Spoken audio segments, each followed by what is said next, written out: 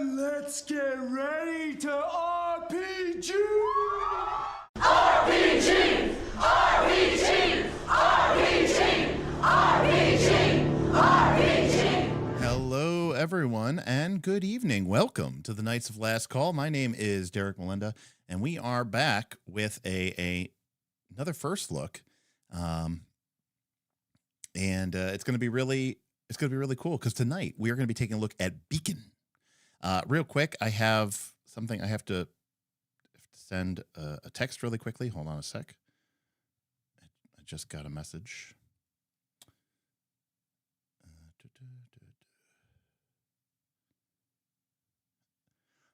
Welcome, everyone. Hopefully everyone is doing well. And yeah, today was one of those times where, I was kind of running in the door at the last minute. So that's why we were a little bit late, but that's okay. Well, hopefully we'll have a good time. So tonight is a first look, Beacon, brought to us by a patron of the Night's Last Call. That would be right. Darth Gorlock used his gold ticket privilege as being one of our premium tier members, an exalted member. Used his gold tickets to put this one on the list and to push it up to the top. So we're going to take a look at Beacon tonight. So it looks like we've got some people in here with some experience. Rems rocking a okay. Going to be doing that thing again where it doesn't like to pop up. Hold on a second.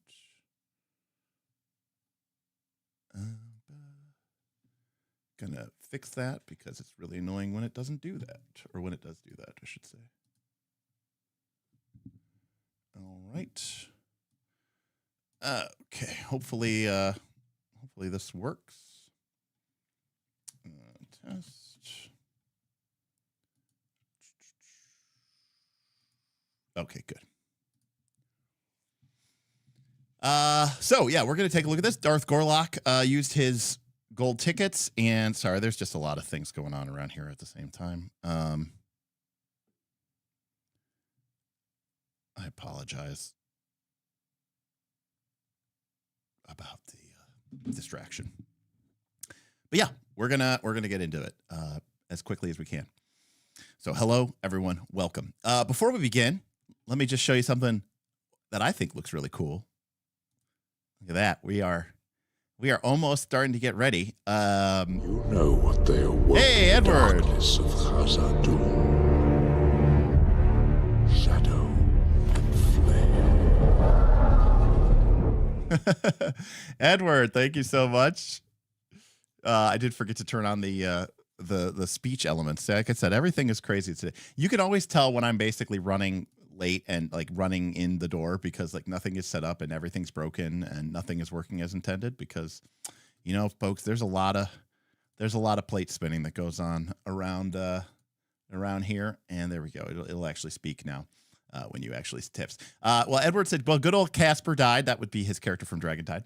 So here's some money as we wind down. Thanks to everyone who's made Dragontide a great experience. And thank you, Edward. I'm glad you've enjoyed it. It was a beta season, so I feel like, there were some bumps along the road, but I think that we, I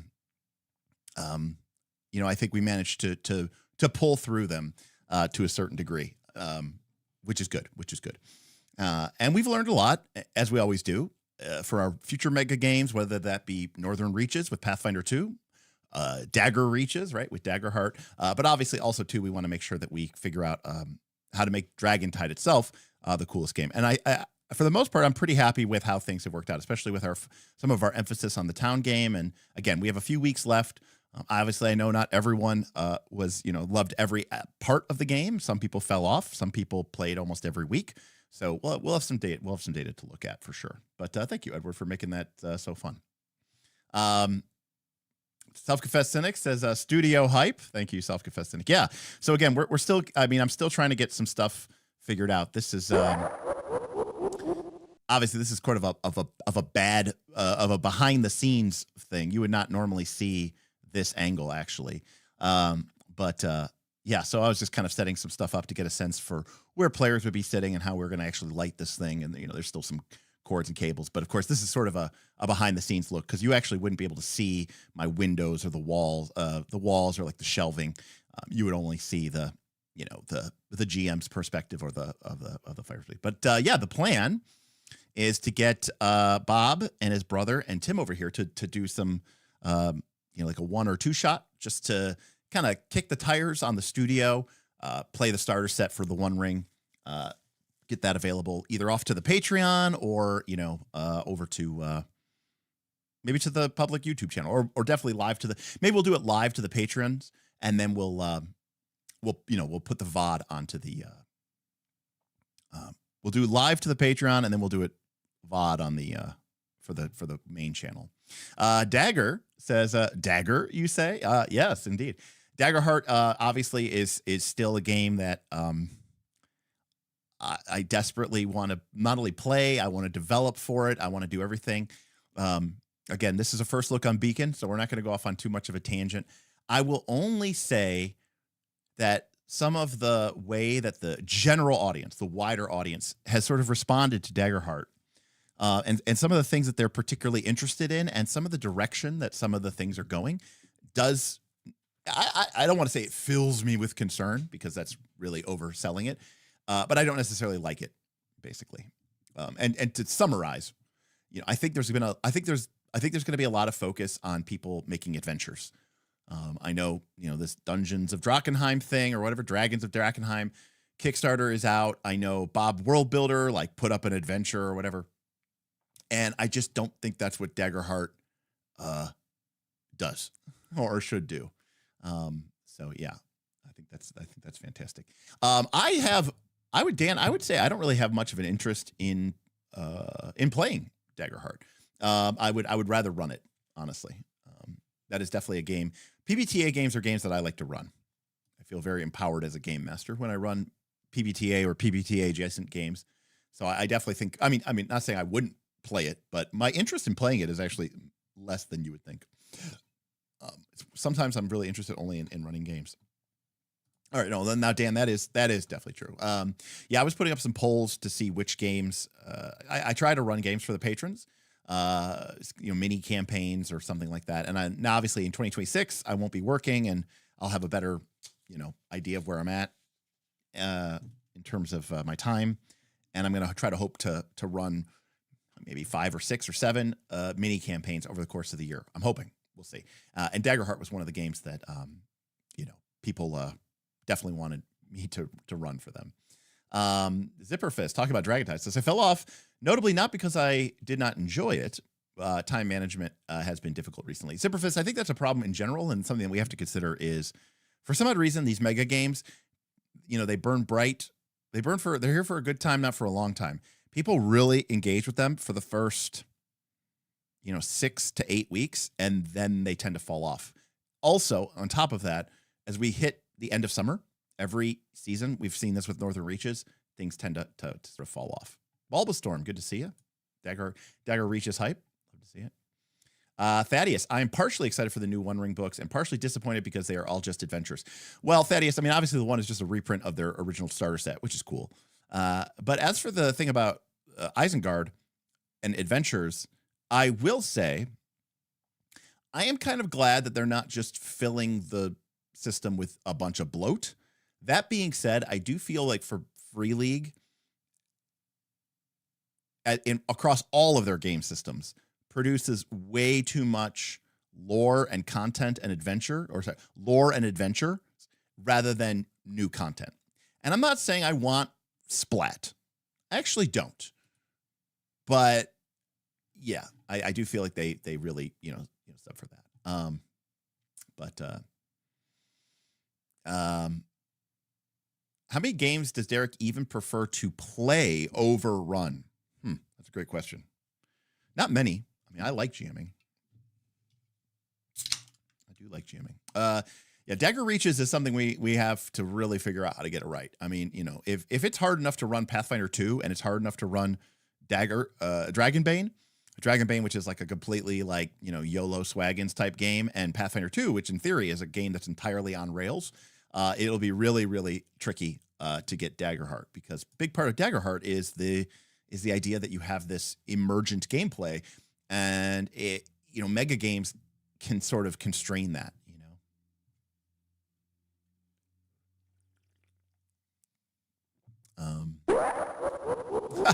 Mark says I would join for Daggerheart games. There you go. Well, it's good to know, Mark. See, there you go. That's the winning ticket. Nutrimancer, I'm starting to run my first entire Pathfinder 2nd Edition actual play. Wait, Adventure Path in an hour? Wait, you're going to run the entire Adventure Path in 1 hour? That's crazy. I get what you're saying. Good luck, Nutrimancer. Which one are you playing? The Cynic says, to be honest, that's a feature, not a bug. ARPGs, assuming they mean like action RPGs like Diablo and stuff, run on seasons, and people are pretty happy to just play for a few weeks, then do other stuff for a few months. And that is true. And in fact, that is what that's what we try to do by making it very easy to drop in and drop out. In fact, a lot of the work that we've done over the last couple of seasons has been trying to make it so that people who, don't play for a couple of weeks or even a month or two can easily get back into the game. Dragonbane is great at this because there's no levels. Pathfinder 2nd Edition does have levels, and that's why now everyone automatically levels up. The problem is there's a critical mass of people that we need. This isn't Diablo 2 or Path of Exile. So we don't have thousands of players. And once this critical mass of people and GMs, right, it's kind of a synonymous thing. Once the critical mass sort of drops down, you lose a lot of momentum very quickly. It's not 1-to-1. And so once the number of people gets down below, 50 or 40 or 30, it stops feeling like a mega game and it starts feeling kind of like an ordinary game. And then it just becomes much, much more difficult to maintain. So there is a problem basically with now in an ideal world, we'd have 200 people and then, we'd have 50 or 60 that were pretty active from time to time. You might only have 20 or 30 people who are active from start to finish, but you'll have 30 or 40 people who come in, leave, come back out and come and leave. But there tends to be more people leaving than coming in as the season goes on and on and on. And so by the end of the season, you're kind of left with just like that core, 15 to 20 people who are really diehard and really hardcore, which isn't necessarily a terrible thing, but it changes the experience. Dagger indicating that they too would also sub for that. Well, that's good to know. So that's pretty cool. Derek's going to run their Daggerheart improv only one shot on the server soon. I think that'll be really interesting. Yeah, that's the way to go. I think that'd be really cool. KC, you did get really obsessed with the Blue Jays run. I will say that for you. And then I love Daggerheart. I love mega games, but I don't think they're compatible. I don't know. The PCs can't all be front and center when there's 70 of them. Well, I mean, I think there's a kind of a presumption, even in D&D and Pathfinder 2, that your characters are important, right? That your characters are, front and center, for sure. So I don't think that Daggerheart necessarily changes that too much. The real issue with Daggerheart is simply, how do we, and to be fair, some of our mega games do this. It's just, how do we incorporate that into Daggerheart's existing systems, which is how do you have the long-term narrative effects of what a group does matter in the context of the wider game? So thank you, David Dragon. Just giving to the first look fun. Always need more long form content about new systems. There we go. Yeah, thank you. I appreciate it, and really, really appreciate that. By the way, we do have a super chat, first look fun, but we also have our Moria Delve Too Deep fund, which if we reach that, that is going to be an experiment of epic proportions. So you can see it right there in the foreground, but that is Moria Through the Doors of Durin. And this is a source book covering in detail information about Khazad-dûm, which most people call Moria, but of course Moria is Sindarin and means black pit, and more accurately describes the mines that are set to the west of Dwerodelf, which was the actual city of the dwarves. Anyways, in that book, the last 40, believe it or not, it's not like a throwaway 3 pages. The last 40 or 50 pages of that book are a solo dwarf game where you play as a sort of a champion of the dwarven people who leads a expeditionary team into Moria to try to help reclaim it from the darkness of Khazad-dûm. And it was written by Sean Tonkin, who did Ironsworn and Starforged, one of the more famous solo co-op games that have come out in the recent time. And it's coded and keyed to use the One Ring. And so if we could complete this tip goal, maybe before I leave for PAX, then we will. I will definitely get that set up, and we will experiment, and we'll try to do sort of a solo game. And unlike most solo games that you may have seen on the internet, we'll do this one live, and the chat will sort of function as my game master. So it'll be a real big experiment. We'll have to figure out how we're going to do it. I just don't even know if there's interest in it. But I was kind of geeking out over the One Ring, and I've kind of delved back into my One Ringdom, my Lord of the Rings, my legendarium of Professor Tolkien. And so I've been kind of feeling it a lot there. But thank you. Did I ever do a mega dungeon without Pathfinder 2nd Edition? Raj, I don't know that I ever did a mega dungeon with Pathfinder 2nd Edition. I mean, you might count Abomination Vaults, but I don't really count it as a mega dungeon. I did all of my mega dungeons outside of Pathfinder 2nd Edition. Hey, look, it's Jess, my own personal bully. Welcome, Jess. Most people don't show up to a LARP thinking, I'm going to be a background actor. Ken Carlson tipped $50 for Khazad-dûm. Shadow and flare. Thank you, Kendall Carlson. $50. Rocking that for Khazad-dûm. And you even put the accent mark in there. Props to you, sir. You get a strong I flag. am strong. Good stuff.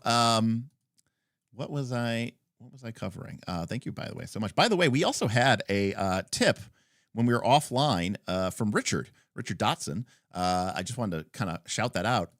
It was a $50 tip, and I really want to say thank you for that because I don't know, he just said thank you, Derek, and I don't know if that was in response to a specific stream or a specific moment or a specific something, but thank you so much for that.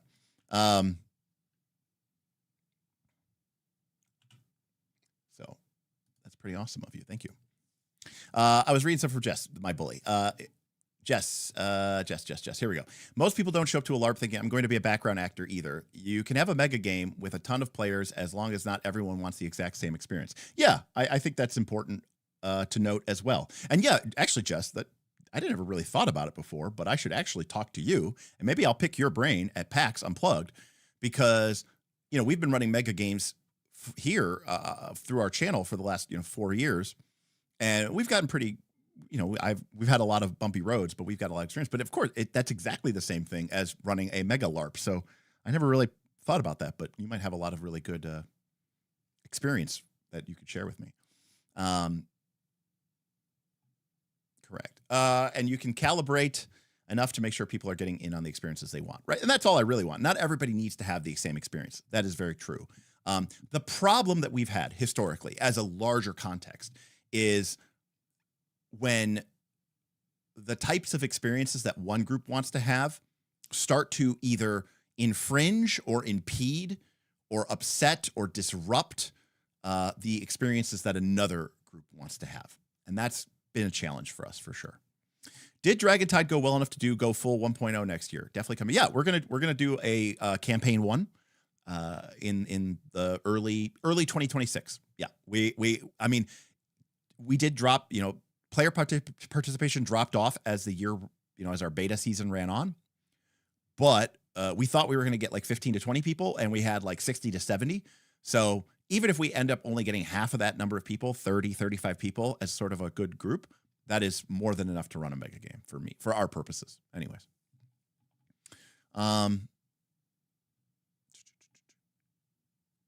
Raj, is that the second edition? That is the second edition. Yes.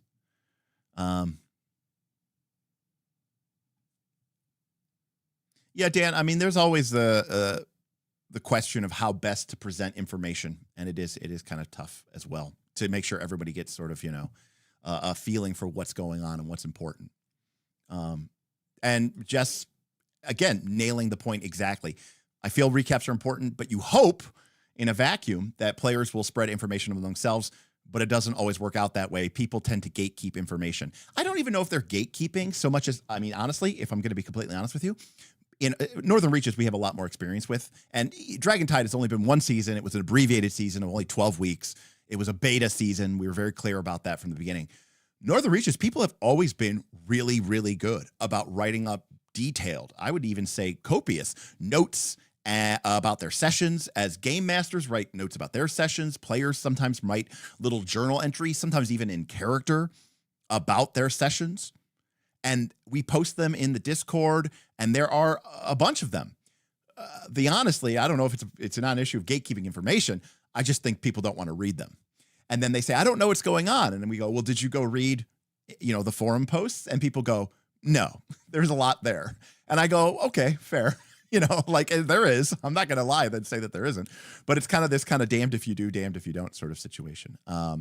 Pulf, yes. Twitch plays One Ring. Kinda, sorta. I mean, it'll be an experiment, Pulf. I don't know if it'll end badly or not, but I think it could be kind of fun. And I would like to sort of set up a situation where we have a series of options available.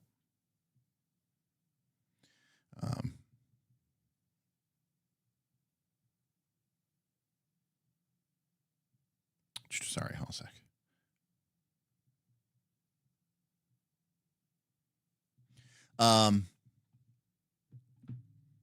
Clearly he wants you to delve too deep. That's correct.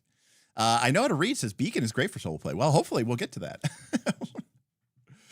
Jess also ran a never. Oh yes, of course. I forgot about you're just Jess. You're just the expert I need.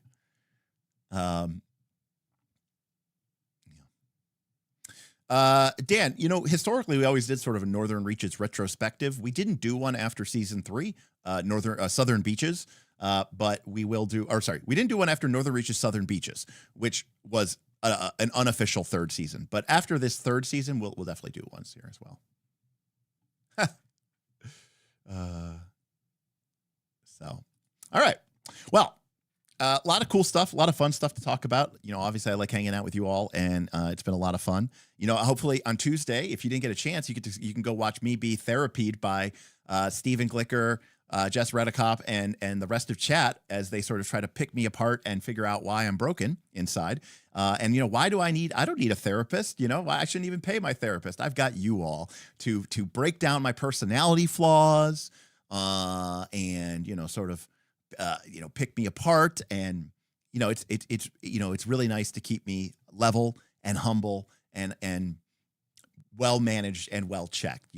Today I got told that I have a terrible attitude and that I'm bad at taking criticism. So again, it's very important to, I'm sure there was a comment on one of my things where somebody was talking about why does Derek fail at all his businesses? Or no, it was if you read my comments a lot, we have this one hater who always likes to talk about how I've failed at all my business attempts. And I think they said something along the lines of, I look forward to seeing Derek try to unsuccessfully launch a game just like he's failed at all of his other businesses. And again, I take it. I smile, I nod, and we move on. Hey, thanks for the resub, Omniscient Toad. By the way, if you'd like to support us and you don't want to do it with a tip or super chat, you can do it with your Twitch Prime sub. You can head over to twitch.tv/Knights of Last Call, and you can use your Amazon Prime sub for free. We'd like to get to 20 this this live stream. So if you're not already, remember, you get it for free. You get one a month. So use it or lose it, and we'd love to see you support us. But understand if you can't or don't want to, because we suck. Pulf says, I think parasocial relationships are supposed to go the other way. Yeah, well, sometimes they go both ways, apparently. I like to say that way. Appreciate it. Aiden says brutal. Hey, look. It's Tundalus. What's going on? Out of nowhere. This guy's been on incognito mode, and then there's only a few things that can bring him out, and one of them is apparently, did someone mention criticizing Derek? Thank you, Tundalus. Yeah, no, again, I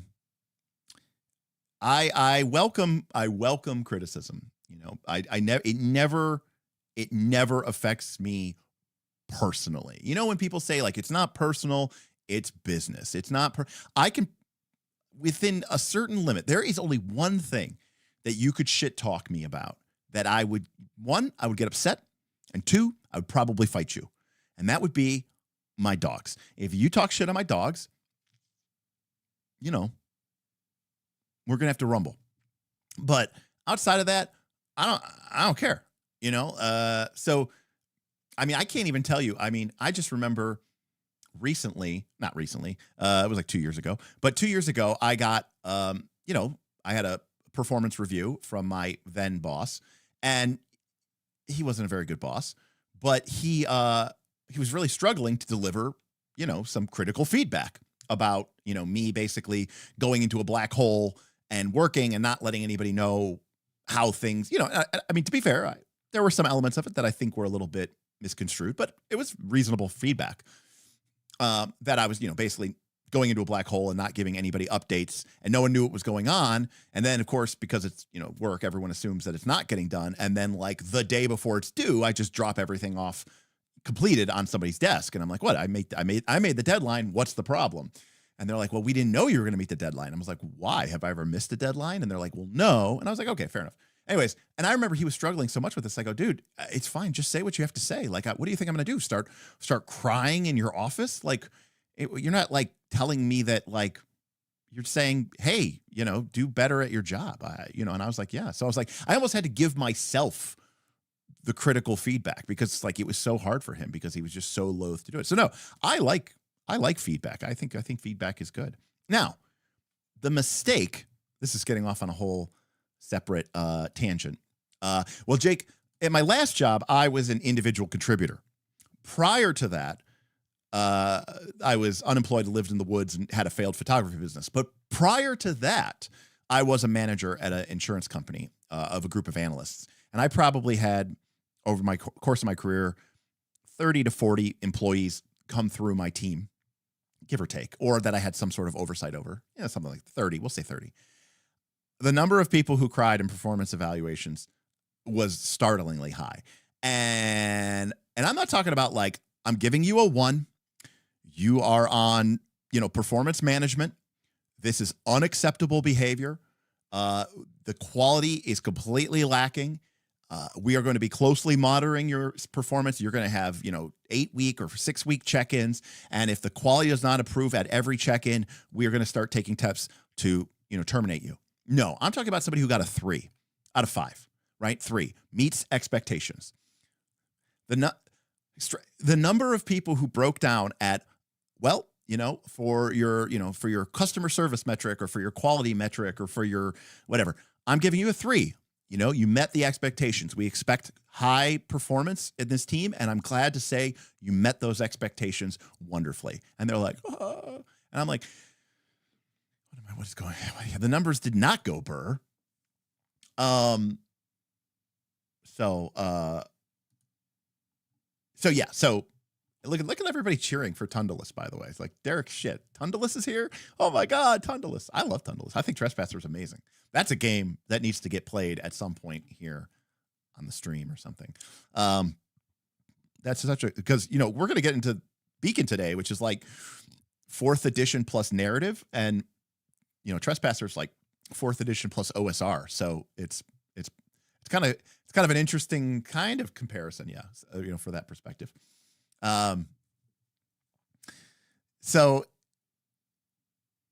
working in insurance would make me want to cry too. Hey, listen, it was a great job. And I mean, I can't say that we were, we weren't a shitty company, but by definition, because we're an insurance company, we're kind of a shitty company. Does that make sense? No, you know what, Lodi? I, by the way, am not judging them for crying. Ludo, I'm not judging them for crying. I'm simply saying, so the crying part isn't an issue. It's the inability to take feedback that was the issue, right? That's the issue. So not crying is fine. Crying, look, most of us, not me, but most of us are alive on the inside, and we have feelings, and that's okay. Well, I mean, Jess, quite frankly, it's just that, they all expected that they were going to get 4s and 5s and automatic promotion. So, I mean, there was definitely some expectation setting that needed to be done there, but yeah. There you go. Look at that. Rems, at my help desk job, getting a 4 out of 5 on a survey was considered a failure. That's net promoter score at work if I ever saw it, for sure. Zipperfist, see, look, it's the Sparks and Shadows guy. Sup, man. I will say this. Sparks and Shadows. I think we covered Trespasser this year. It's been a long year, guys. I'm sorry if it might have been late last year. It might have been like in December. But I will say that I think it's been in the last 12 months that we covered Trespasser. And I will say that I've seen a lot of mechanics. Some of them are like, hey, we roll a D12 instead of a D20. And some of them are like, we roll 2D12 instead of a D20. I will say that, and I'm not trying to blow smoke up anybody's ass. I will say, I think Sparks and Shadows is the most genuinely interesting mechanic system that actually makes a difference to the way that your game plays. Now, there's a lot of really interesting mechanics, but they don't fundamentally change the game, to a certain, I mean, they really don't.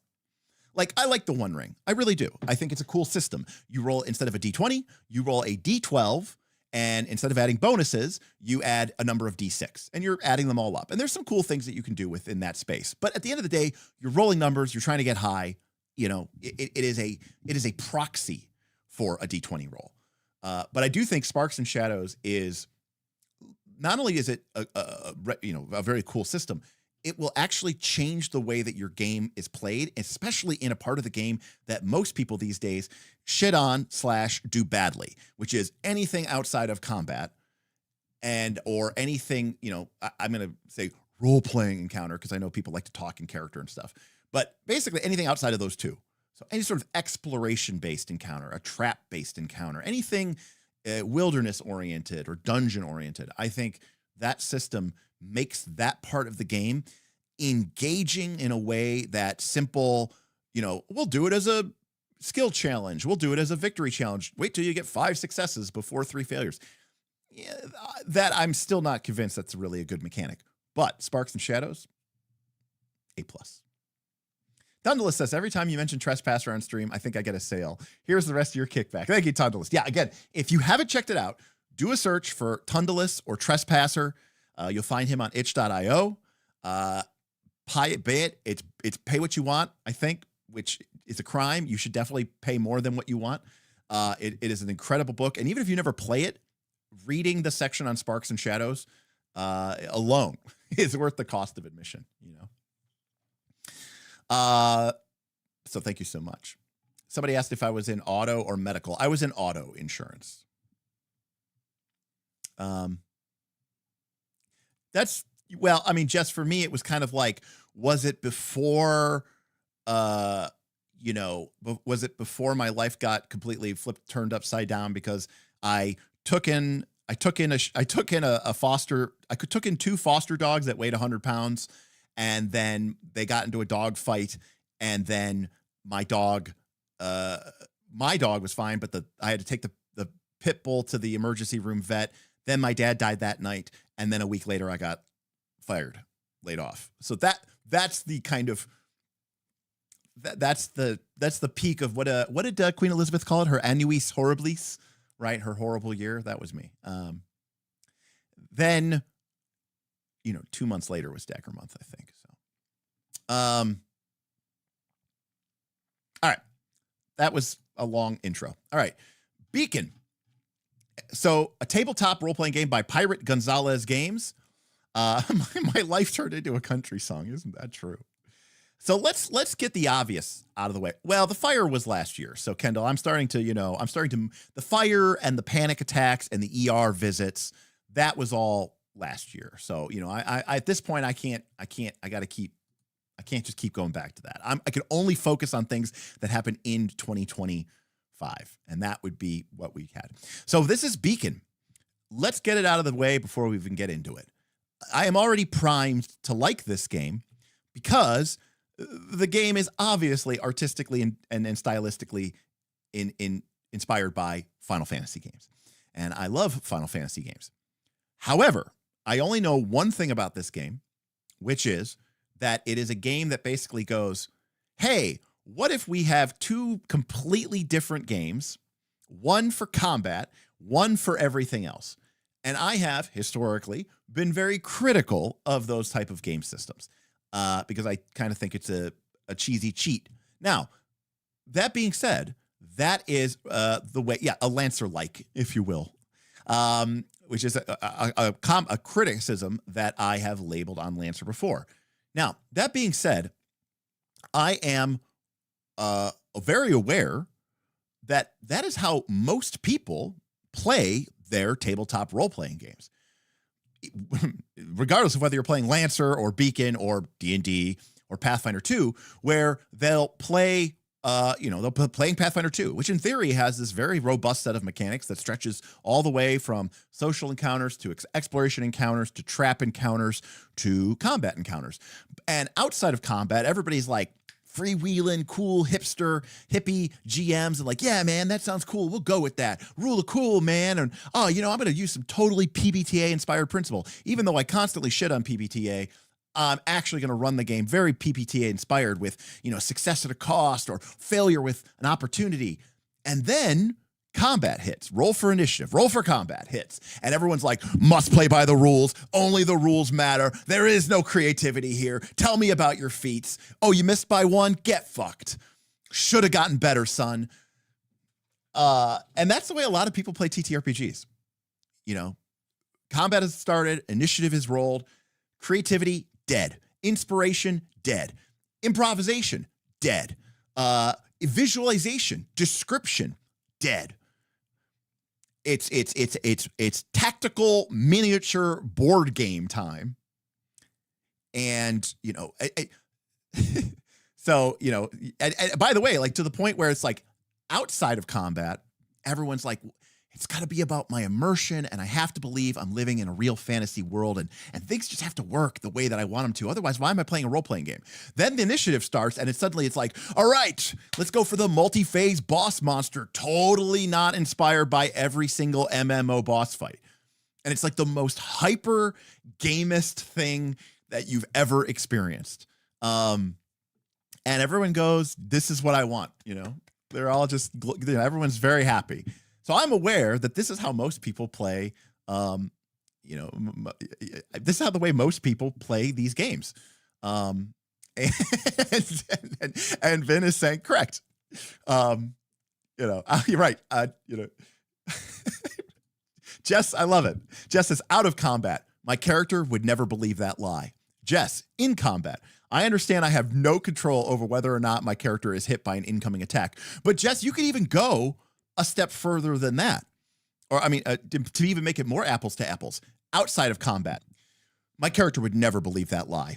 Inside of combat, well, I have been successfully feinted with a capital F by their deception skill check against my perception DC. I understand that my character is completely oblivious to this incoming attack. I accept my flat-footedness, and may God have mercy on my soul. Right? Even though it is literally the same thing, a deception check against a perception DC. Somehow, inside of combat, it's like It is the law of Jehovah themselves come down from Mount Ararat to issue a proclamation that cannot possibly be, defied. Outside of combat, it's like, let's go with our feelings. Tristan says, I join a live broadcast just immediately to get fucked. That's what we're here for doing here. Paul says so many good clips right now. And self-confessed, I'm on board with a dual mode approach to RPGs. Blech. Kinoshita says, I just bought Trespasser. Whoops. Whoopsie. And it is amazing. All right. So I'm coded to like this game, and I am coded to not like this game. So let's get into it. Getting started. We've got pages on how to play, the core structures, the principles, the attacks. I like when the game teaches us how to play the game first. Yay! Then it breaks down the anatomy of a beacon. Apparently our characters are called beacons. I love that. Then we talk about quests. And here is the aforementioned duality. You want to talk about duality dice? Here is duality game. There's narrative play, and then there's combat play. And narrative play is 11 pages long. And we've got all the TTRPG buzzwords here, folks. We've got narrative actions. We've got downtime activities. And yes, we have skill challenges, right? So they have just check, check, check. And then we have combat play. Phases, turns, actions, objects, checks, saves, targeting, attacks, the reroll table. Range, reach, area of effect, movement, environmental factors. Will you drown or not? Are there water pressure rules? Terrain features, damage, stress, conditions and statuses, and yes, somehow separate from conditions and statuses, tags. So we've got 30 pages of combat. We've got 11 pages of narrative play. Then we have races and classes, which is somehow also different from jobs. But either way, we're very Final Fantasy coded here, calling them jobs. And we've got, boring stuff like Assassin and Alchemist, but we also have Chronomancer and Dragon Rider. Now, the classes themselves don't seem particularly super long. They're only 4 pages apiece, so that's interesting to look into. Then we have some talents, basic equipment. Oh, there's more. Game Master's Guide. So that's the first part of the book. And honestly, we will probably only get through the first part of the book. So today we're probably going to really focus on the player experience. So that's going to be looking mostly at how to play, the anatomy of a beacon character, what are quests, how does narrative play work, how does combat play work, and we'll look at a couple of classes, jobs, and talents. Now, running the game, we've got a lot of information. So this is really 2 books in one. By the way, we do have a link in the description to DriveThruRPG. If you want to pick up this game, it is a $25 PDF. If you buy it, it will cost you $25 plus a little bit of tax, and we will get like $1.50 put towards our first look fund. So it doesn't cost you any extra money, but if you do decide to pick it up, please try to use our affiliate link. We'd appreciate it for all of your DriveThruRPG purchases. It means a lot to us. But we have information here about now. I don't want to put words in this person's mouth without actually clicking this link, but my red alert, my warning, danger, Will Robinson, alert is already going off because there's a thing here that says telling your story. Okay. So I'm already a little worried about that. But then we have NPCs and lots of information about NPCs, including NPC archetypes, I'm guessing. And then we have templates, and basically most of the stuff in the book is looks like about making monsters to fight. And then it ends with some appendices, including shops, loot, glossary, a combat guide. It's a quick guide. It's only 5 pages long. And then character sheets at the end of the book. And that's what you get for $25 in this PDF. So, by the way, we do have something called bosses. Does this deserve a full look? Apparently, yes. Oh, I thought it was going to be a full page spread, but it is not. Never mind. It's a 1.2 page spread. All right. Beacon is a tabletop role-playing game inspired by the high fantasy stories of the Final Fantasy video games and the tactical gameplay of Lancer and Dungeons & Dragons 4th edition TTRPG. So on the surface, on the surface, we should be completely we should be completely on the level for this in terms of Derek should love this. Now, admittedly, right now, I'm not super tactical, but I see that my YouTube crashed. That's why there was nothing showing up on the chat. So we fixed it, or at least I think we fixed it. For some odd reason, YouTube likes to crash. Twitch never does. So it's kind of interesting.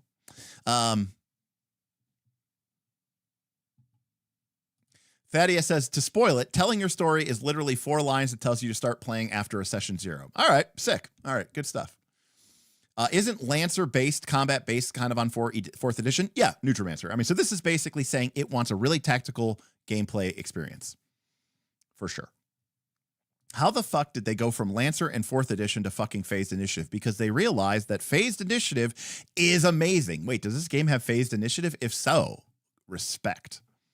All right, high-action tactical combat scenes are at the core of Beacon, supported by a streamlined and emerging narrative system that lets you get into action quickly, create unique and interesting characters, explore worlds, and then fight the fights. So there's an element here that kind of reminds me of Panic at the Dojo, except Panic at the Dojo literally was like, we are going to completely hand-wave the scenes that aren't fights.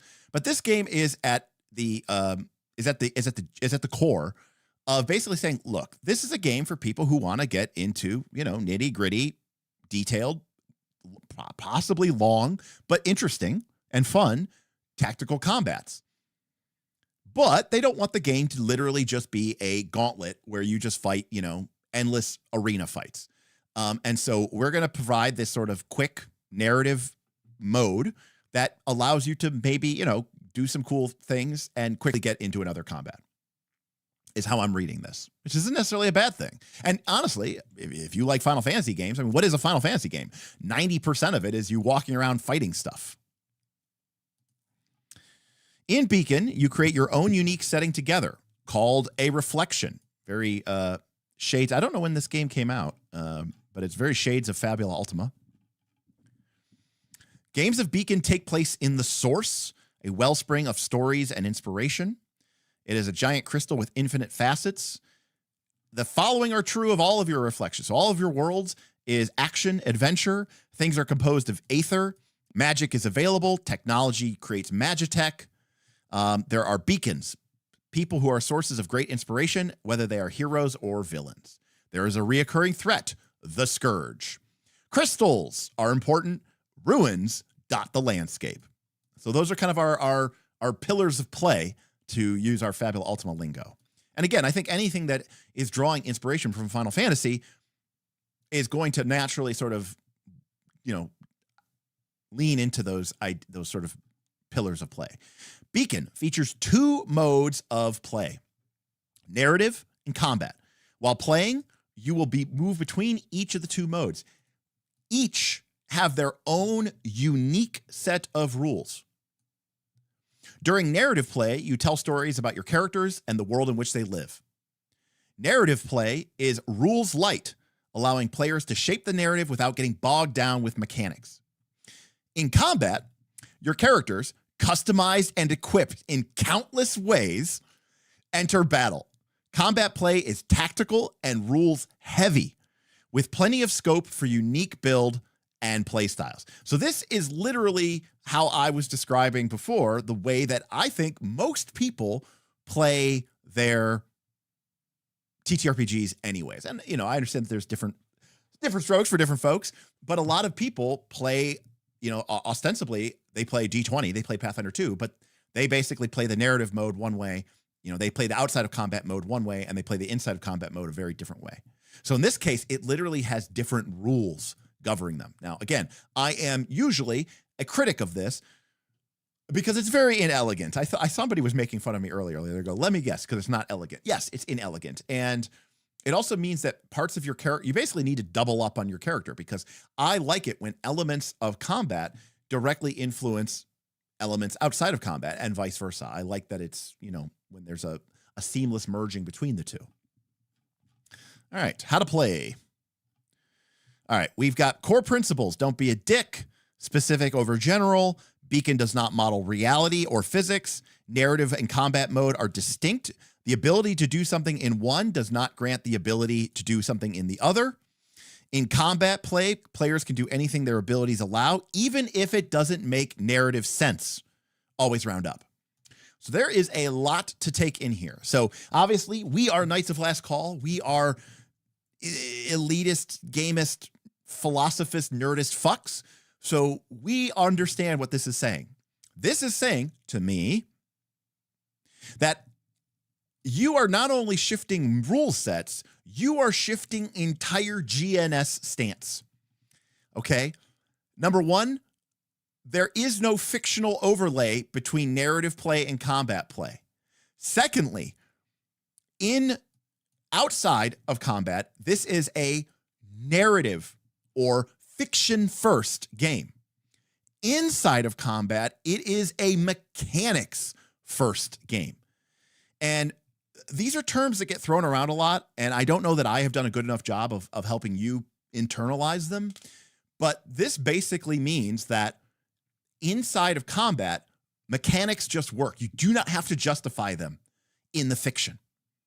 That monster is afraid. Why? Because my power said so. That gelatinous cube is prone. How can you knock a gelatinous cube prone? Well, my power says he's knocked prone. Is the gelatinous cube immune to being prone? Well, no, but I'm going to make a ruling. Don't cheat, you GM fuck. That's not how this game works. So that is a, that is a big tonal shift. And in fact, if you are saying, well, I'm going to make a ruling in combat that of course you can't knock the ooze prone. Of course you can't knock, the gelatinous cube prone. No. As I said before, one of my favorite moments was in 4th edition D&D. The characters were 28th, 29th, 30th level. They were near the end of the game. And they fought the Tarrasque outside of their capital city. And, the mini was like 10 squares by 10 squares. And, we covered the entire table, and we had this massive Tarrasque mini. And Tim had a halfling rogue named Nerix Half Moon. And Nerix Half Moon, teleported to the flank. So he's standing literally 60 feet away from his other party member who's on the other side of the Tarrasque. And it's funny because even the way that the base of the Tarrasque was much bigger than the Tarrasque. So he was actually like 30 feet, he was actually like 5 or 6 squares away from him. And he had this level 1 power that he had kept the whole game, which is basically an encounter power. You attack. If you hit, the opponent is knocked prone. And he was just like, "Hut!" And so his little like 3.5 foot Frodo Baggins halfling made this attack, hit the Tarrasque because, it's level-based AC, level-based attack bonus. And the Tarrasque was like, "Arr!" and just got knocked prone. And, of course, and so one of the things that we used to joke about was like we're not creative enough or awesome enough to actually visualize what happened. Something cool happened, but we'll never know what it is.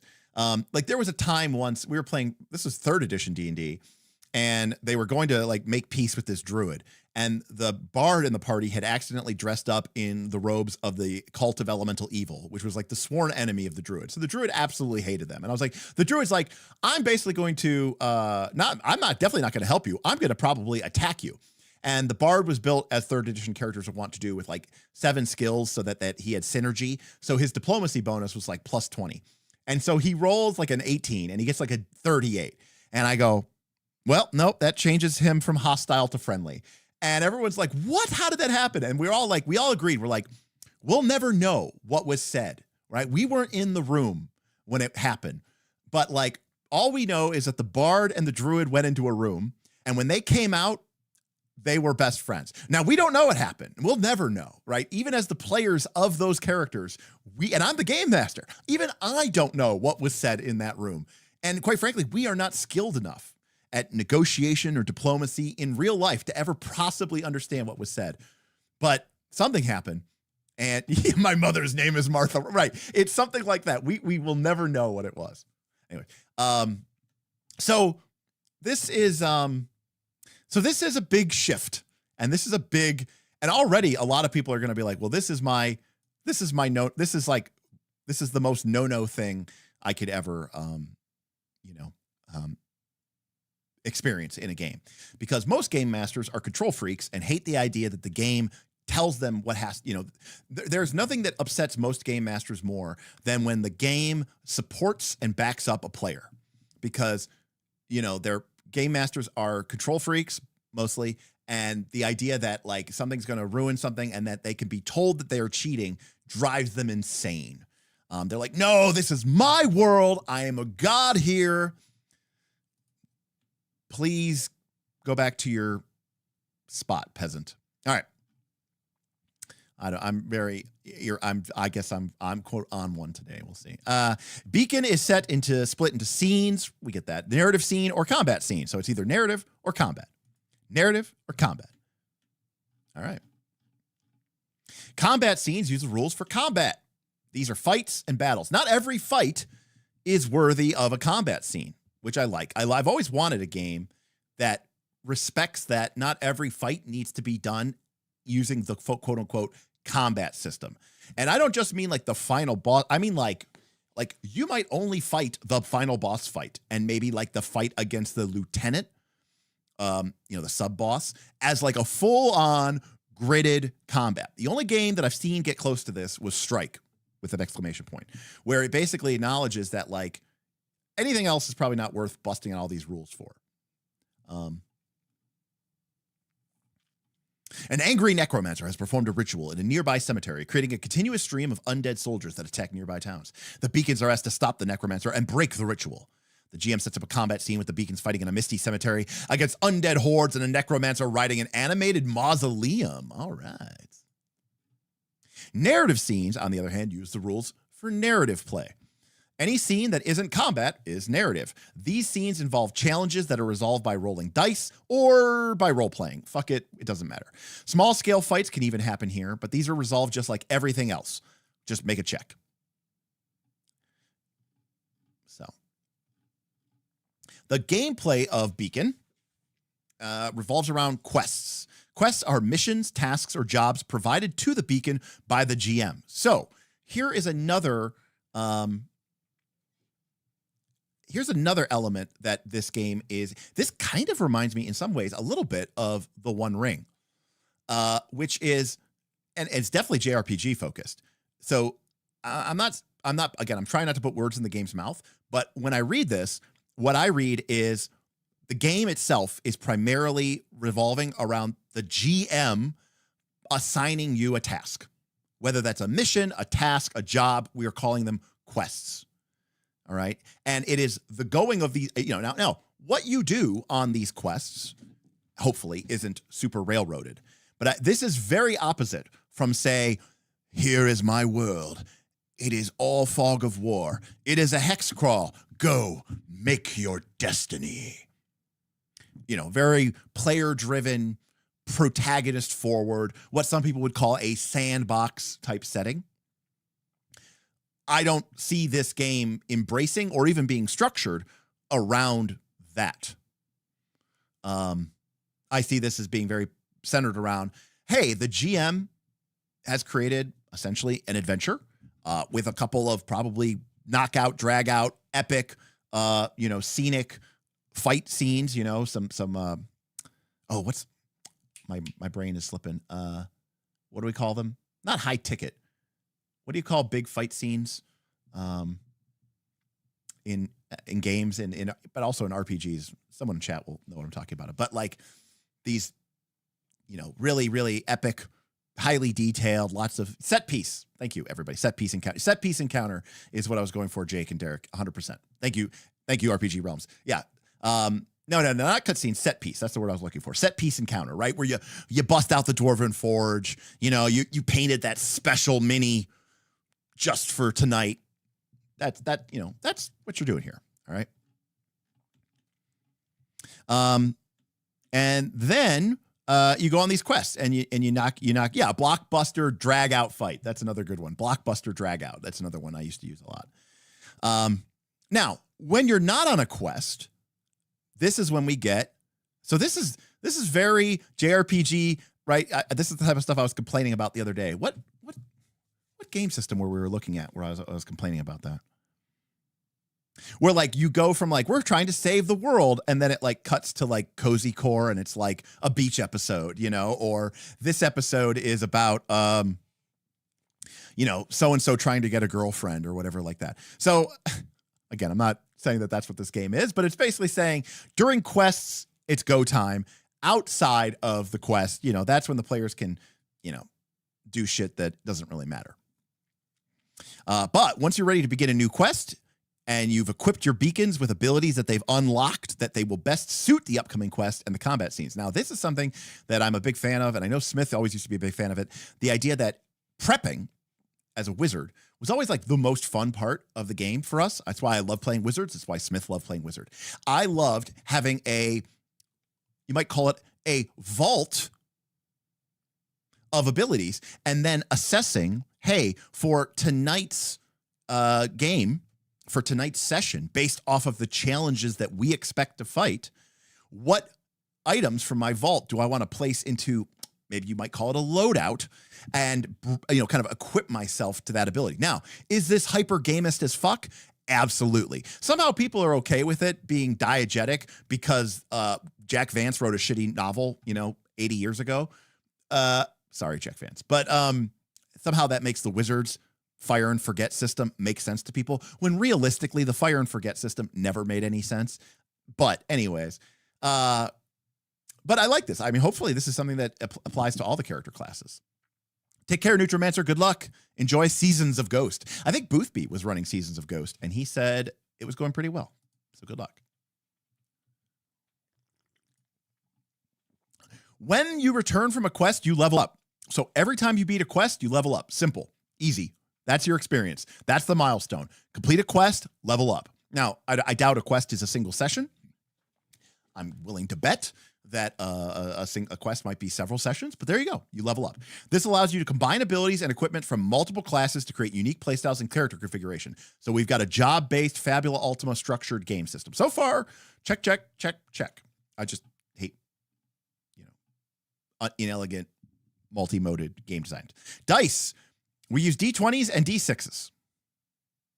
All right. I'm going to put a poll up.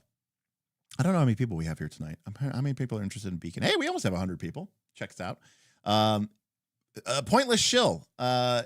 Please. Well, they did say Lancer was a big influence. So, I mean, I can't fault them for that. Here is a poll going up. It's about dice. It's about dice.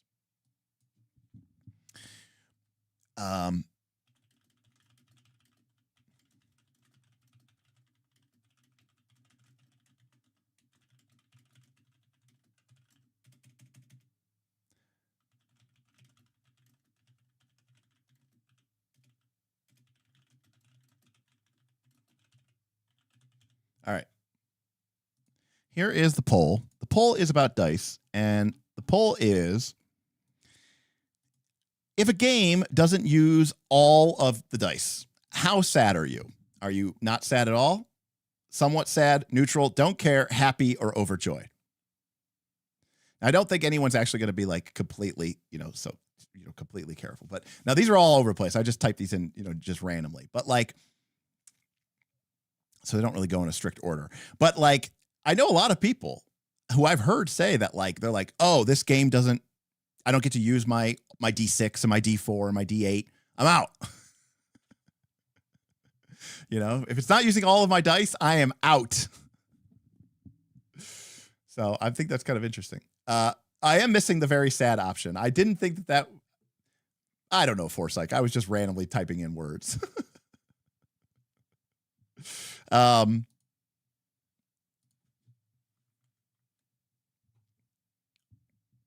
assume no one would really care. River, that's a good point, River. I play exclusively online. Dr. Necrotech, I might have missaid it there, but yeah.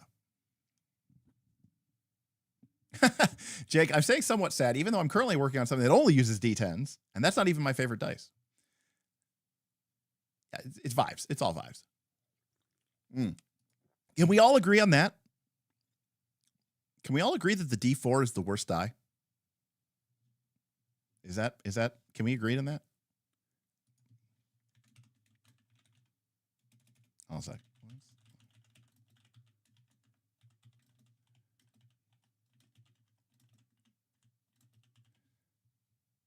All right. New poll. What is the worst die?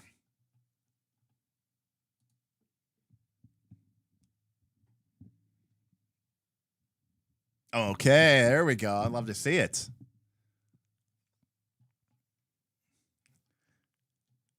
Now, this is a great quote. This is from my buddy George. When I have to roll a D4 at home, I just roll a D12 and I convert.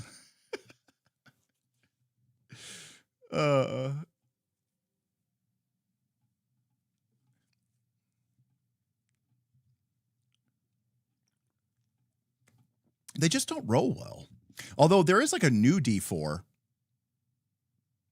Now, Born has what I would consider to be, I think for most people, probably, I don't know that that's everybody's exact listing, but I'm willing to bet that that's fairly close to most people's listing, or at least intelligent people of class and substance and style. Yeah, exactly. Armored Anathema. I saw some new D4s this summer at various conventions for sure. I have a D100. D12 is I definitely think is the best. I mean, it's definitely my favorite.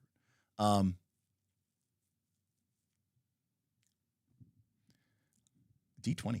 So here's the problem I have with D20. The problem I have with D20 is it's just too fucking random, and at the point where I'm at in my game, in my life, it just feels like it's so swingy that it's just too much. It's too much volatility. It's too much variability. The other thing that I don't like about the D20 is you have this wonderful progression.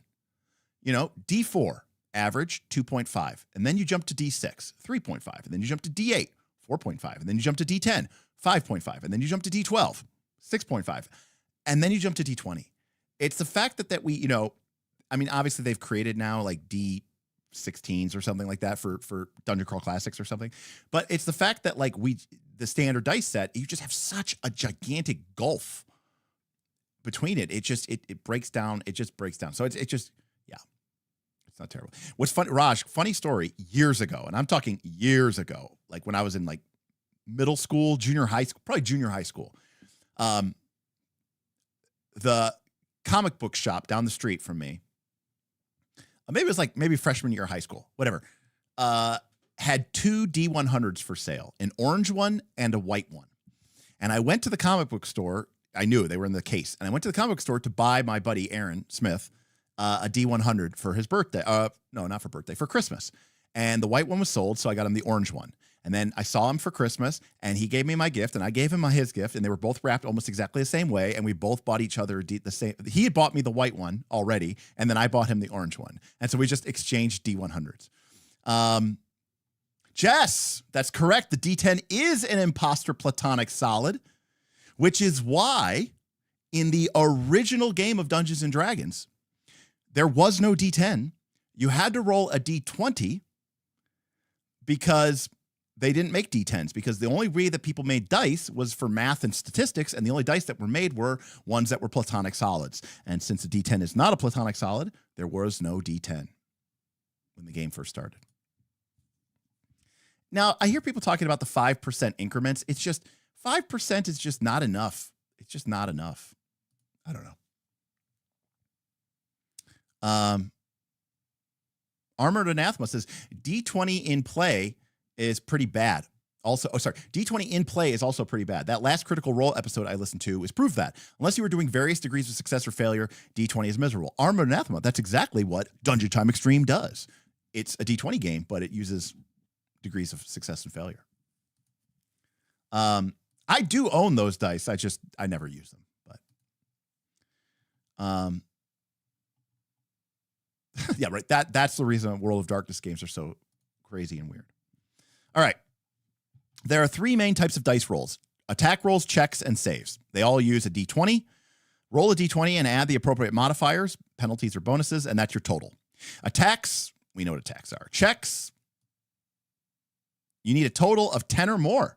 Hey, is that a static DC? Hey, is that the static DC of Dungeon Time Extreme? It is.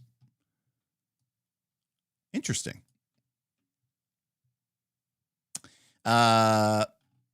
Skill checks are used in narrative play. Okay. So there's two types of skill checks. There's two types of checks. Skill checks and ability checks. Skill checks are used in narrative play.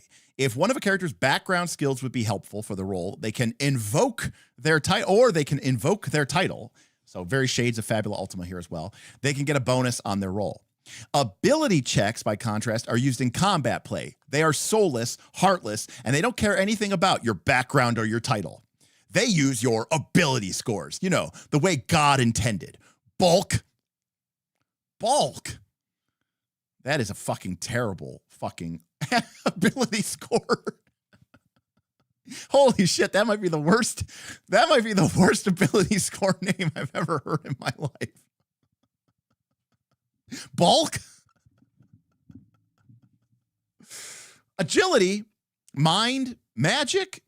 Okay, I can get behind those. Although mind and magic in my, you know, I could see where they're different, but bulk.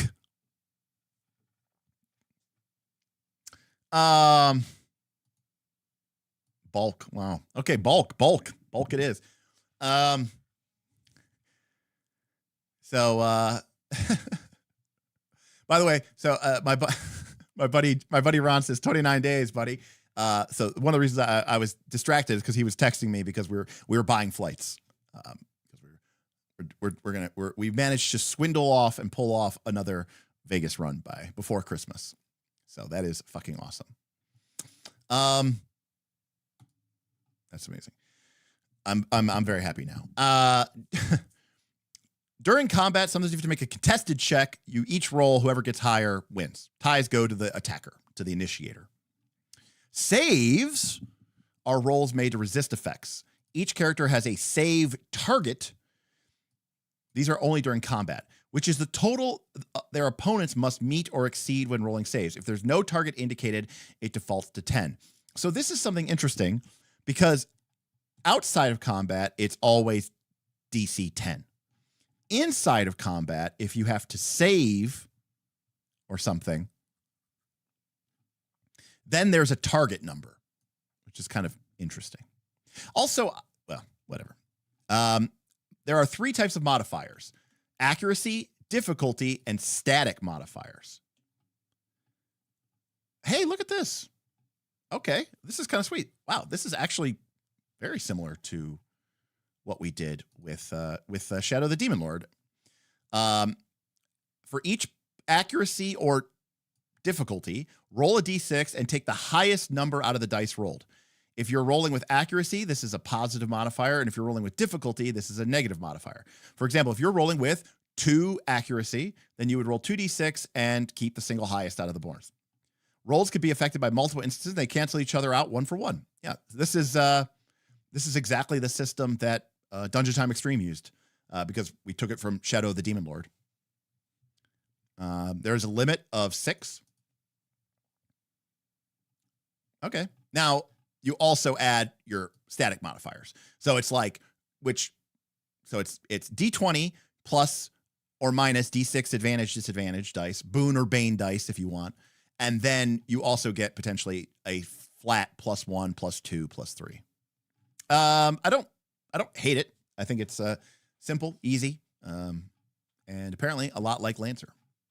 All right, so this is how you create a character. So before we create a character here on page 10, let's hop over to the character sheet. So here is our character sheet.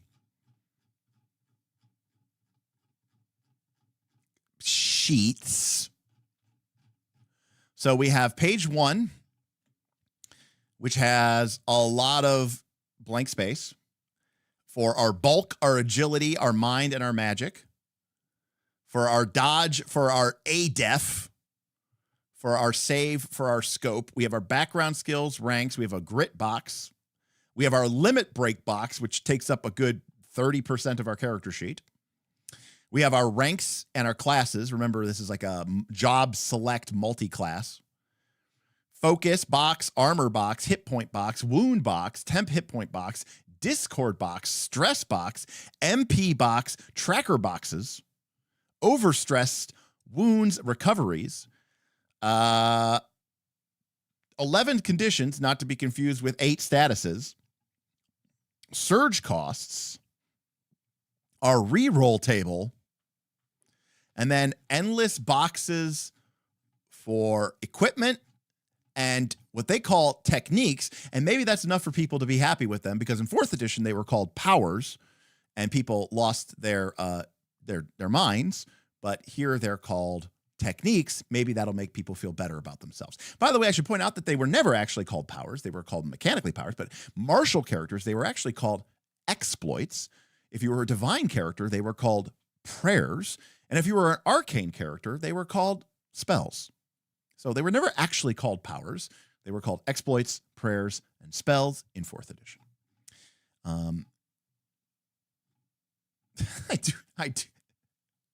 I do feel better about myself now that they're called techniques. Thank you for asking. Yes, it's much more Book of Nine Swords coded than 4th edition coded.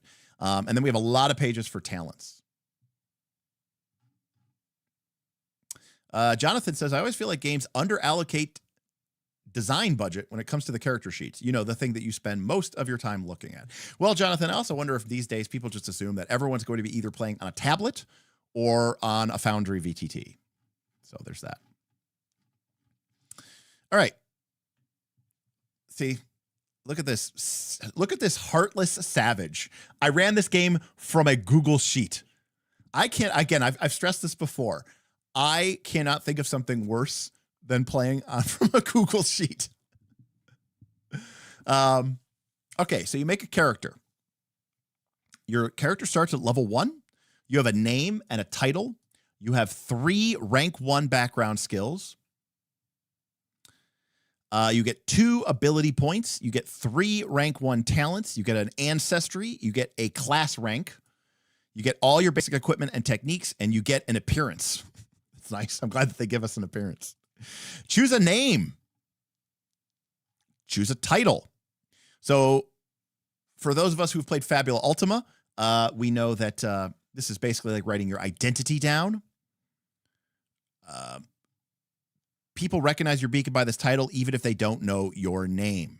For example, you might be called the Green Knight, the Herald of Silence, the Bosstown Bludgeon, Moonfang, or the Timeless Bard. Whenever you make a skill check only during narrative play, you can invoke your title before rolling to gain a +2 bonus, right? Because again, we don't care about you being the Timeless Bard in combat, but outside of combat, we care. So basically, this is like Fate Invocation, but you don't have to pay any sort of meta currency point. If it makes sense, you could use it. The GM ultimately is the one who decides whether they do it or not. Players are encouraged to be creative. Delmar's beacon is Dimitri, the demigod. After playing a few sessions, he realizes that the demigod can be invoked in every situation, and he rephrases it as demigod of determination, which puts some better limits on it. Background skills. So you get 3 rank 1 background skills. These, again, only matter during narrative play. And if your background skill is relevant, you get a +1 advantage dice, or what we would call a boon dice, or what we would call a advantage dice. I guess advantage dice, boon dice, Shadow of the Demon Lord calls boon dice. Basically, it's a D6. And again, remember, you're not adding all these D6. If you had 3 advantage dice, you would roll 3d6 and choose the highest one of them and add it to your d20 roll. And again, we only do this when we don't care, aka when we're not in combat. So, for example, and also, as we've often talked about when we talk about 13th Age and we talk about creating interesting backgrounds, don't just put assassin or don't just put acrobat. Put acrobat performer for the Demon Circus, or put former Imperial assassin for, you know, for the court mage or something. Combat uses them too. It says when you make a skill check in narrative play. So it looks like it's only in narrative play.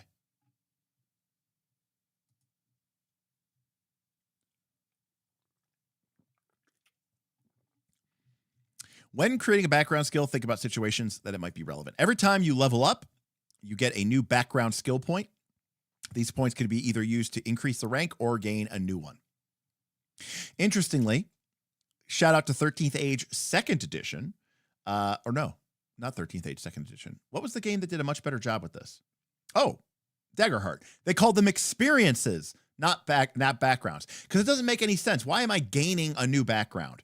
That doesn't make any sense. Calling them experiences is way cooler, way smarter, and just feels better. So point to Daggerheart. At level 1, you get 2 ability points. You have 4 ability scores that affect your attributes and actions in play. They'd start at +0. They can range up to +6. And your 4 attributes or abilities are bulk, agility, mind, and magic. Each ability score also provides some bonuses to your derived attributes. So you have abilities which then influence your attributes. So this game was like, hey, should we call them abilities or attributes? And it's like, ¿por qué no los dos? And we have both. So agility affects your dodge and your speed. Assigning an ability point increases it by +1. At level 1, that means you can have 2 ability scores at +1 or 1 ability score at +2. Bulk is how tough and sturdy you are. You get +2 hit points for every point of bulk, and you get +1 recovery for every 2 points of bulk. So you gain hit points and what I'm presuming are healing surges. Agility, you get +1 to dodge, which I'm assuming is armor class, and +1 to speed, which I'm assuming is how many squares you can move for every 2 points. I do like that it's a 1-2, 1-2. Mind, you get more stress cap, and you get +1 memory for every 2 points. Magic determines how magically adept your character is. You get +1 aetheric defense, or ADEF, for every point of magic, and +1 MP for every 2 points of magic. So at least magic is called. So not only so this game said Fabula Ultima, tried to make it simple and say we have a pool of HP and we have a pool of MP, and we're going to kind of use MP as sort of a catch-all category. It's mind points, but really it's kind of mana points, but it could be anything you want it to be. But this game's like, no, we're going to have one attribute for stress, and then we're going to have another attribute specifically for magic. And the fact that this is called ADEF is like one of the most Final Fantasy coded thing that we could have here. So talents, you choose 3 rank 1 talents. Talents are sets of abilities that can be acquired by any beacon and that don't need to be equipped. So this reads like a feat. Once you have learned a talent, you will always have access to any abilities unlocked. Each talent has 3 ranks, and eventually you can choose to either get new ones or continue to rank up an existing talent. Sean wants to pick magic sounding talents for Dahlia. She picks the Archmage, Enchanter, and Leyline Walker talents because they sound like they will assist with magic. She doesn't spend time looking at them because she knows she can change them later. Because when you level up, I guess you can switch them around. Delmar, on the other hand, carefully reviews all the talents before making a decision. He chooses Brawler talent because it enhances unarmed combat, and he wants Dimitri to fight with his fists. He also wants to protect his allies, so he picks the Knight talent. Finally, he wants Dimitri to be highly mobile, so he chooses the Tracer talent. Then you pick a race or ancestry, which determines your size and your ancestry traits. Elves, dwarves, bird people. And then you choose a class at rank 1. Classes represent specialized approaches to combat. So class equals what do you do in combat? Classes unlock equipment and abilities that you can equip for quests. And each class only has 3 ranks. That explains why there are only 4 pages. As they level up, you will gain ranks in multiple classes. The equipment, techniques, and jobs can be mixed and matched in huge numbers of combinations. So very similar to Fabula Ultima, but only 3 ranks. Each class also provides a job. Jobs provide the starting value for your attributes, not your abilities, your attributes, and your equipment slots.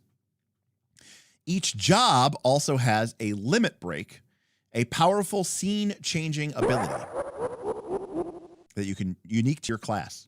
Your beacon can only perform one limit break per quest. Remember, a quest is basically the GM's giving you a thing that you have to go do. It might take you a session or 2 or 3, presumably, to do it. Maybe it's 1 session, but 1, 2, 3 sessions. And then when you're finished, you get your limit break back. So you can get once per quest. If you use a limit break from one job and later change jobs within the same quest, you don't get to new limit break. You get it back after a long rest. Okay. I'm a little confused on what the difference is between class and job and how job is related to class, but we'll get into that. Solomani, thank you for the super chat. Thank you. Thanks for the deep dives and first looks. Love your analytical approach. Thank you, Solomani. I appreciate you for your super chat event. Thank you for your contribution to the fund, and I means a lot to me, and I really, really appreciate you. Thank you so much. All beacons get access to weapons, support items, skills, and spells that they can equip from the beginning. You are not limited to equipping them only from your current job.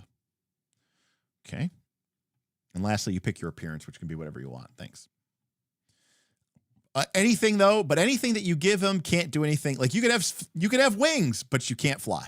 In fact, ready? Okay. Here we go. This is the test. This is the litmus. Whoopsie. This is the test for you. You can't give your character see-through skin and argue that they should be very invisible. Beyond that restriction, describe whatever you want. Give your beacon wings that let them fly around during narrative play. So the only limitation is they can't grant you mechanical benefits in combat play. So your character can literally fly outside of combat, but can't fly inside of combat.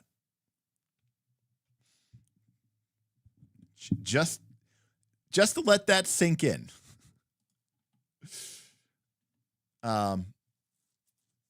Rems, who I know has played this game, says the confusing thing about class and jobs is that alternate jobs are only introduced in the expansion book. I see. So each class only has one job. So it's like a 1-to-1 relationship, Rems, in the core book. Look at this. You know, Derek is feeling, Derek is feeling very feeling very in love with this game. Your max level is 12. What's up? They knew it was up. Level 12. Perfect. 20, way too much. 10, I admit, not enough. 12, 15, maybe? Something around there. Perfect.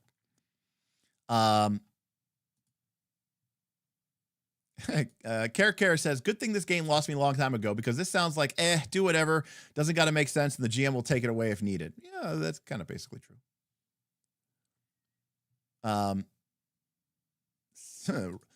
Severed Ronin, I can finally have a job. No more interviews. All right, congrats. Glad to hear it, man. Ooh, Edens, great poll. All right, let me get a poll up here.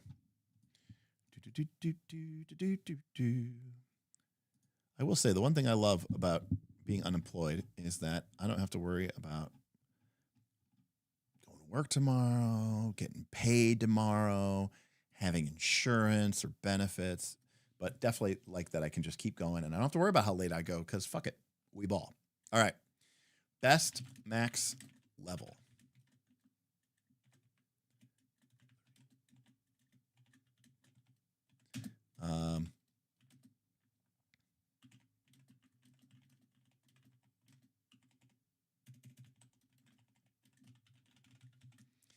All right, poll is up in 3, 2, 1. What is the best max level for a TTRPG?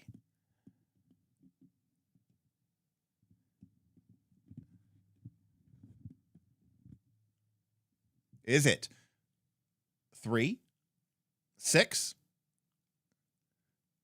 12, 15, 20, 30, 50, 100, unlimited? No 99? What the fuck? I'm sorry, Lollipop. I missed it. Assume all right, if you want to vote for 99, pick 100. 100 will be our 99. It'll be 99/100. So, correct. I'm sorry. That was my mistake. My apologies.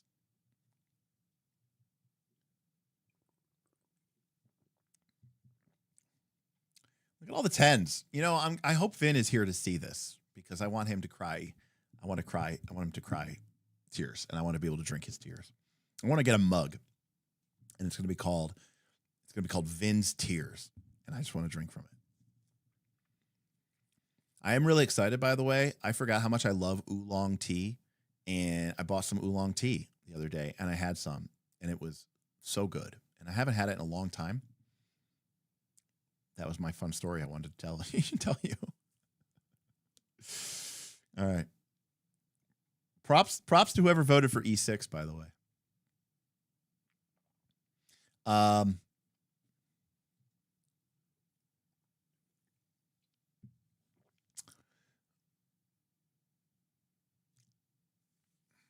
Ludo knows what's up, as does Snookums.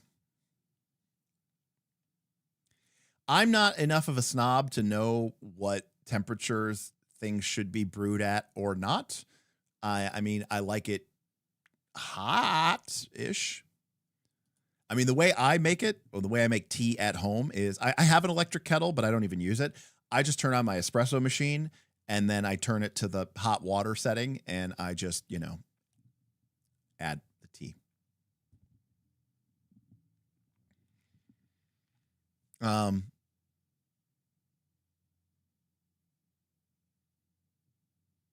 Oh, so fancy.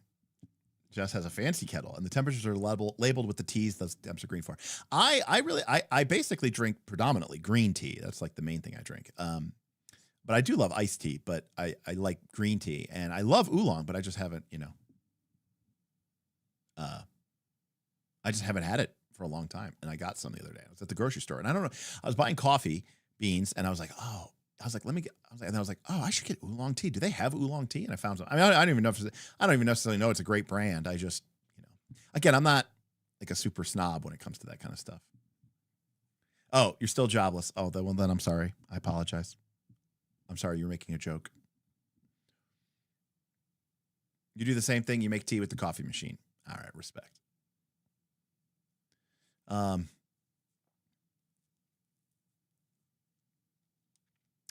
All right. Well, looks like 10 is the peak, but interestingly, 20 got one vote, which is really crazy.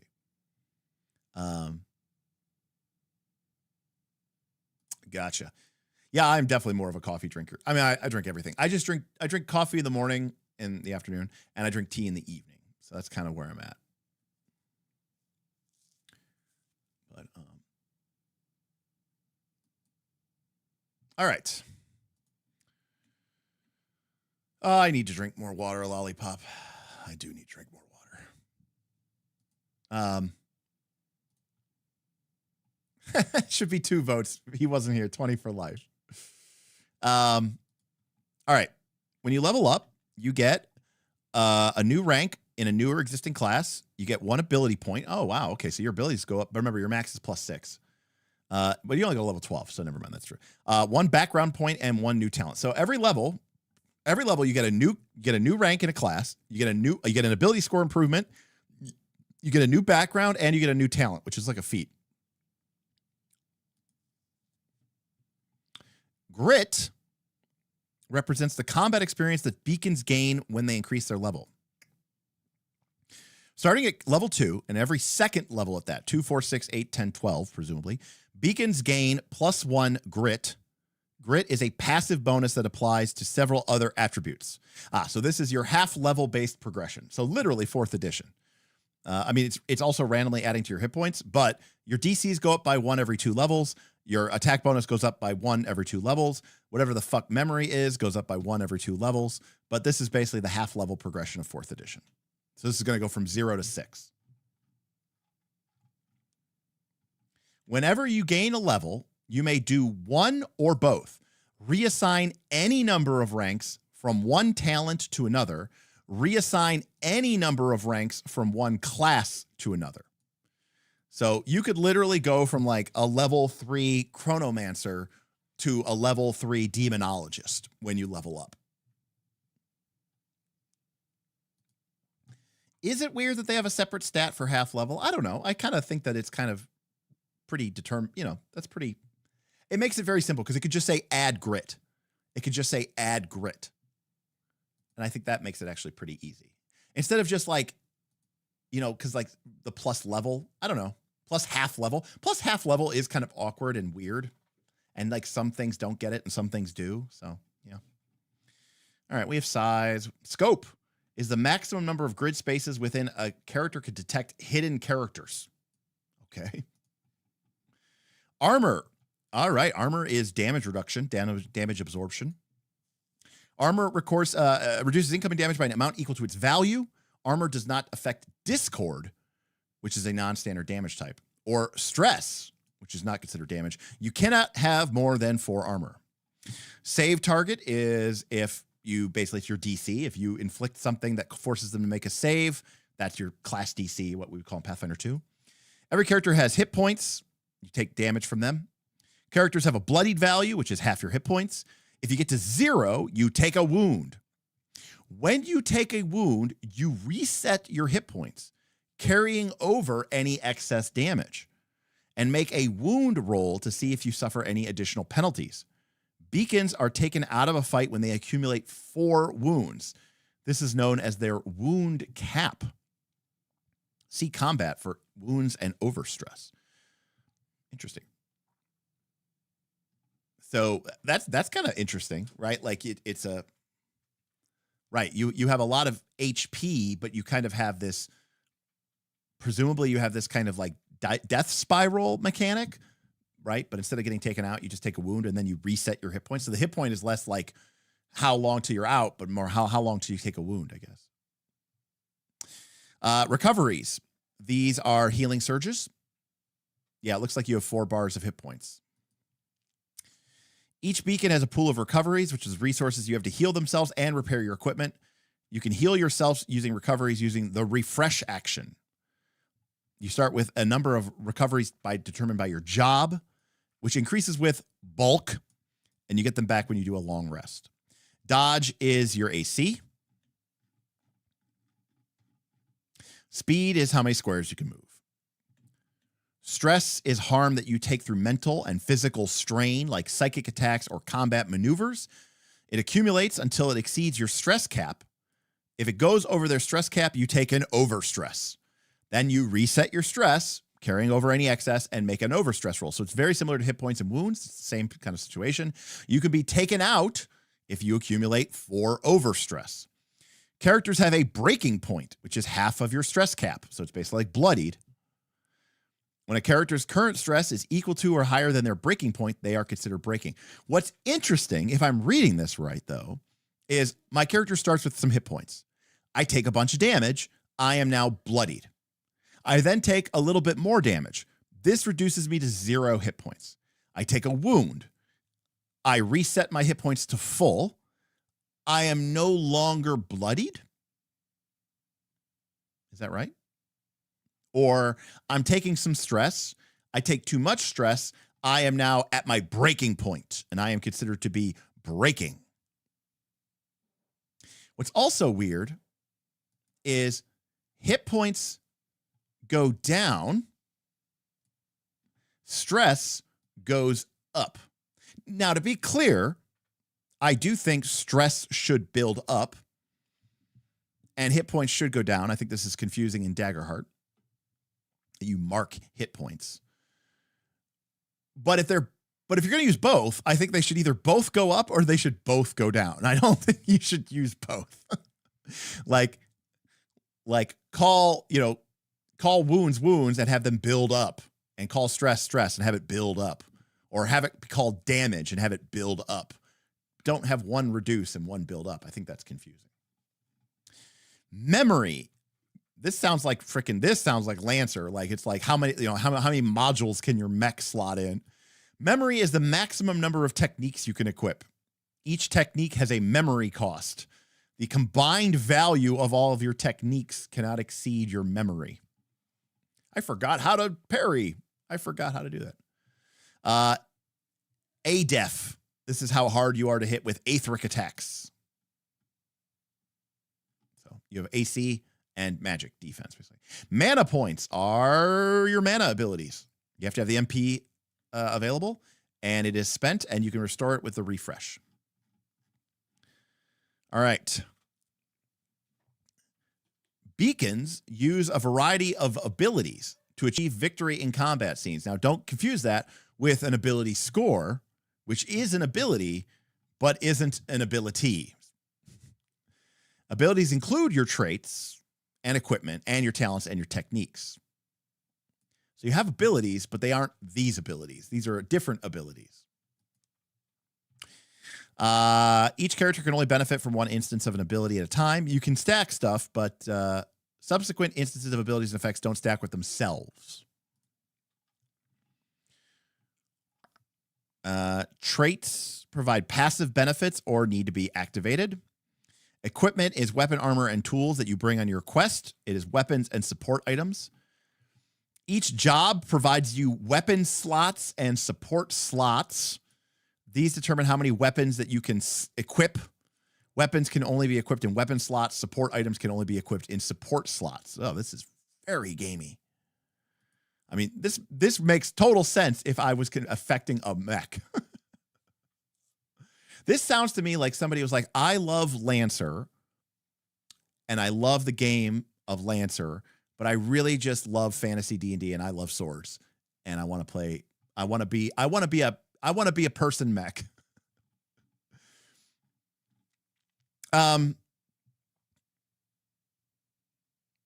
So you don't understand stacking section. So, for example, it's basically saying you can stack abilities, but you can't stack something with itself. For example, the sniper's rank 2 ability, Zero In, gives you a +1 advantage die on ranged attacks every time you miss, and stacks until you finally hit with a ranged attack.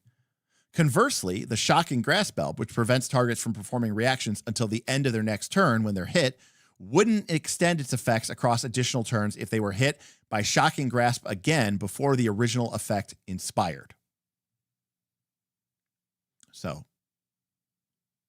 I guess it's like it stacks sometimes, but then sometimes it doesn't. Is how I read that.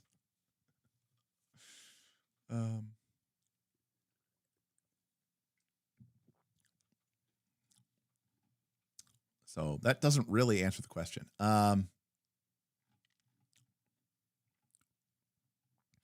So in addition to having slots for weapons and support, each slot is also categorized as light, main, or heavy. Wow, this really is a mech game. Equipment slots, weapons, and items come in light, main, and heavy and can only go into those slots.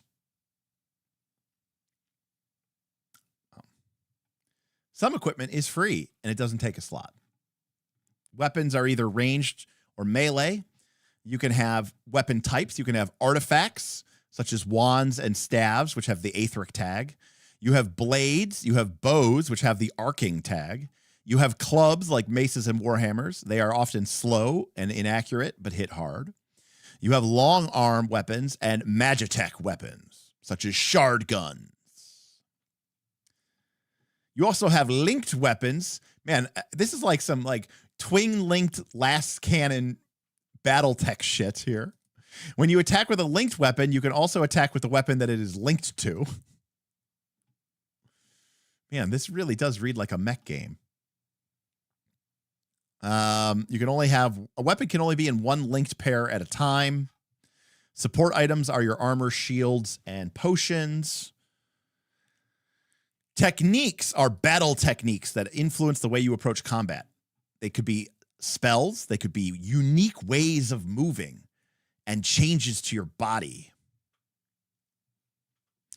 Techniques are broken down into spells and skills. They all cost memory, and each technique will cost a different amount of memory. And you only have so much. So like if you have a really powerful technique, it might take up, I don't know, 2 or 3 points of memory. And so it eats up a lot of your available RAM or CPU or whatever they're calling it. I guess they're calling it memory. Although I bet you could use that term for both your mech and for your PC. It also explains why you can completely retrain your character between quests, because it's just like kind of like overhauling and outfitting your mech in Lancer. Free techniques don't take up any space in your memory, but you can, however, only one copy of a given technique can be equipped for free at a time. Although you can't have multiple free versions of the same technique. You can have multiple different free techniques, though. Spells are magical abilities. Not every spell requires you to spend MP, but they do require you to manipulate Aether. Because of this, being silenced prevents you from casting spells. Skills. Unlike spells, skills don't require you to manipulate Aether. They are usually non-magical, but some do cost MP to activate. Resources. Beacons tend to acquire various resources during their adventure. Some are only used for combat, like temp HP and focus, while others are used in narrative play, like gold and motherfucking residium. Shout out 4th edition. There are also supplies, which can provide benefits in both combat and narrative. Temp HP is temp HP.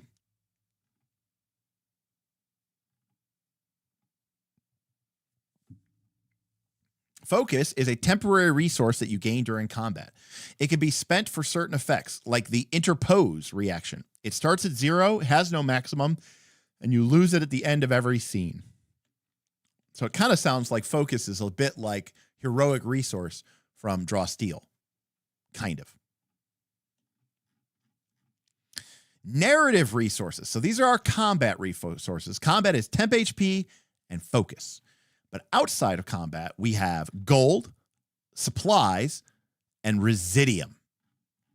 Gold is abstract currency, even though it's called gold. Beacons are always assumed to have enough to buy basic stuff. Gold is used for downtime activities, purchasing supplies, and in narrative scenes.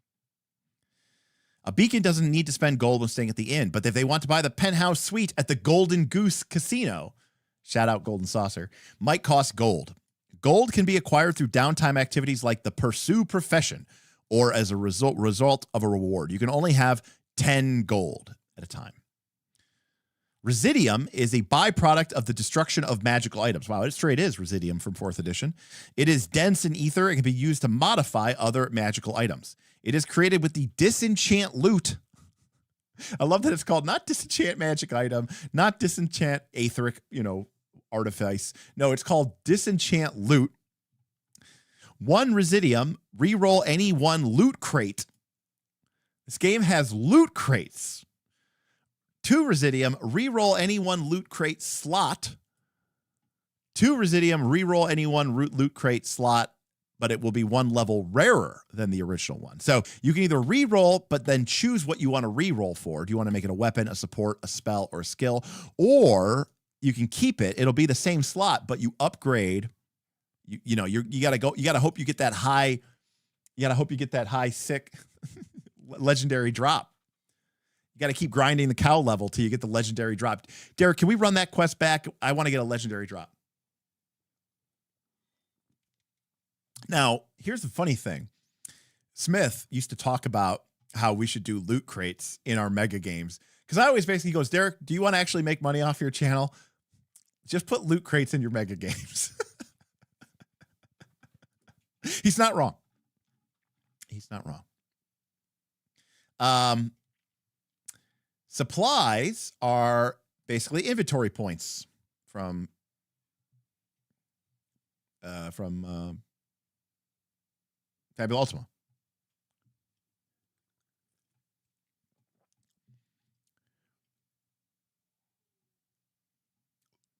All right.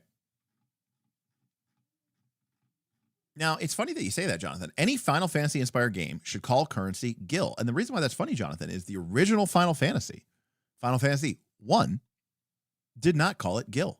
It was called GP. And it was called GP in Final Fantasy 4. Well, at least Final Fantasy 2, the American release. I don't think it was called Gil until Final Fantasy 7, at least in America. Maybe it was always called Gil in Japan, but in Final Fantasy 6 and in Final Fantasy 6 and Final Fantasy 4 in the US releases on the Super Nintendo, it was called Gold. The first time it was called Gil was Final Fantasy 7 in America. Okay, quests. So this is what the game resolves around. I swear some games used Zenny. Well, Fabula Ultima uses any. I don't know about other games. Maybe they do. I don't know. All right, so this is what the core gameplay loop is around. Quests are your adventures, and this game really does seem to be about, prepping and having a pre-made idea for an adventure. After every quest, and a quest, by the way, is a combination of narrative and combat play. After every quest, pass or fail, you gain a level. The quests all have the following information: their objective, the potential outcomes of success and failure, what you know, and what the rewards are. Quests go through a series of stages. First, there's the preparation phase where you guys are beginning to go out in your quest and you kind of load up and prepare and deck out your your character with, last cannons and ammunition, spells and abilities. Then you go through the scenes of the quest. They move through a series of narrative and combat scenes that tell an overarching story. And then at the end of the quest, you have downtime, which you can take downtime actions before the next quest. So goal, stakes, information. Goal. This is the thing that you need to do to succeed. Destroy the enemy forces attacking the castle. Prevent the Archmage from crashing the moon. Assassinate the leader of a faction. Rescue a friend. The players should always know the quest's goal, which already is a huge step up. I mean, how many adventures have you played? How many adventures have you run where the players have absolutely no fucking idea, basically almost at any point during the course of the adventure, what they're actually doing and what they're actually here for? It's kind of crazy how often that is the case. Stakes. These describe the thing that might happen if it succeeds or fail. So again, you are setting the stakes beforehand. The goal: destroy the forces occupying the castle. If you succeed, the town is safe and the people are fine. If you fail, the occupying force retaliates, destroys the town. Goal: prevent the Archmage from crashing the moon. Success: the moon stays where it is. Failure: the moon crashes, bad things follow. So this presumes, I suppose, that the game is very upfront with, hey, we might follow through with these stakes. They can be broad or vague, but the players should always understand what the stakes are. The stakes can't be hidden or secret. Okay, if the goals are sometimes obfuscated in adventures, the stakes are oftentimes even more obfuscated. Like there's some master Machiavellian plan that's been going on behind the scenes for maybe like weeks or years, and the players have no clue about any of it. Okay, when you beat a quest, you get a new character. I'm never going to not laugh reading this. You get a new character level and a loot crate. These are randomized rewards. They are an abstraction, a mechanism to assign random rewards to the beacons, and they aren't boxes of treasures. Each player gets their own loot crate containing 3 random pieces of equipment or techniques, one of which they get to keep. The loot they choose is added to their unlocked equipment and techniques. Players always have access to unlocked loot, just like any other piece of equipment or techniques. Each player can only receive a given piece of loot once. If a loot crate contains a piece of loot they already have, then that is re-rolled. So, assuming that techniques are like your spells, your abilities, your whatever, you literally get them randomly from loot crates. Beacons might also receive narrative stuff like gold supplies and other narrative benefits, like, you are the Grand Poobah of the Western Reaches. All right, before you go on a quest, you have the preparation phase. You have to choose from your unlocked options, of which you might have a variety of unlocked options because you have multiple classes. You pick a job, you pick a trait from your ancestry, you load out your equipment slots equal to the total number of slots available to you, and then you pick your techniques, which are skills and spells equal to your memory, and you choose what your supplies are. Got it. Okay, Ludo says your core equipment and techniques are from your jobs. Got it. There are also some general ones that anyone uses. Okay, so you don't only get them from your loot crates. You just can get them from loot crates. Players always have access to all of their jobs, ancestry, traits, equipments, techniques, and supplies when preparing for their quest, regardless of where you are or what situation you find yourself in. Once the preparation phase is over, the quest begins. From that point on, you are on the quest. You can only be on one quest at a time. We then go through quest scenes, a series of narrative and combat scenes. The players are responsible for interacting with the scenes that are presented to them. Players don't get to choose what scenes take place, though they are encouraged to let the GM know if there are specific scenes that they would like to see, but they do get to influence whatever happens in a scene. So at the lack of, it's fairly linear, right? The GM is going to say, and next, well, the next scene takes place here. The next scene takes place here. And the players are ultimately responsible for how that scene plays out, but the game master is the one who is setting the agenda here. So, as an example, the GM sets up a narrative scene where the beacons have to cross a heavily guarded bridge. They expect that the players will try to talk their way through. However, the players decide to solve the problem by building gliders and using magic to soar over the bridge. The GM did not expect this outcome, but the point of the scene was to see how the beacons solve the problem, not to force a social interaction.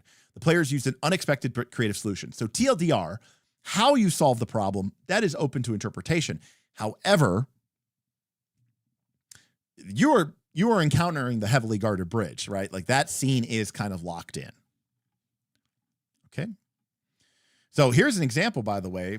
Maybe it is. Maybe a quest is one session. You prepare, then scene 1 is a narrative scene, scene 2 is a narrative scene, scene 3 is a combat scene, scene 4 is a narrative scene, and then we have downtime. And I mean, and if narrative scenes aren't really skill based, I mean, they're not like mechanically rich. I mean, I presume that we could knock these out, in 15 minutes, 20 minutes. So it looks like we're talking about an hour of narrative scenes, and that maybe leaves us with, an hour and a half or something for the combat scene, with a little bit of upfront time for the prep and a little bit of downtime, a little bit of time at the end of the session for downtime. Lock it in at a solid 3.5, 4 hours. I don't know, man. You've seen Critical Role. That is true. That is true. That is true. Oh, combat is more like 3+ hours in my experience. Yikes. Okay. That is crazy. I am going to be right back. I actually have to use the restroom, which I never do.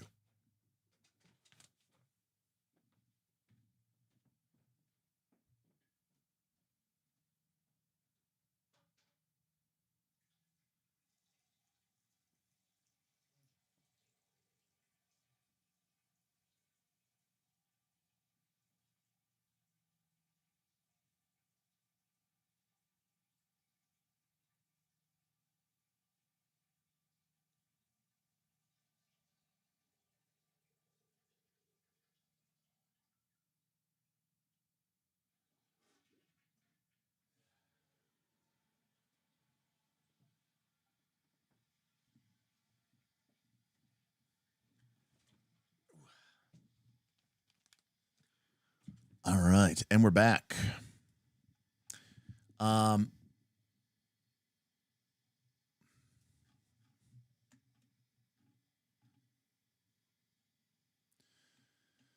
right, after the quest, we go into long rest and downtime. We can change out our equipment, and then we continue on. All right, so let us the rest of the stream. We're going to cover narrative play. We're going to cover combat, and then we'll probably take a look at maybe a class or something like that.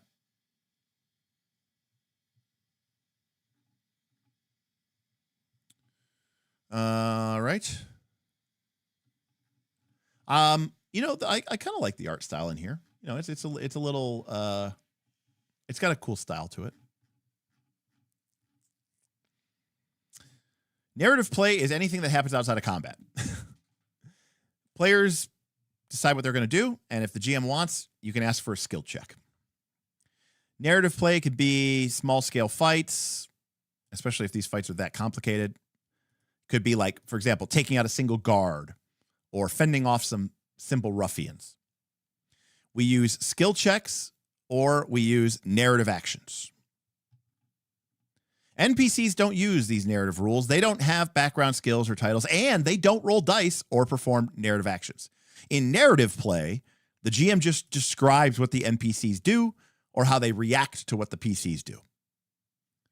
For example, if an NPC guard wanted to capture a fleeing player character, the guard wouldn't make a skill check. Instead, the GM would describe what the guard is trying to do and let the player describe how they attempt to avoid capture. So in outside of combat, it is PBTA. The GM doesn't roll. The GM makes moves. The GM tells the players what is happening through the fiction. The player responds and potentially makes a check or not, and then the GM returns. So it's very much conversation-based, back and forth, narrative, and maybe there's a check, but it's all very player-focused. NPCs just do whatever they need to do. They don't make checks or anything. If a skill check is made outside of combat, you roll a d20, you add a number of d6 equal to a relevant background skill, and you get a +2 bonus if you invoke your beacon's title, and your beacon's title is relevant. The DC, I believe, is 10. Oh, there we go. So a miss is 9 or less, a hit is a 10 to 19, and a crit is a 20 or more.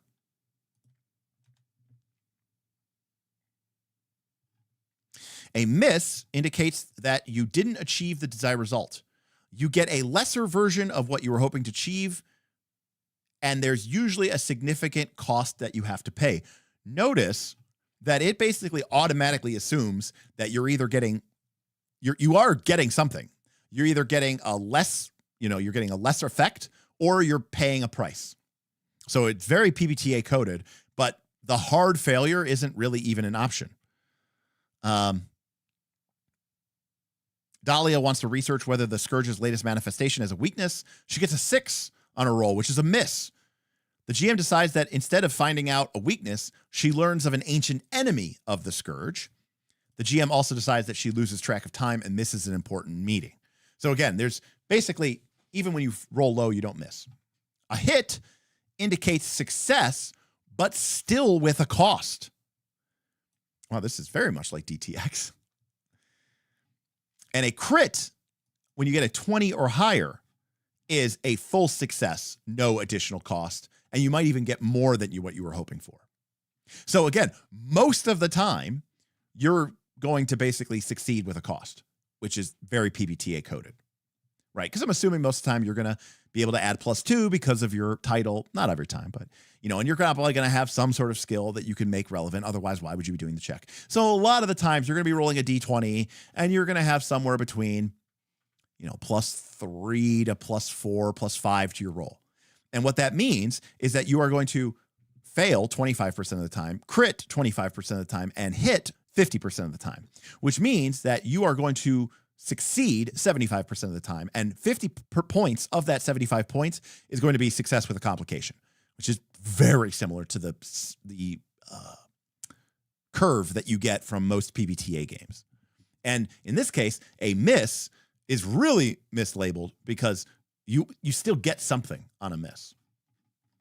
I would assume if I really wanted to, have like bad failure, I would say like only on a nat 1 do you really actually never get, do you actually get fucked basically, which, you could do in there. Hey, look, it's Twitch.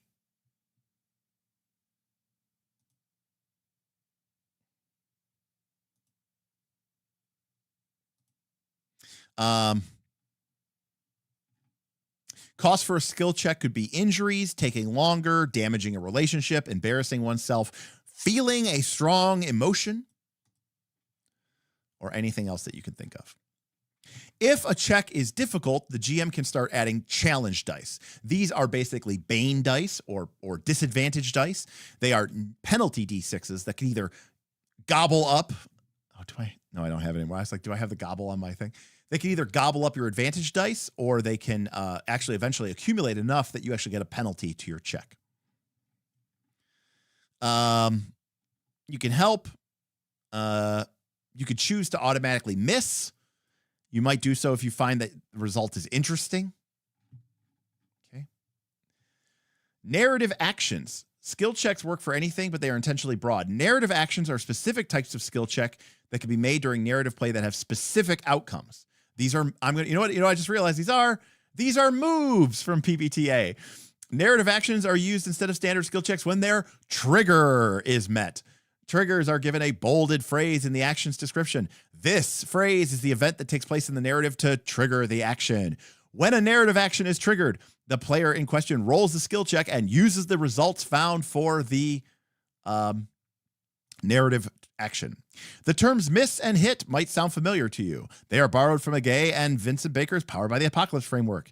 Beacon's narrative actions are designed like PBTA's moves, meaning you can easily import PBTA moves into Beacon. And here we have PBTA using a D20.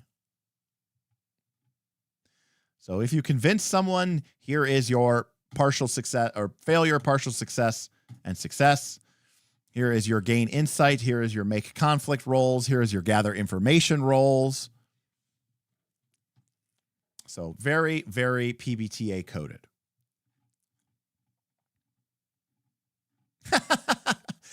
Remember, I don't like the idea of two games being stapled together.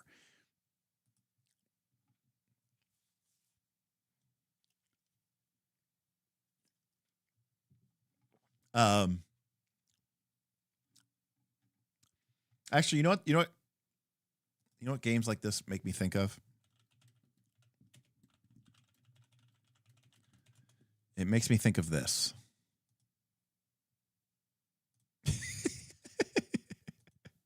I mean, I'm being a little bit facetious here, but also kind of not. But also kind of am, but also not.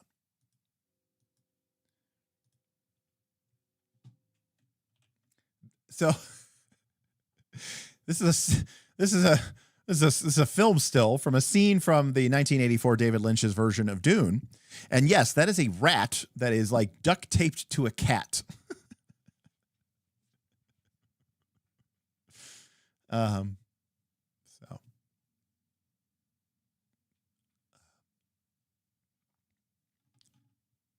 if I want to be cynical, that's how I sometimes think about games like this. But these are all basically PBTA moves. Make conflict, gain insight, convince, very PBTA coded. We're using a D20, which is a little weird, but the percentages kind of probably work out fairly well with the D6s and stuff. The book is much prettier. We've got a stealth roll. We have an overcome roll. So there's a lot of these. And again, I believe it says, okay. Yeah, I don't know if we have to trigger these or not, but we have a parlay move. We have a read a sitch move, or maybe this isn't read a sitch. This is what's the one where you read a person? I don't remember what it's called. We have a gather information move. We have a go aggro move. We have a stealthy move. We have an overcome an obstacle move. We have a spout lore move. We have a use magic move. Then we have downtime.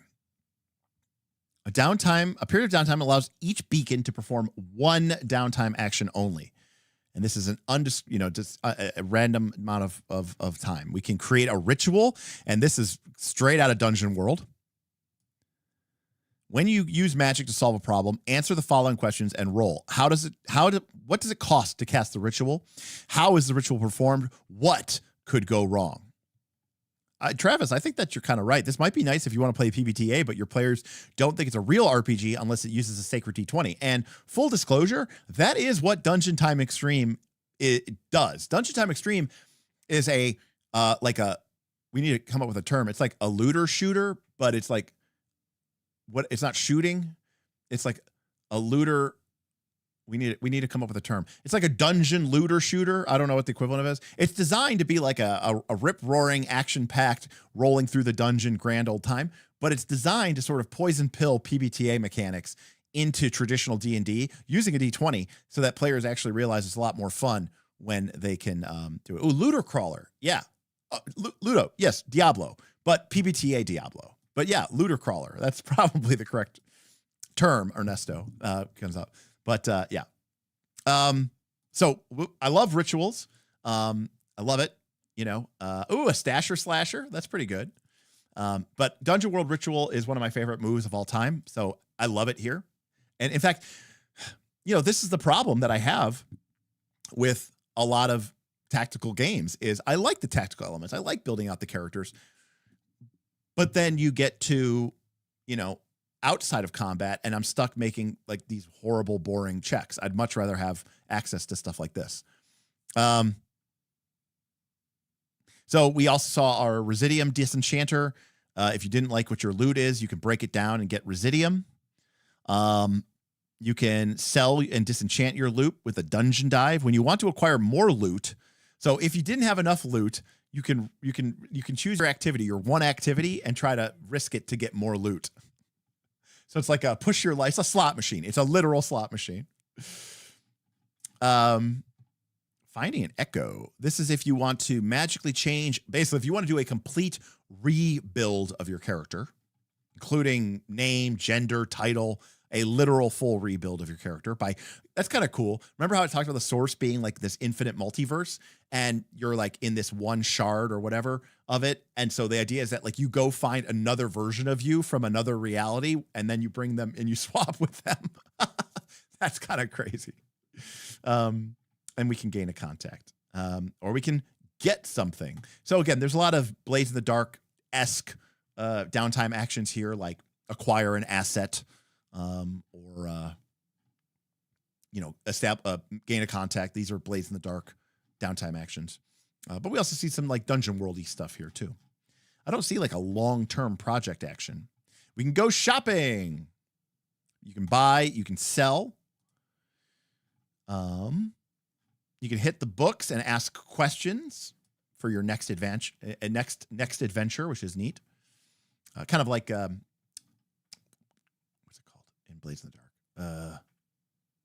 It's not called scouting. I can't remember what it's called. Gather information, I guess is what it's called.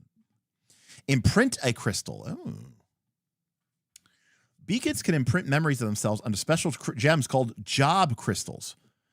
Beacons holding a job crystal containing one of their imprints can access that memories by reweaving their aetheric field into it, overwriting certain features of themselves with the one imprinted in the memory. Ah, okay. So what this lets you do is swap out your loadout mid-quest. By the way, you can swap out your clothing, your appearance, your weapons. Now you can't do it in combat, but if you're in narrative play, presumably during a quest, and you have a few moments during a short rest or a long rest, you can replace your loadout with your imprinted loadout without spending a recovery. So it's kind of similar to Daggerheart, right? Where we have our vault and then we can swap stuff in and out when we have time during rests.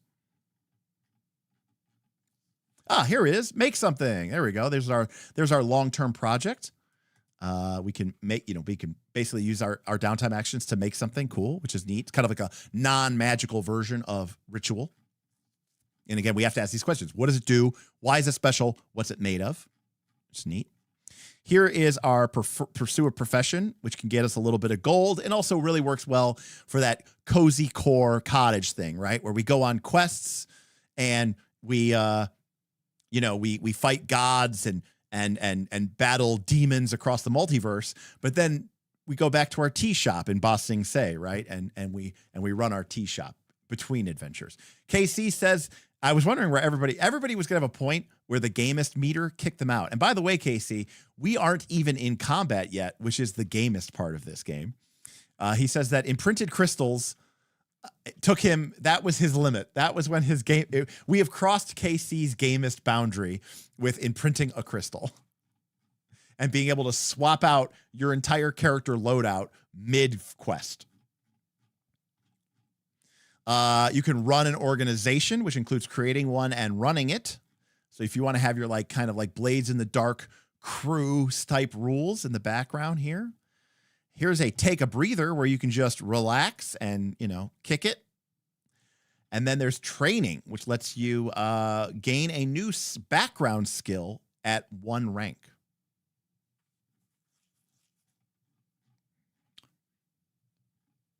And we have some information here about skill challenges. And this looks very similar to 4th edition, where there's a difficulty of requiring a certain number of successes.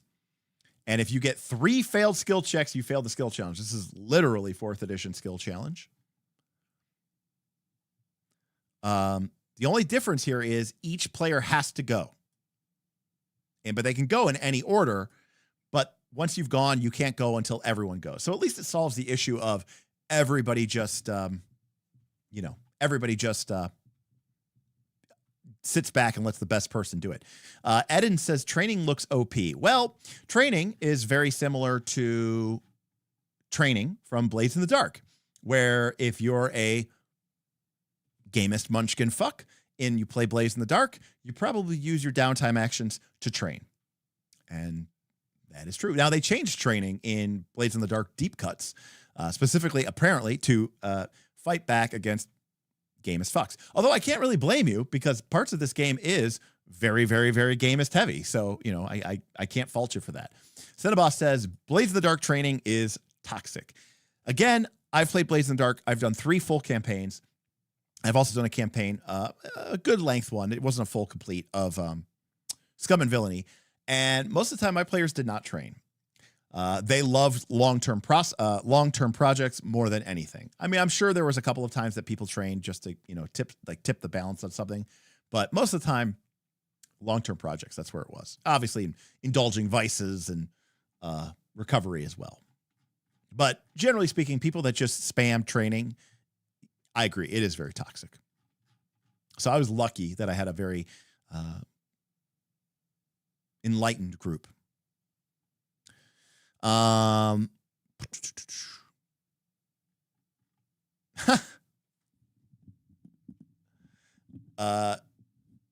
did they change training? Travis, I don't remember. I actually haven't looked at the deep cuts since we looked at it on this show, and that was a number of months ago. So I don't remember. I'm sure someone here does remember, but they did change training. Your players didn't train, but would you? No, at Inside. Especially not in Blades in the Dark. I don't really care about that. In fact, training hastens the end and demise of your Blades in the Dark campaign, because then you're maxed out and the game basically can't function. I play Blades in the Dark so that I can get coins so that I can do long-term projects. That's what I love doing in games like that. Okay. Adversity challenges. So this is interesting. So this is a special skill challenge that you can use during quests. This could be a whole scene or a montage of a scenes. The challenges represent the obstacles encountering between combat scenes. So this is like a montage of you guys doing the dungeon before you get to like the fight against like the boss. In an adversity challenge, the beacons will get to their goal. Unlike story challenges where the outcome is uncertain, adversity challenges are all about how well you handle the challenge. Again, this is very gamist, but I really like the existence of this. Like, look, we know we're going to get to this fight. The question is, how well did we do it? And are there going to be any consequences from that? Goal. The GM lays out the end goal. It could be find the end of the dungeon or fight your way to the leader of the enemy army. You describe what the scenario is, what the adversity is going to be, and what the consequences could be. Then you choose a consequence, simple, moderate, or challenging. There's a list of what these could mean on further pages, and the player should be aware of each consequence and what adversity is required for it. In an adversity challenge, each PC makes one check. This is a one-and-done skill challenge. You pick an approach. We love approaches. Now we're bringing in Fate Accelerated Edition, or Legend of the Five Rings, but Fate Accelerated Edition. These are the different ways that you can approach the skill check and give you options to either overcome consequences or gain benefits in the next combat scene. So this is very similar to the way that we kind of did sea voyages in Dragontide.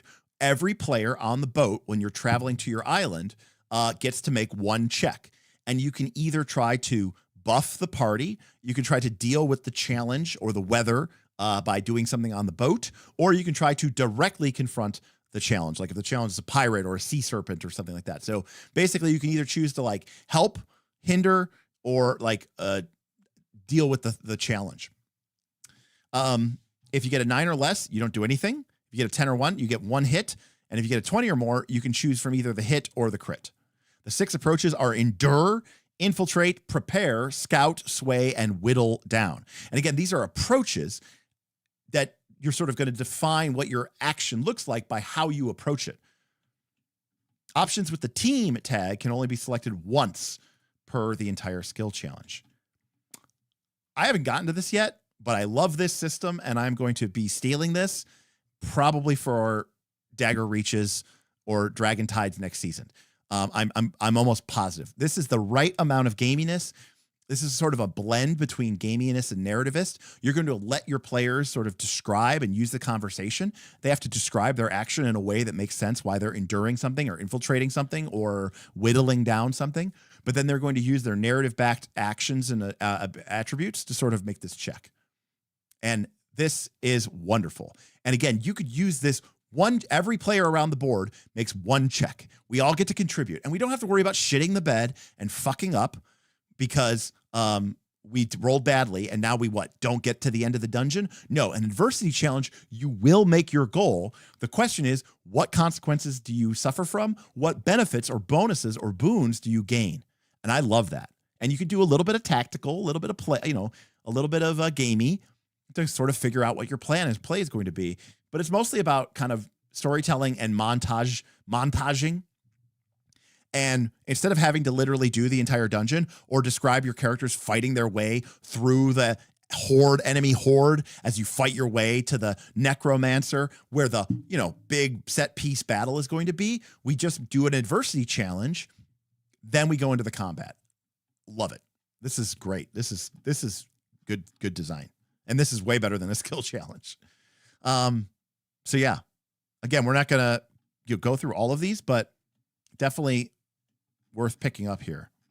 And again, this is great little bit of, you know what? Also too, there's a little bit of input randomness and output randomness because after you hit, you pick one of these 6 bonuses. And if you get a crit, you can also pick one of these crit bonuses. Well, you get to pick one, but it could be from the crit. Like for example, if you choose to prepare. So let's say we're about to go into that fight. We're fighting our way through the necromancer. We're fighting our way through the undead horde, and we're making our way to the center of the army where the necromancer is standing on his cauldron of souls, right? And we choose to prepare, and we get a hit. Well, the option we can choose is precast. The first time you use an ability that costs MP, it costs 2 less MP than usual, right?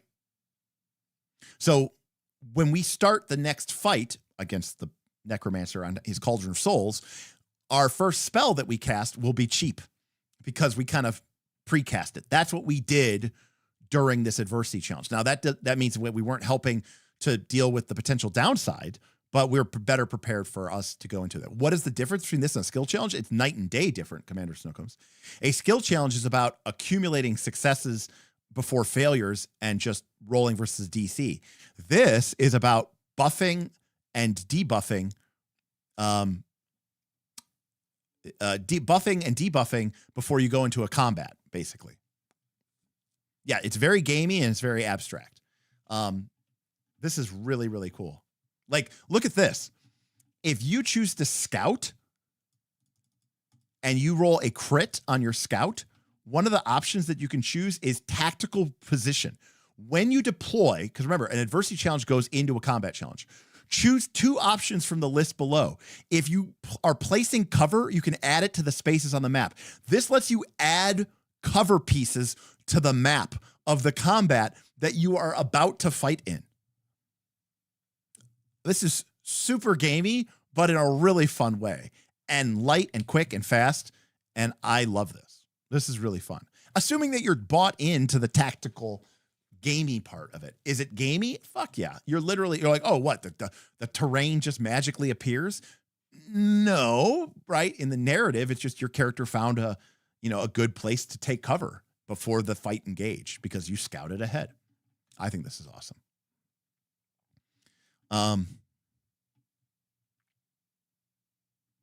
I mean, look at this. Like searching eye. If someone chooses to scout, choose an enemy. You and the other PCs always know their hit points and stress.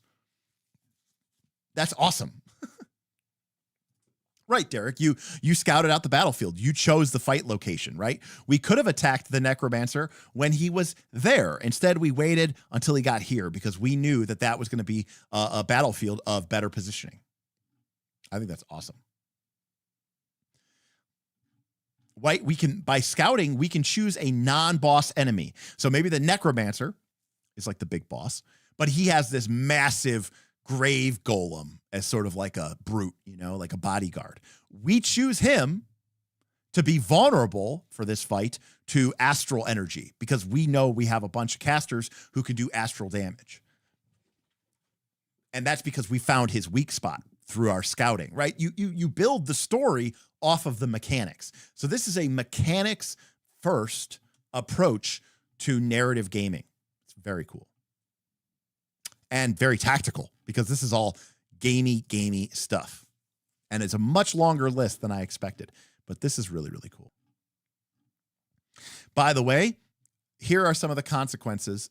Rem says, one of my favorites is from the Sway crit list. Okay, let's see what we got here. Oh, is it Turncoat? I'm going to guess it's Turncoat. The GM will choose a non-boss NPC to change allegiance during the fight. Rems says, yes, it is. Yeah, that's immediately the one that jumped out to me, Rems, 100%. That's so cool. And Self-Confessed Cynic says, yay, I hate it. Whoopsie. Oh, I love it. I think this is cool. Now, again, you have to really be bought into, hey, we really love this kind of tactical gameplay and we love this kind of gaminess to our game. And Derek, that's a great way of putting it. I am so glad this game exists. I am too. So here's a list of adversities that might appear, everything from adoring fans to guards. And then these are the consequences that might happen if you don't deal with them during a combat or during the adversity challenge. If you spend your entire adversity challenge getting buffs for the upcoming fight, well, then you might not avoid the consequences of that adversity challenge. So when the fight starts, everybody starts marked or everybody loses a recovery before you go into that combat. So you have to choose as a group, hey, how much do we want to deal with the consequences versus how much do we want to scout and sway? And there's like a fun tactical elements for that. If you've been playing Dragontide, that is exactly the play pattern that I try to sort of instill with the seasonal based challenge events versus town projects. How do you use your resources and your downtime actions to deal with the challenge while also trying to advance your own agenda and get benefits and buffs and boons?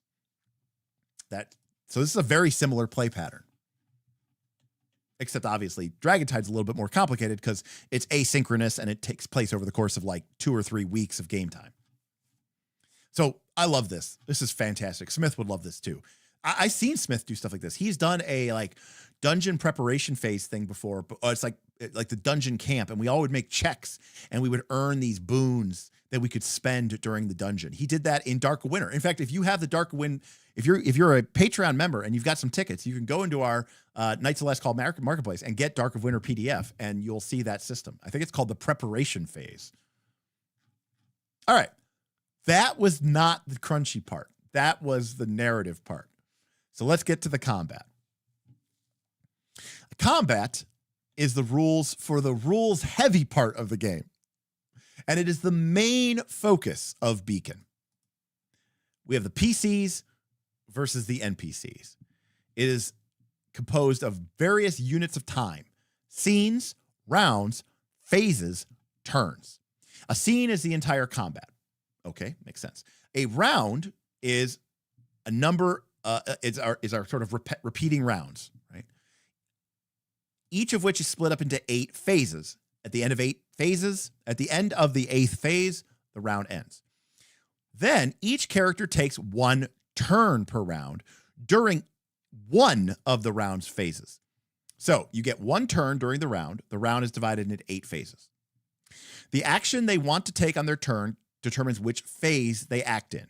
On their turn, they can perform a standard movement, a standard action, 1 minor action, and any number of free actions. So literally 4th edition. Standard, move, minor, and free. The fact that they call this standard movement is a little awkward, but that's kind of awkward. It should perform their movement action. But anyways, standard, move, minor, 4th edition. The players and the GMs, most NPCs also only take one per turn, but some NPCs might take multiple turns, like say a boss. The players and the GMs, NPCs, take turns alternating, with priority going to whichever side hasn't acted most recently. So back and forth, back and forth. The PCs generally take the first turn in the first round of a combat scene. If players want to go at the same time, they can just decide. In the first round of combat, 2 PCs and 1 NPCs want to act during Phase 3, Skirmish. No characters have taken a turn yet, so one of the PCs goes first, then an NPC, then a final PC. Okay.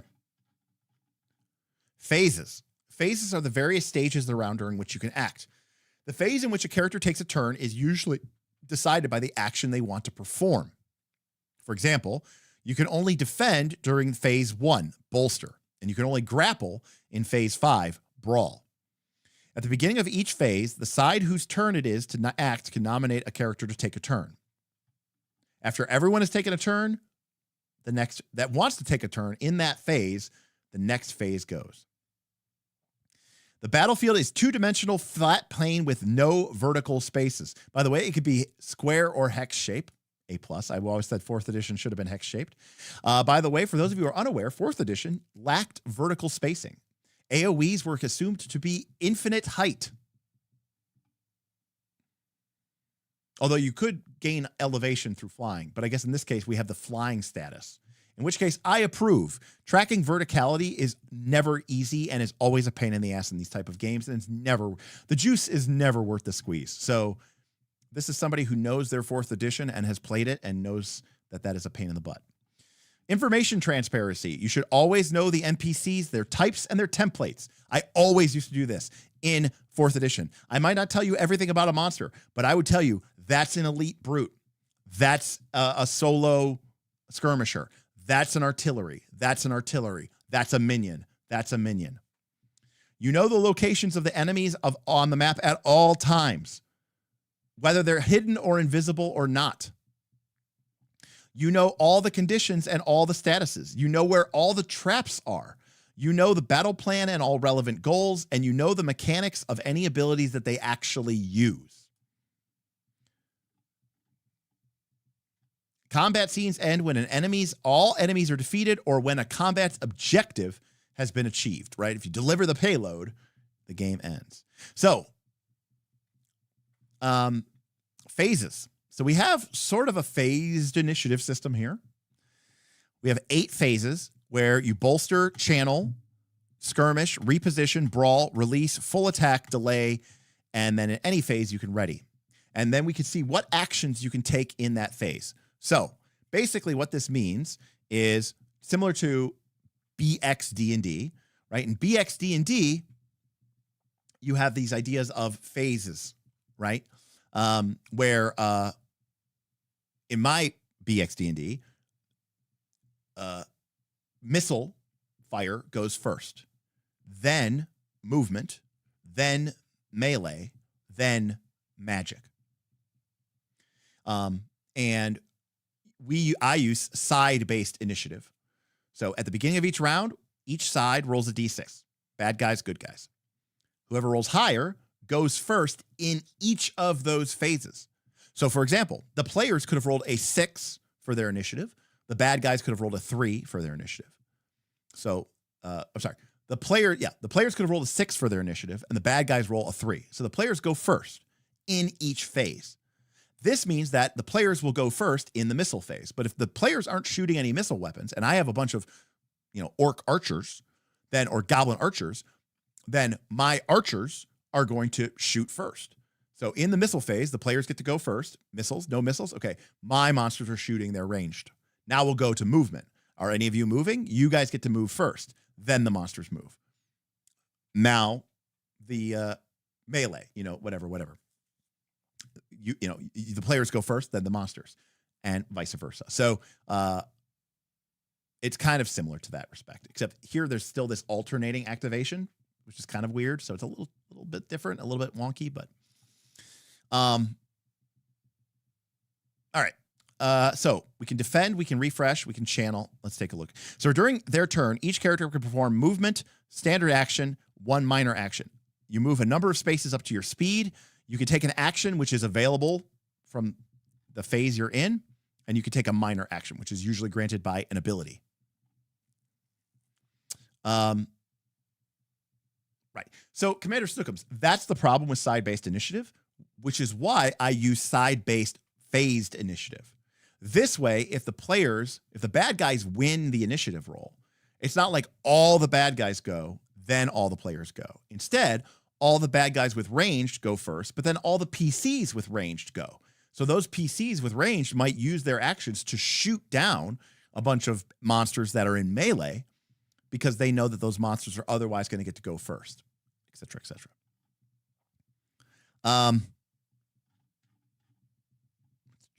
So we got basically a bunch of different phases and actions. NPCs are different. They have an initiative score, and they take their turn in whatever phase matches their initiative.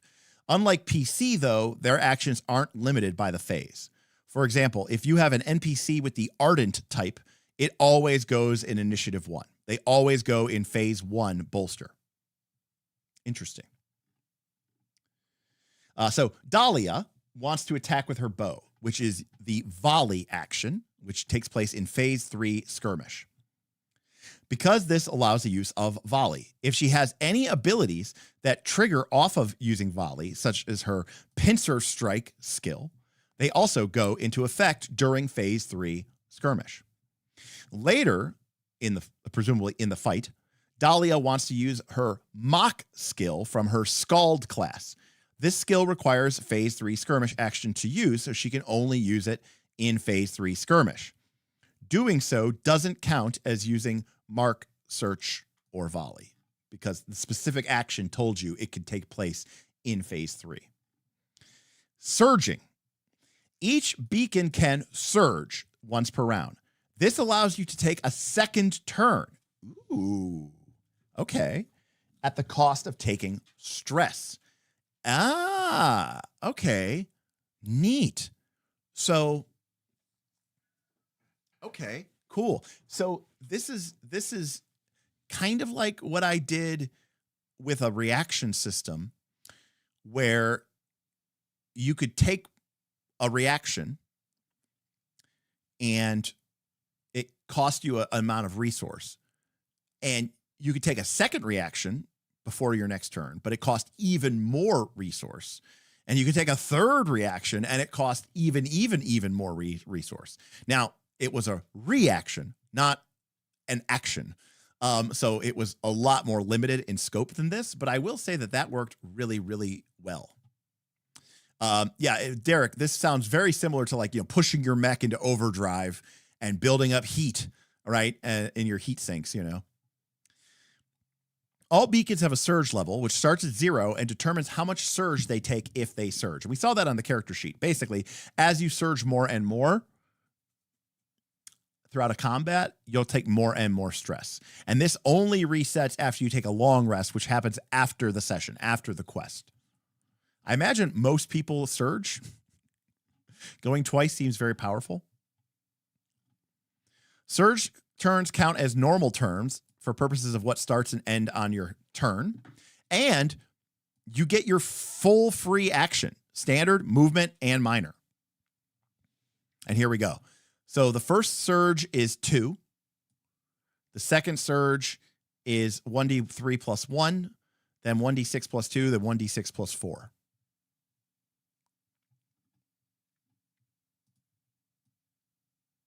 Yeah, you get a whole second ass turn, Derek. By the way, they do have some alternate rules here because they say it's really fucking powerful. So, for example, you could have it start at higher costs, or maybe you only give them one of the actions, not all 3 actions, or maybe you restrict it and they can't use it in certain circumstances. All right. This is all about order of actions. You know, I don't really care about this super nitty gritty. All right, so here we go. These are the standard actions that you can take. Defend. You gain focus equal to your armor plus 1d3.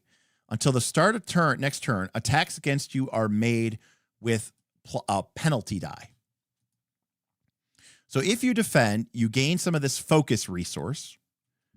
The more armored you are, the more focus resource you get. Remember, armor can go up to 4, and it reduces the amount of damage you take. It's a DR. And basically, everybody gets disadvantaged to attack you. Pretty simple. You can also refresh, which lets you basically take a second win. You can either spend a recovery and regain all your hit points. You can clear all your stress, or you can regain all your hit points or mana points. Then you can reload. You can clear your discord. You can clear a condition.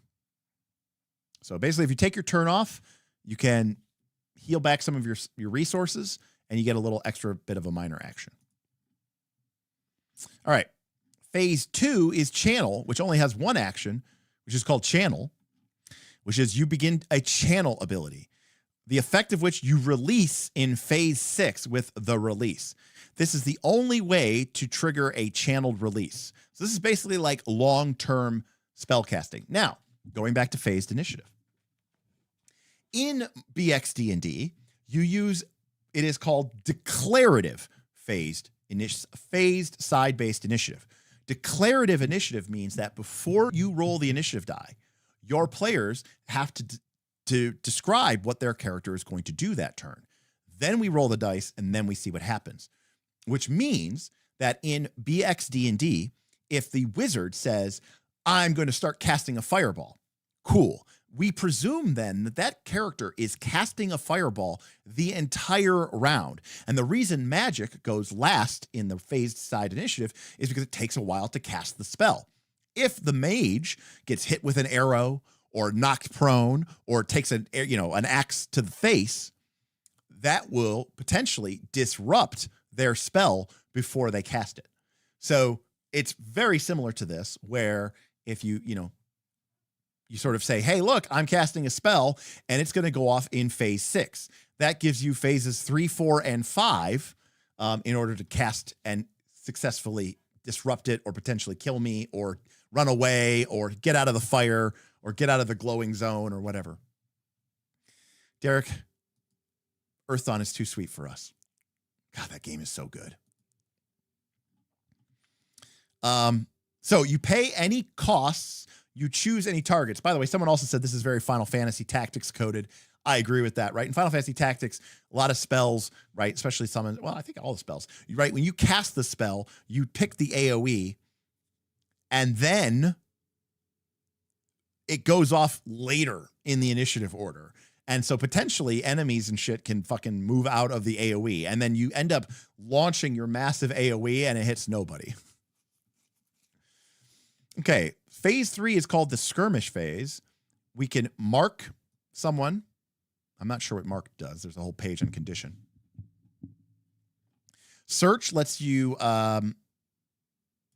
scope. Scope is that, it's basically like your blind sight radius.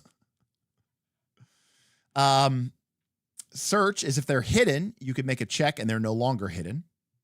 I love this. I love this.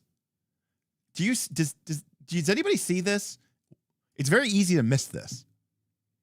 If they are hidden, make a contested mind check against their agility. On a success, they are no longer hidden. Not to you, they're just no longer hidden to anyone. Tracking relative hide status in any game, but especially a tabletop role-playing game, is the dumbest fucking shit ever. Well, he's hidden to me, but he's not hidden to me. He's concealed to you. He's not concealed to me. He has cover to you, but not cover to me. He's unnoticed to me. He's undetected to you two, and only hidden to you. He's invisible, but you have blind sight, so you can see him, and you don't have line of effect to him, but you do have line of sight to him. It's the dumbest set of rules. It's so much squeezing for the smallest amount of juice. I love this. Do people actually do that? Yes? Question mark. We can also shoot our weapon. Or we can also pew people with a magic missile for 1 MP. Phase 4 is our movement phase, the reposition phase. We can hide and become hidden. No check, we're just hidden. Again, we don't know 100% what the conditions and statuses do. If we rush, we can get to move our speed again, and we ignore engagement, and we don't. So this is basically sort of like withdraw from 5th edition. In phase 5, we can brawl. This is when we get to make a fight, and we get to attack in melee. We can also grapple, or we can shove. In phase 6, we release. And if we've been channeling an ability, like probably a cool spell, we release it. And we can't do it if we're silenced. So it really is for spell casting. In 7, we have a full attack. Once per round, choose one of the following. You use a slow ability. You perform any 2 of the following actions: volley, fight, shove, grapple. So if you want to make 2 actions, or if you want to fight twice or shoot twice, you can't do it up in initiative phase 3 or up in phase 5. You have to do it in phase 7.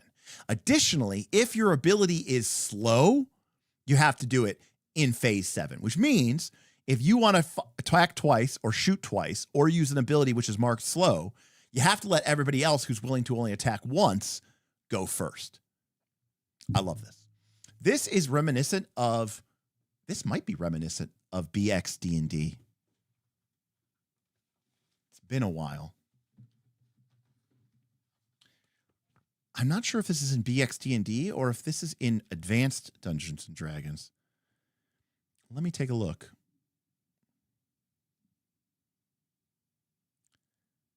Okay.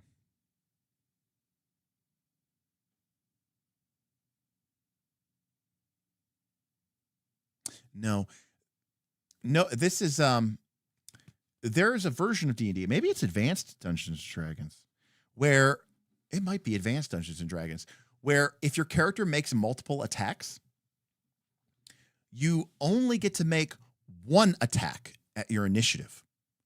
You have to wait until like the end of the round to make the rest of your attacks. Is this sounding familiar to anybody? I think it's actually Advanced Dungeons and Dragons. I think. Zen, I look forward to your story tomorrow. I love this. This is great.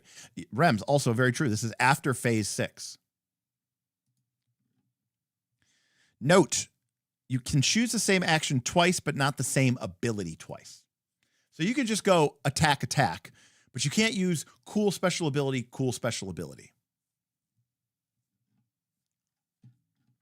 Lastly, you can delay. This is the last chance to do anything in the round.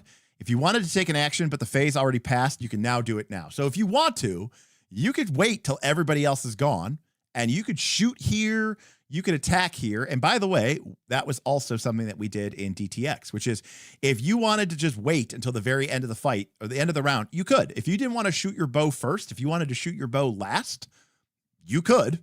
We would let you. Very cool. And we could also ready, which turns your action into a reaction, a customizable reaction. Any movie, if it trigger, any enemy moves outside of cover, I will volley them.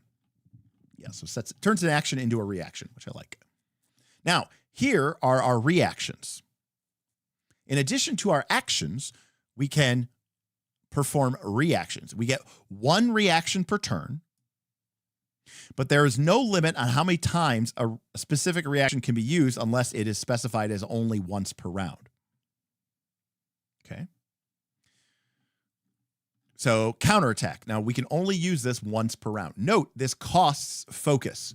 And by default, I think we start with no focus. So we have to have something from our job or our class or something like the defend action, which gives us focus. You are hit by an attack from a character within reach of one of your abilities. Make a volley or fight attack against that character. Each attack roll can only be counterattacked once. Multiple characters can't counterattack in response to the same attack roll. Thank God. One person attacks, everyone goes, we're all counterattacking. And it's like it takes 5 attacks.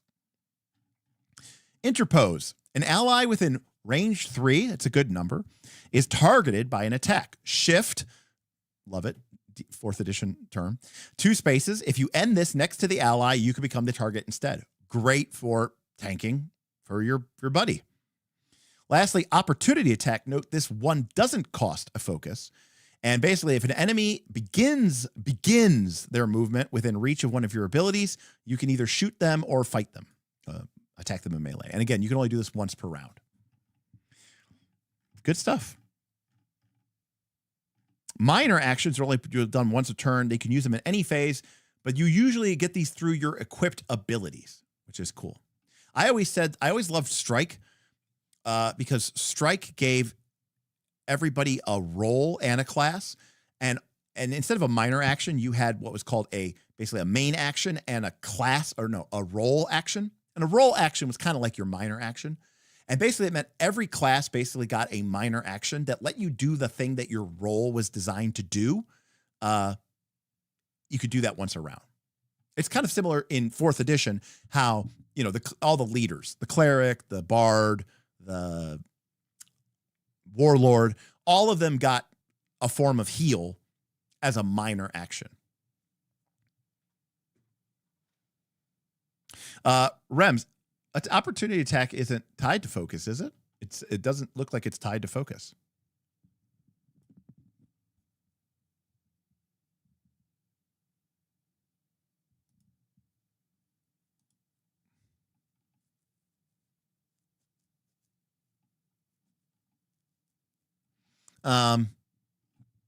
Maybe you're thinking counterattack. All right. So then we get into the definitions of the battlefield. We've got objects, characters, and all this other garbage and stuff. Again, we're going to be rolling D20 plus your ability score, plus potentially bonus dice or penalty dice. We got rules for targeting. This is like fucking the arcing rules and size comparisons, like playing a height-based war game.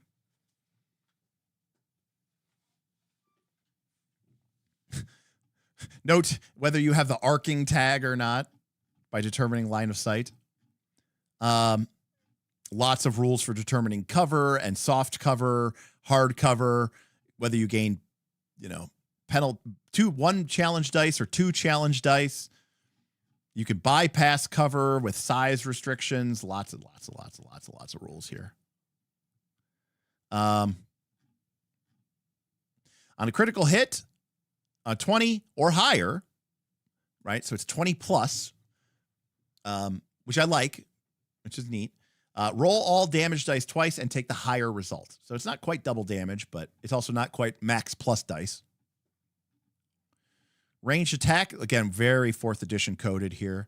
We can see that Immolate is a spell attack. It takes up 1 memory in your loadout. It has the indirect ability. Its range is whatever is within your scope. That's like your blind sense radius. I don't know that we've covered what Discord does yet. It takes place in the 3rd phase of volley. So here's a spell attack, but it doesn't necessarily require channeling. On a hit, choose the following. Building fire. If the target already has Discord, it deals D3 plus 1 Discord. Oh, that's how much damage it does to Discord. All right, so it deals... Oh, that's a type of damage type. Got it. So if they already have been hit with Discord, this deals more Discord. It does D3 plus 1, 2 to 4 instead of 2. And you can also spend 1 mana point to deal a point of Discord damage to all enemies within burst 1 AoE. And you only get to choose one or the other. So you can either really stack it on one enemy, or you can kind of cause a minor AoE, which is neat.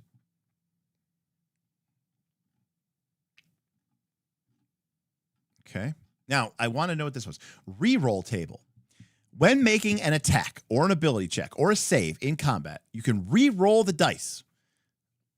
To use the table, you choose one of the listed options and re-roll all of the dice for one roll. Each option from the table can only be chosen once per round. You can choose to re-roll a die after rolling, but before it is resolved as failure or success. For example, you could turn a missed attack into a hit. Doesn't mean that you actually missed the first attack. So you might think that you hit, but you reroll anyways. So when you reroll, you can either take D3 stress or become marked, or you can overextend, which lets an enemy make an immediate opportunity attack against you, or they can deal 3 damage to you immediately. So I guess you have to pick one of these 3. And if for some odd reason you re-rolled more than once in a round, you could do that, but you'd have to pick. So everybody has a re-roll. So basically everybody can push in Dragonbane terms, right? Everybody can push their roll. And it's just either going to make you become marked. By the way, you can't use this option if you are marked. Or you can take D3 stress. And Ludo is telling us that it's very rare for a PC to miss. So it's almost like PCs always hit. In which case, maybe the PC should always hit. But then at that point, we're playing Draw Steel. And you know what? Honestly, maybe this game would work better as Draw Steel. I don't know. So then we get into 4th edition lingo about area of effects, blast and burst, a couple of things. Squares are better than circles. I will always defend that. Bursts are better. Blasts are better. Close blasts, you know, I much more appreciate that more than anything. Easy peasy. And while it's a little wonky on a grid because of diagonals, it works beautifully on a hex grid. Let me just tell you, it works beautifully on a hex grid. We can move, we can teleport, rules for all sorts of rules, locks, visibilities, terrain features. I have the high ground. Wow. Treasure chests. Wow. Okay. Guess what? I think we just hit my gamist threshold. I didn't think that was possible, but I think we just did it. Treasure chests are objects on the battlefield that don't cause obstruction, but contain certain bonus effects for the players, chosen from the table below. Players always know the contents of chests. The GM can decide if the bonuses apply to the character that opened the chest or everyone on the team. Some bonuses provide immediate effects, while others provide delayed effects or permanent resources. You have to spend a minor action while it is in your space, but it might be locked. This just gave me massive Gloomhaven vibes on a massive, massive scale. By the way, self-confessed cynic, one of the rewards could be a reroll on the next loot crate's first slot. Yeah, that crossed the line for. I mean, a loot crate is just a random. I mean, the thing about a loot crate is loot box is it's no different than a GM randomly rolling for treasure. I've been randomly rolling treasure for 30 years. I mean, by that definition, it's a loot box. I mean, it really is no different than me rolling randomly for treasure. Are you telling me you never randomly roll for treasure? Although I guess in modern days, PF2 shit, they don't have random fucking treasure rolls anymore, but we always used to roll randomly for treasure. So that's why loot boxes aren't that crazy to me, because we always rolled randomly for treasure. Sometimes I would roll 98 and it'd be like, oh shit, we get to roll on the next table. And the players would get some insane item. And they would, in fact, Bob and we almost always let the players roll, for random treasure, because it was more fun to see them roll. And if they rolled shit, it was their fault. And if they rolled amazing, it was them who did it. But this is like a mid-battle, combat buff. Yeah, we did it. The chest rewards did it to me. What? Wow. Self-confessed cynic. I think I've only randomly rolled for treasure twice in my whole career.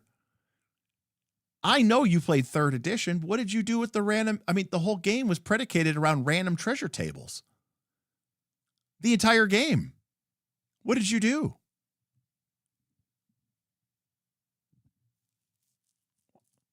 Wow. That's crazy. I mean, by the time you get to 4th edition, they got rid of what? Chris Roberts, I don't think I've ever rolled a random treasure table. Oh, self-confessed says it's predetermined, designed by the GM.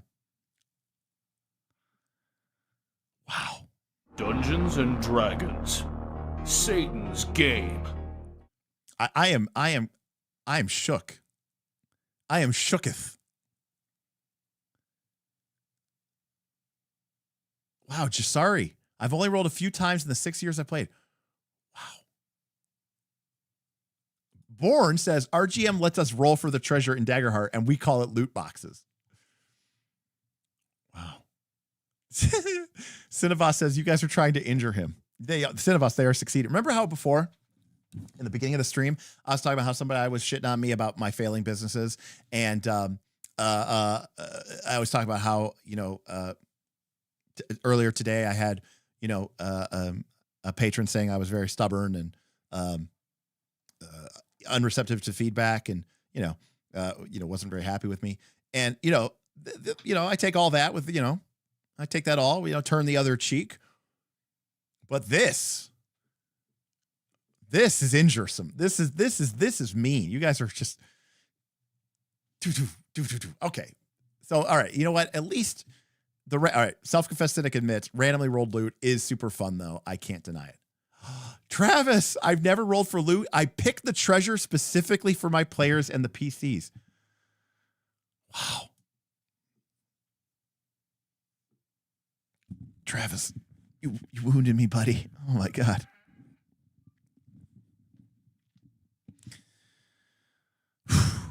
It's going to be okay, Derek.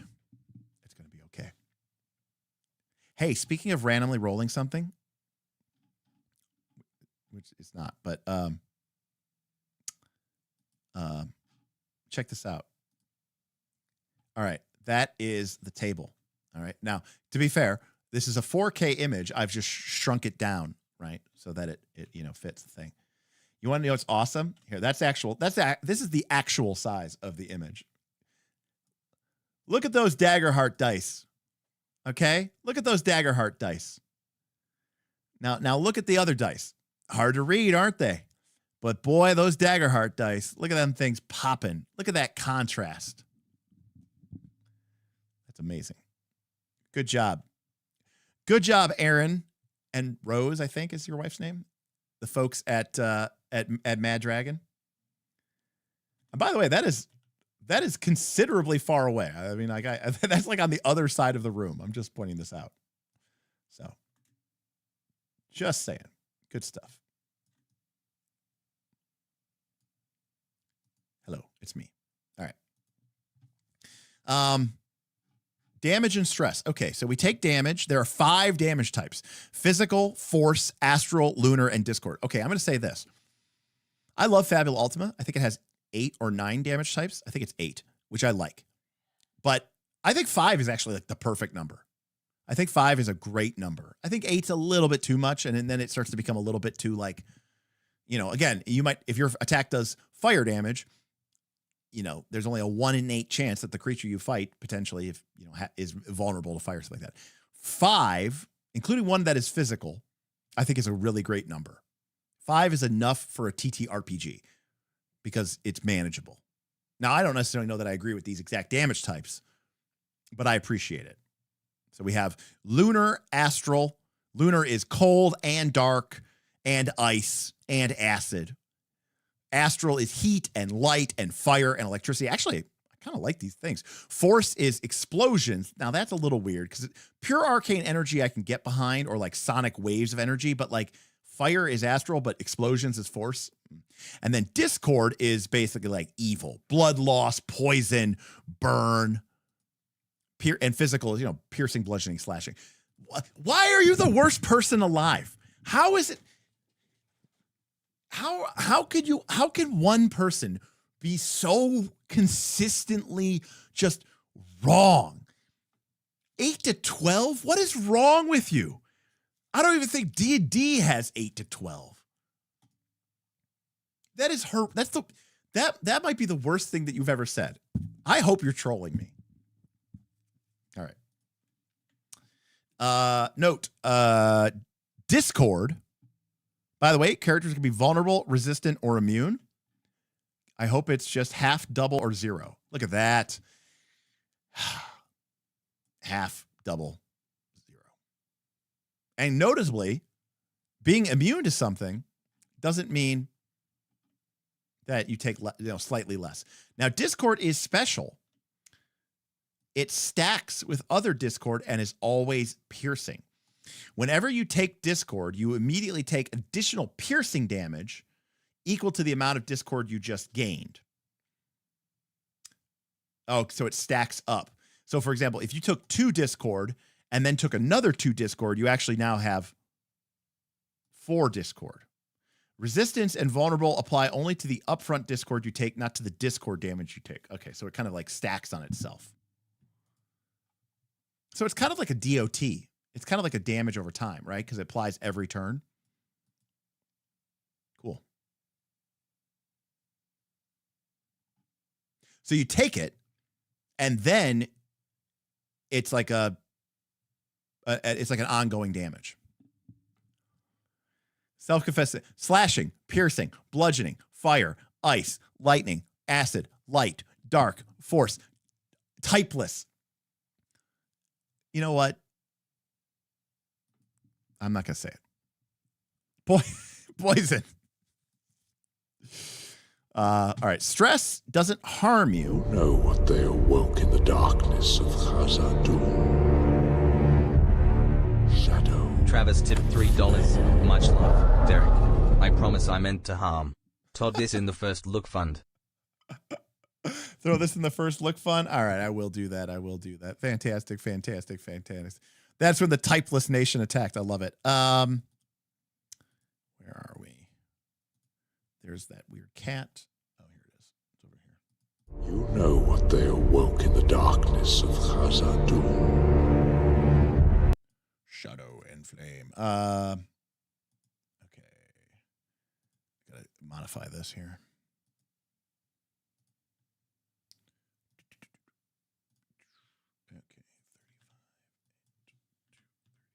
All right. Cool.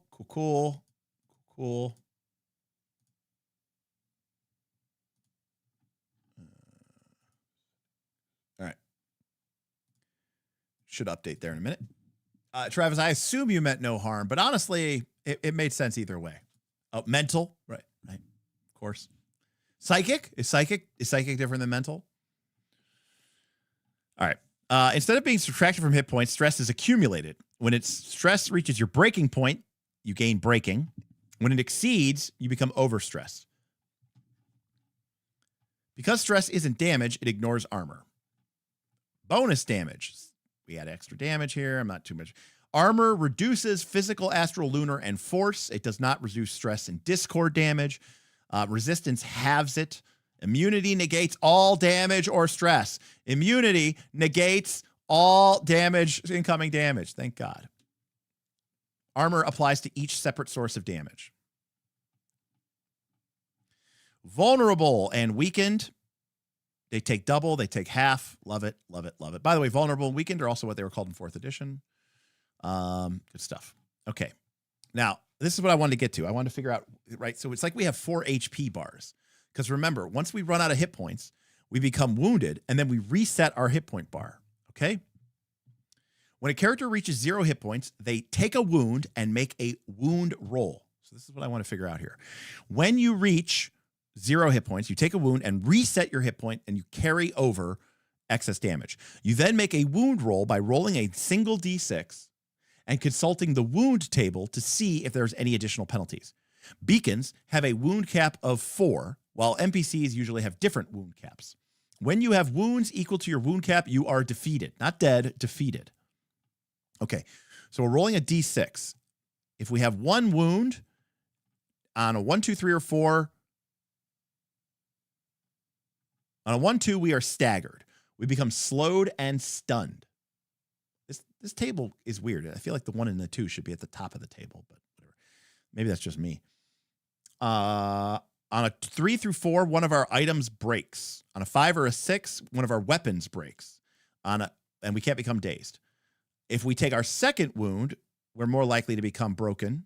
But we could also potentially lose. We're dazed, which if it's in 4th edition means you basically only get a main action. You don't get a move and a minor. I'm assuming that does the same thing. And then if we roll a Oh, 6 is the good one. Wait, what? We want to be dazed. Unless I don't know what slowed and stunned means. All right. This table's very confusing to me. Oh, it is very confusing. We add up our wounds, but this is based on how many wounds we have left. So even though our character sheet builds up wounds, once we take the first wound, we have 3 wounds left. So we're actually rolling on this first column. That is horribly designed, and they should definitely fix that. So this column is the better column because you're more likely to become dazed, which just means you can still take your action. You just can't take the full action. Whereas if you roll a staggered, you basically, I don't think, can do anything. Yeah, we're counting up and down. Correct. It's very weird. So we gain a wound, and then on our character sheet, by the way, right, on our character sheet, we're tracking it by marking an X here. And then we're like, oh, we have 3 wound slots remaining. So that means we're rolling on the first column. It's a little, that's a little weird. Ludo says this table tripped us up many times. I believe it. Okay. So basically, if you get a 4th wound, you're out. But as you accumulate wounds, you kind of potentially get damaged and suffer. You might lose a turn or something like that. Now, what about stress? Once you go over your stress cap, you gain an overstress. You reset your stress and do the same thing. If you get to your overstress limit, you are defeated. So stress is same. You could become dazed. You can lose one of your techniques. You can lose mana, or you could become exposed, which makes you vulnerable and weakened. You do half damage, and everything does double damage to you. That's what vulnerable and weakened is, assuming it's 4th edition coded. So being overstressed isn't as bad, potentially, maybe. I mean, dazed is the same.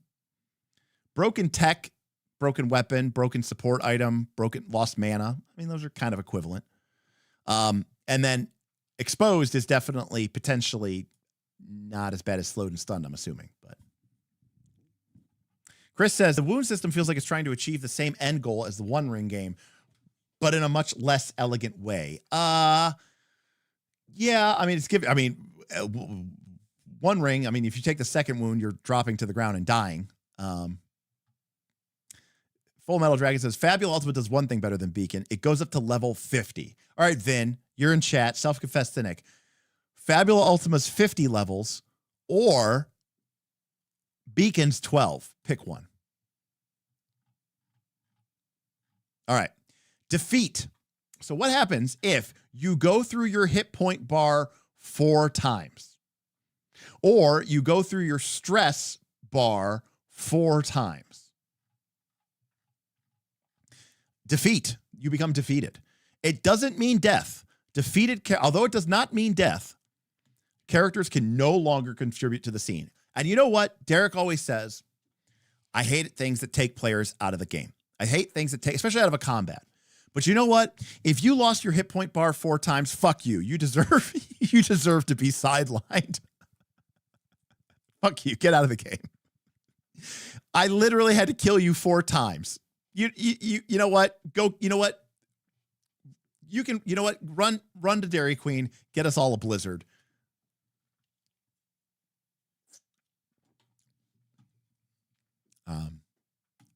We'll be back when you get back. Basically, when you're defeated, everything goes away. You can narrate it. You might be knocked out. NPCs are usually killed. So can you like not die?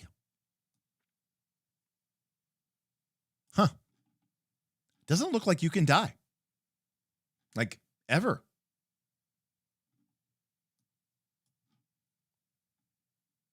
Interesting.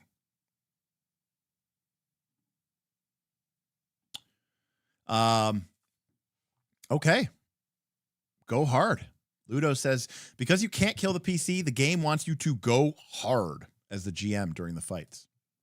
By the way, Vin says, I think 20 is better than 12, which is better than 50, which is better than 10. So 10 is the worst. Got it. There are 2 types of rest, short and long. Short is patch ups after a fight. Long is more restorative. You can't declare you're resting unless you're short. Short rests you can spend recoveries it's just like a 4th edition. You can spend recoveries to replenish your resources.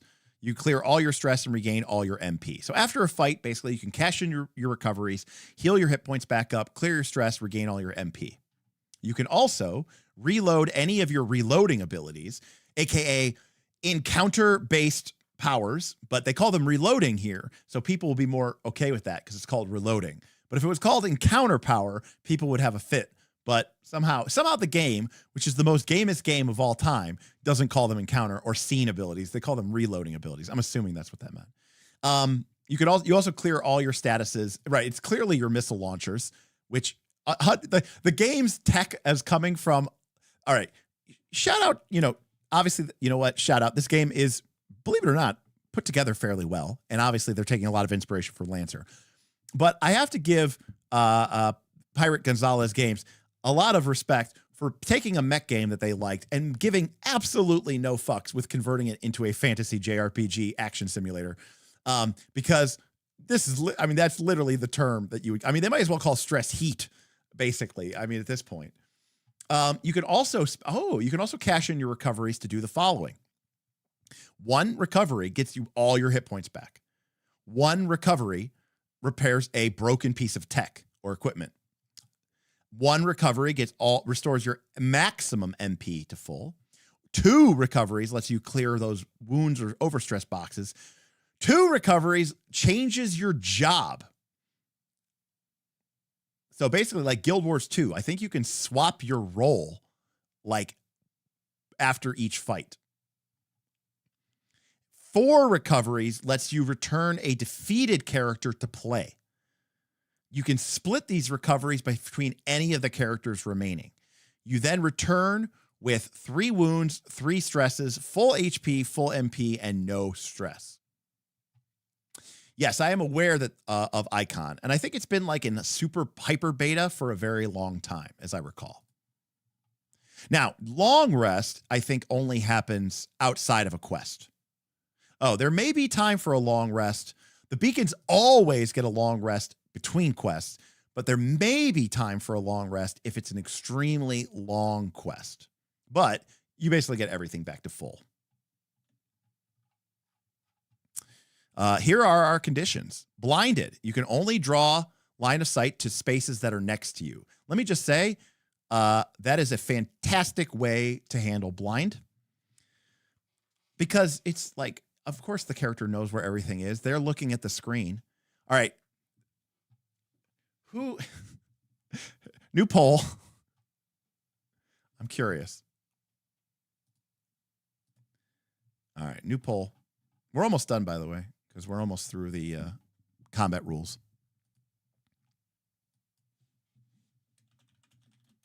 Have you ever, for serious, not just as a lol, made a tokens player vision 0 when they were blinded on a VTT?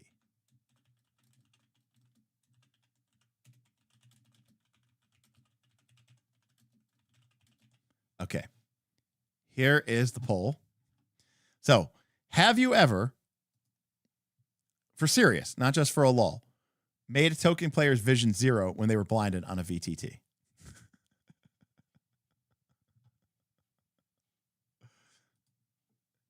In other words, that character, that player sitting at home would only see their token and the rest of the screen would just be black.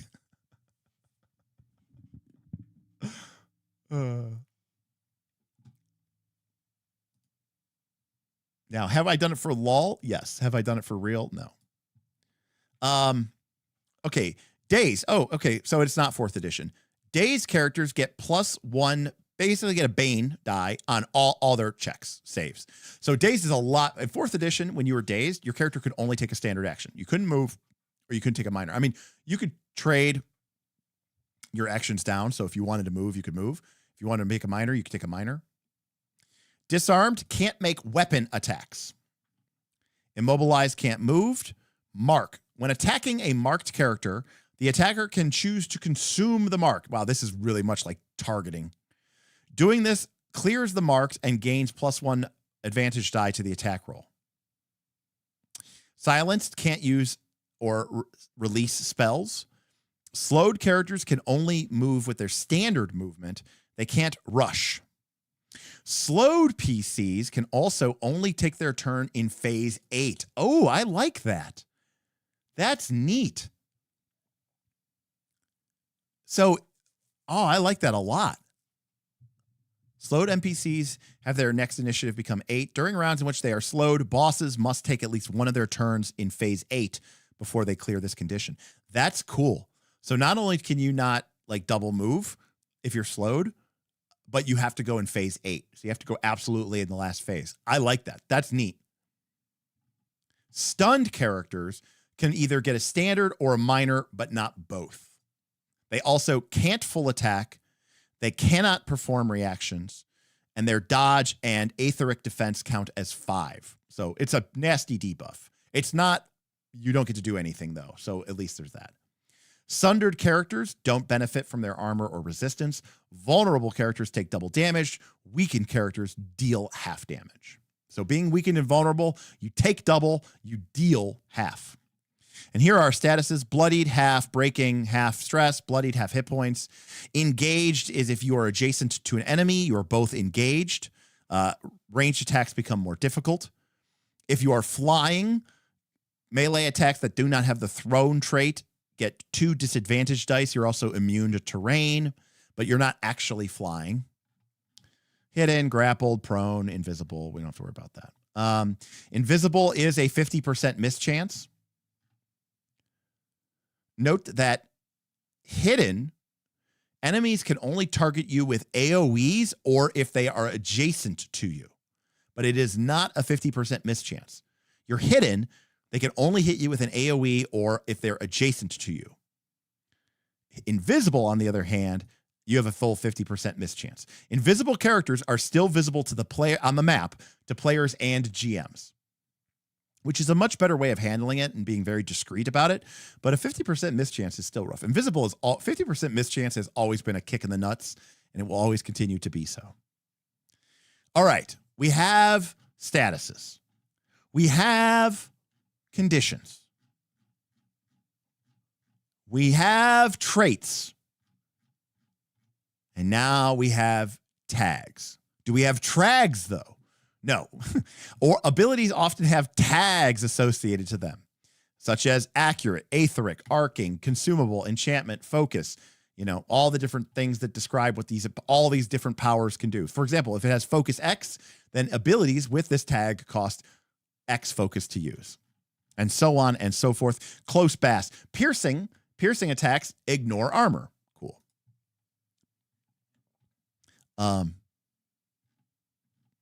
Push, pull, range, reliable, reloading, slow, can only be activated during phase 7. Yada, yada, yada. Take care, Ludo. All right, more hyper anime art. All right, so an ability's color is determined by its source. Is it weapon, purple weapon, blue spell, brown support item, orange trait, a teal skill, or pink limit break? So we get ancestries. And remember, when we load out for the, when we load out for the adventure, we get to pick one trait. So we don't get all of these traits. We get one of these traits. So we can either choose flight, flock tactics, get the flock out of there,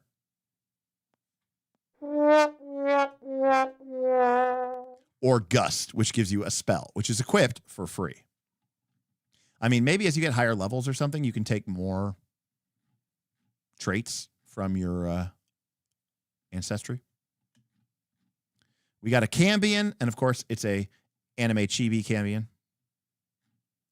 Very 4E coded, by the way. You get Blood Hunter. You get +1 advantage dice on attacks against bloodied characters. By the way, this is the second race, and the second character that has wings.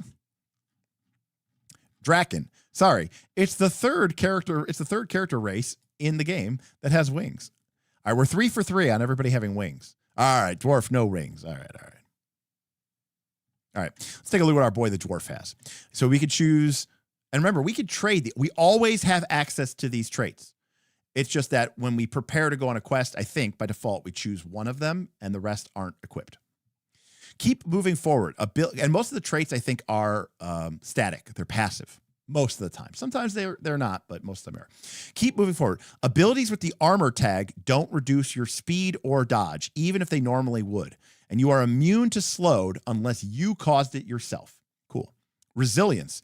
You gain resistance to lunar damage, right? So cold, ice, dark, and you get +1 to say dice to saves on bulk.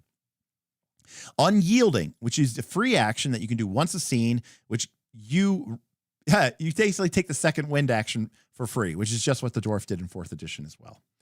And then lastly, sturdy. When you would be moved 1 or more spaces, you would move 1 less space. So just like the dwarf from 4th edition. And if you would be knocked prone, you can make a check. If you succeed at the bulk check, you don't become prone. So this is very 4th edition dwarf coded. Dwarves moved 1 less on forced movement. They didn't get the speed penalty from the armor. And if they would be knocked prone, they got to make a save. And instead they weren't knocked prone. Elemental, cool. Elf, nice. Yeah, look, we've kind of got the Eladrin and the Elf from 4th edition here with Nature Step, Fast Movement, and Face Step. The Gigan, I like that art. The Gnome, I hate that art. The Goblin, you know what? That's pretty cool. I like his armor. I like his shield. He's like cut off his horns or something. Swarm. Your base size is increased to 2. So normally you're size 1. No, you're normally size half. So you're a little guy. So you actually become large. Despite this, you can still benefit from cover from size 1. Additionally, you are resistant to physical. Oh, you become a swarm. You are vulnerable to force damage. You're resistant to physical damage. And each of your recoveries might represent a different goblin in your swarm. Wow, you are literally a gang of goblins. Oh, that's funny. This is also the goblin trait from 4th edition. This is nice. This is fun. It's gamist, but it's fun. I love it. There's our halfling. Got a bunch of different things. Here's our human. Hardy, +3 maximum hit points. Strong saves. You get +1 advantage dice to all saves. Hang in there. Once a scene, you can ignore the effects of a wound or an overstress, although you still take it. That's nice. Adrenaline. Once a scene, you can surge without increasing your surge level. Humans seem pretty sweet. 4th edition did this with humans. They made them, it wasn't just like, oh, they're generic as fuck. No, like they made humans very like driven. Like 4th edition is the only game that I know of in which humans had a distinct racial identity other than just generic human and they get versatility. You know, like every, like Free League, Forbidden Lands, like Dragonbane, like they all get like versatility. They gain a bonus feat. You know, they can use a bunch of skills, you know, things. So like 4th edition is the only game that made humans this kind of like manifest destiny type race. And they gave them like this very like positive vibes, you know, yeah, Dr. Metropolis, right? They are the points of light. They are the ones who are moving on in the dark, you know? I love it. I think that vision of a human, I think is awesome. I love this art, and I love that they took these abilities inspired by 4th edition for sure, and put them in here. Like, I love this hang in there and this adrenaline. That feels very human. Like humans, you know, never give up, never surrender, right? That's a very human aspect. And it gives them a racial identity in a way that they don't otherwise normally have. So we have a lot of races, Machina, orcs, lots of stuff. Okay. Last thing for the night, classes. Classes are a collection of abilities which you unlock over time. Each class has an associated job, which is something that you can choose to equip at the beginning of a quest. Okay, let's break this down. When you gain levels in classes, you will get a suite of abilities which you will always have access to. And you can pick from them. If your job, however, you kind of put on that hat, you know, it's like Guild Wars 2. It's like switching to sword and board or switching to the great-handed weapon. And that is going to give you, in Draw Steel, it's like your, what's it called? Your equipment? What's it called? Your attire? I don't even remember what it's called in Draw Steel. I don't even know where my Draw Steel is. The kits. The kits. Thanks, Thaddeus. Right? You put on your kit, you're now the heavily armored warrior. So job is like, yeah, I've got a bunch of classes that I've taken and I've unlocked a bunch of abilities. But for this quest, this is my one specific job. And that job is going to give me some specific abilities that I can't get any other way. In this book, each class only gets one job, which shares the same name as the class. However, future books, which someone indicated to me is the case, introduced variant jobs. This only has one job for the Paladin, called the Paladin. But a future book may introduce a new job for the Paladin called the Avenger. Okay. In which case, when you reach level 1 in the Paladin class, you could choose to unlock either the Paladin job or the Avenger job, but not both. All right. Each class has 3 ranks. So classes are thematically connected collections of equipment. So it is like a quick kit of equipment, techniques that you can equip for quests, and each is associated with a job. The description of each class includes some optional questions to help flesh out your character, and each class has basically 3 levels, 1, 2, 3. Whenever your beacon levels up, you acquire a new class rank, either starting a new class at level 1 or going up 1 in your current class. You unlock one of a class's associated jobs upon reaching level 1 in that class.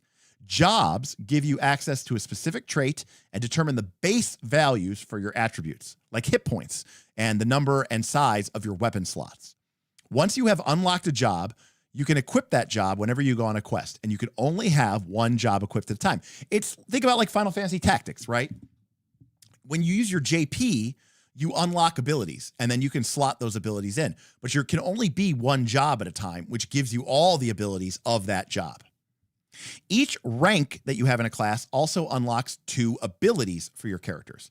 These could be weapons, support items, spells, or skills. Once it's unlocked, you can use it regardless of what job you're in, right?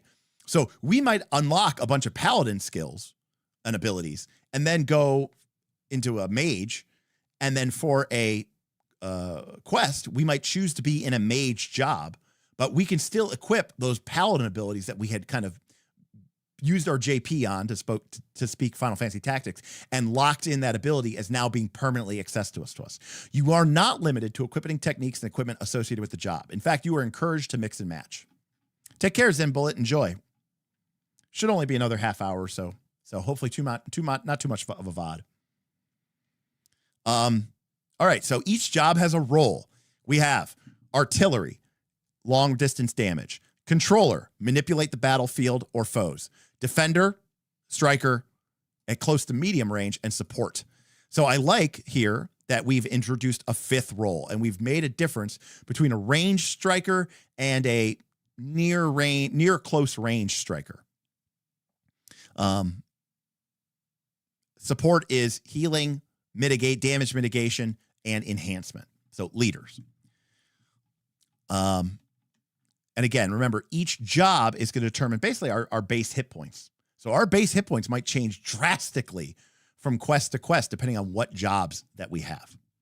All right, so here is the Aegis, which, by the way, is, remember, I wanted to create a Daggerheart class. I wanted to create a Valor Codex class that used energy shields because I loved being a disco priest and WoW. What they awoke in the darkness of Khazad-dûm. Edward tipped $62. Sorry to interrupt again, but I may not be around for the end of the stream. My birthday is coming up, so I'm giving myself the gift of more Derek. Edward, you are a madman. One ring to rule them all. But you have unlocked it. Find them. One ring to bring them all. And in the darkness, find them. I'm going on an adventure! I'm going on an adventure. Edward, thank you so much for your continued support over the last couple of streams.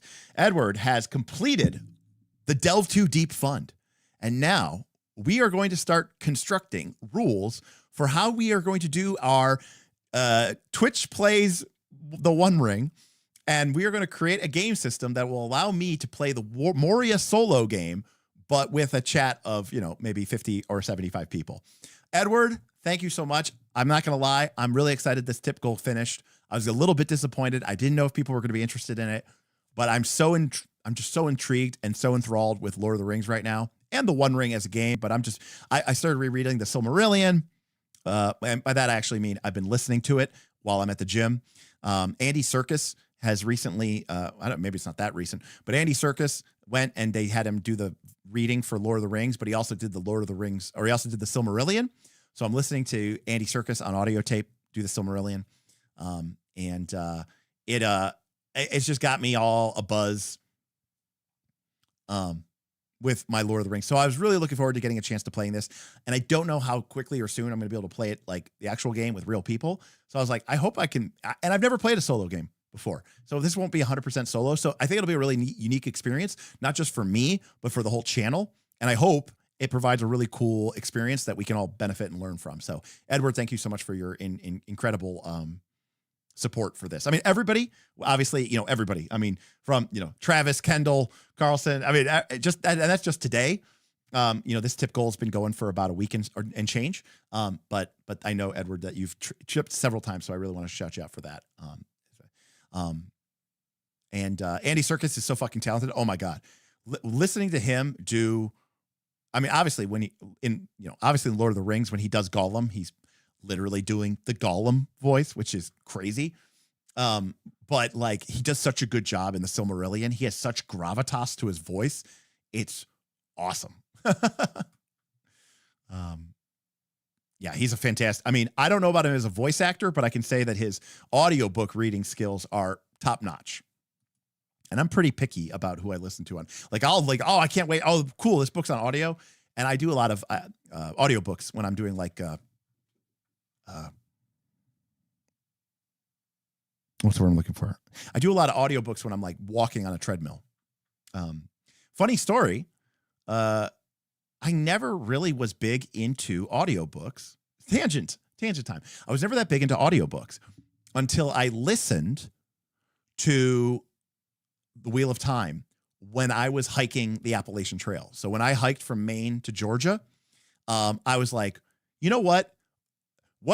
I've wanted to reread Wheel of Time for a long time. It's a pain in the butt. I go, but I'm going to be walking in the woods for the next 6 months. What better time to listen to the Wheel of Time than when I'm walking through the woods. And that was back in 2018.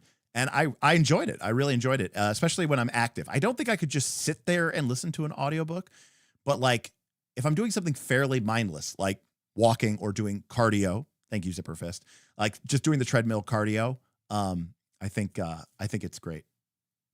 And I've gotten into it. But I'll be really excited about a book coming out, and then I'll listen to it for 5 minutes, and I'll be like, I can't listen to it. Like the audio, the voice actor is not good. All right, so this is exactly what I want to make in Daggerheart. It is a defense-oriented spellcaster, adept with protective magic. Agassiz put up barriers and shields to protect friends and block out foes. Let me just say something really quick. I absolutely love that fantasy. I'm not usually big into like build fantasies, and I would never want to like build it. I don't really care about that. But I love the idea of like managing ablative magical barriers around people. I think it's so fun. And again, I am fully biased by this because I loved playing a disciplined priest in WoW, and it was so much fun. So this determines all of our base attributes. So it determines our scope, which is basically our how far away can we affect things. Right. Well, for example, Cinnabos, when we were going to make it for Daggerheart, it was going to be called the Abjurer, and it was going to be called the Abjurer, and it was going to be a Codex plus Valor class.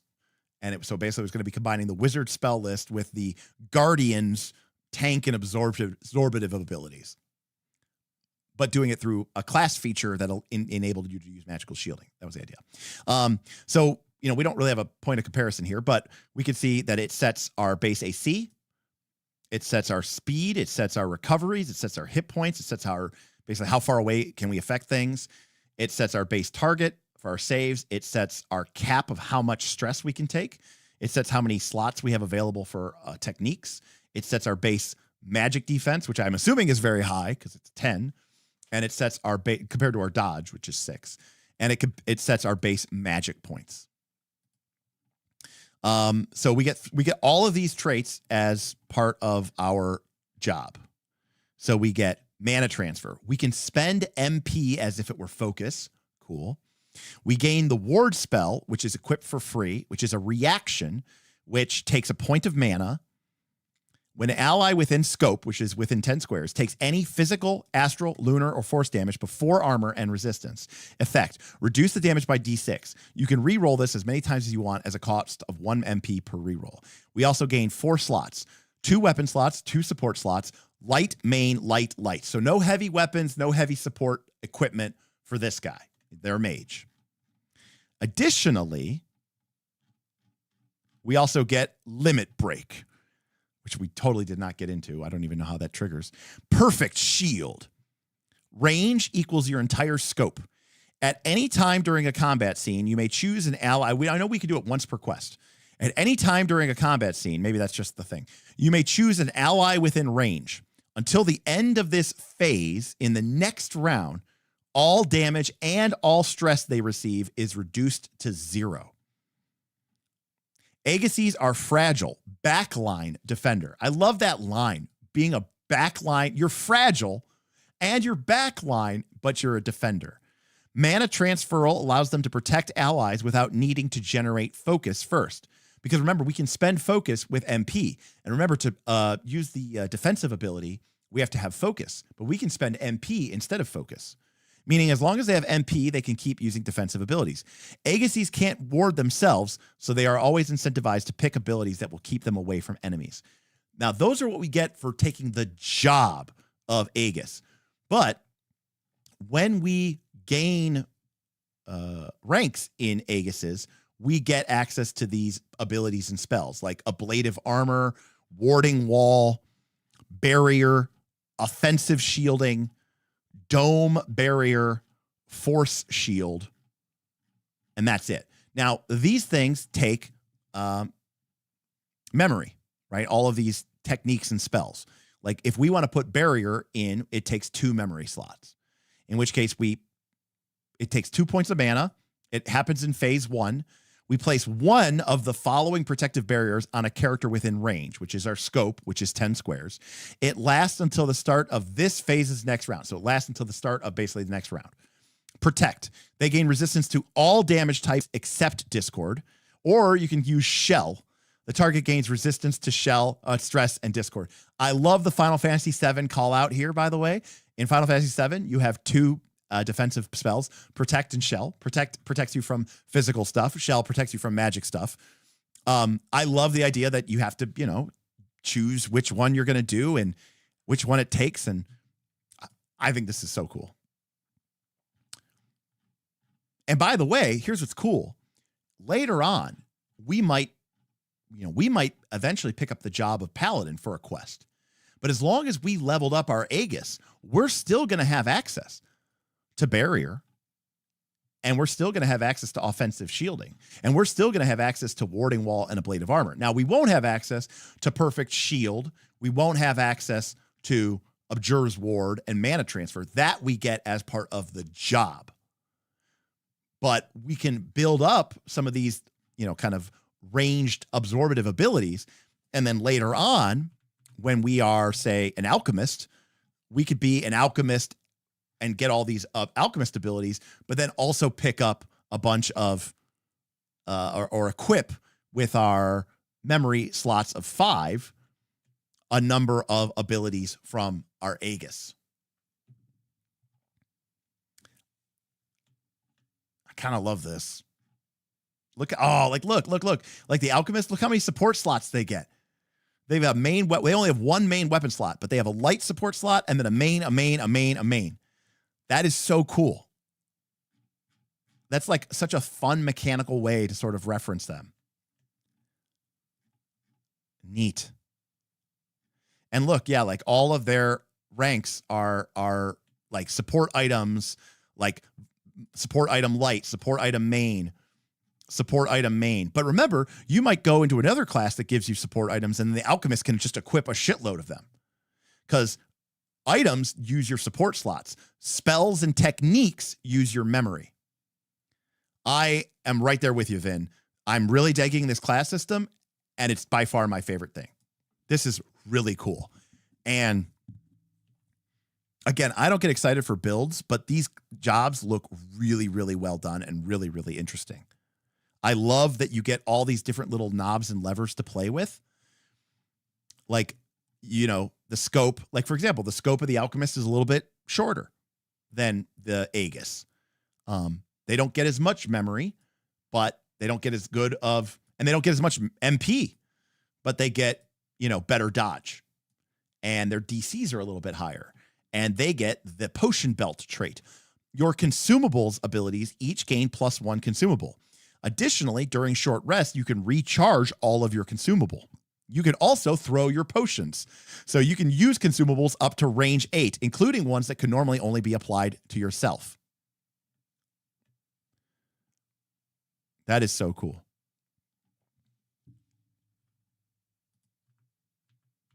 Zada, welcome. I never get to catch a stream live before. Welcome, Zada. How fortuitous is it that this is Fort Beacon? I just finished a 10-session campaign in this system like 2 weeks ago. Zada, I'm digging this. I think this is really cool. Again, I do think it's a little weird and awkward how we switch from narrative. But can I be honest with you guys with something? I love the idea that you can't die in this game, because that's just not what JRPGs do. If you die, you reload. But realistically, in a TTRPG, we're never going to reload. So instead, this game makes an assumption. It makes an assumption that when you go into a mission, a quest, that quest might fail reasonably. Like the players might, you know, the GM is there. I might give you a fight that is literally 60-40. Maybe it's 50-50. And it really is going to rely on your skill, your talent, your strategy, your tactics, and maybe even, yes, a good amount of luck.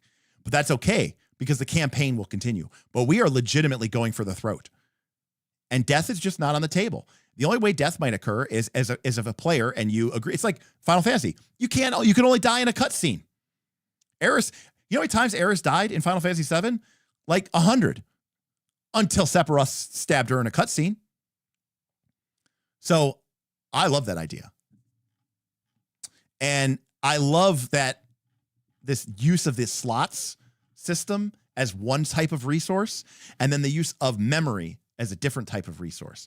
I love the different levels and how we can show nuance between characters by this character not really having that many weapon slots, but having a bunch of support slots, especially compared to the Aegis that we were just looking at. So here's another one. Here's the Arsenal. They are a striker. They are a striker. That's melee, close range, or like near close range. Walking armories of weapons. Arsenals can summon new weapons at a moment's notice, surrounding themselves with a nimbus of steel. So this reminds me of that character from that anime that I mentioned that one time. The girl from Fairy Tale, the one that can just like summon weapons or something. They can infuse their weapons with mana, creating bonds between themselves and their weapons. Their weapons can fly all over the place. They are difficult to fight against. They can feel like you're fighting an entire squad. Like, look at this trait. You gain Armiger. You gain the Phantom Armory weapon, which is equipped for free. Basically, you can, once around, you can basically completely swap out your weapon. It could be a Magitech Reliable 2, range 5, reach 6 force weapon, or it could be an artifact range 10 D6 astral weapon, or it could be a bladed accurate reach D6 +1 physical. Yeah, this is hard ditching simulation, Travis. I haven't seen anything in this game that is even an ounce of simulation. It's like this game goes from full gamist narrative to full emulationist gamist between the different modes. Urza Scarlet. She's been, again, I didn't watch the show. It was just on all the time while my roommate was watching it while he was living with me during COVID. I didn't see much of the show, but I will say she was my favorite.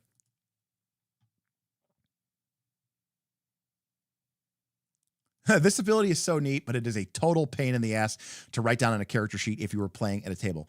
So here's what I would do. Choose one of the listed profiles and any size for the weapon. It lasts. So at my table, Rems, I would just have a deck of cards that had each of the weapons. I would also probably totally print out a cool piece of art for each one. And then basically at the start of the round, I would just switch, go through the deck of cards. Okay, this is my Magitech. Swap, swap, swap. Okay, this is my club, my massive overbearing Warhammer. Swap, swap, swap. Here's my Magitech pistol, right? That's how I would do that. For this, for sure. Oh, this is 100%. Remember, because this is literally Daggerheart. You're building out as you build up all these abilities. They're all in your vault. And then every quest, you have to pick your loadout. But what I love about this is that's what everybody does. It's not just a wizard thing.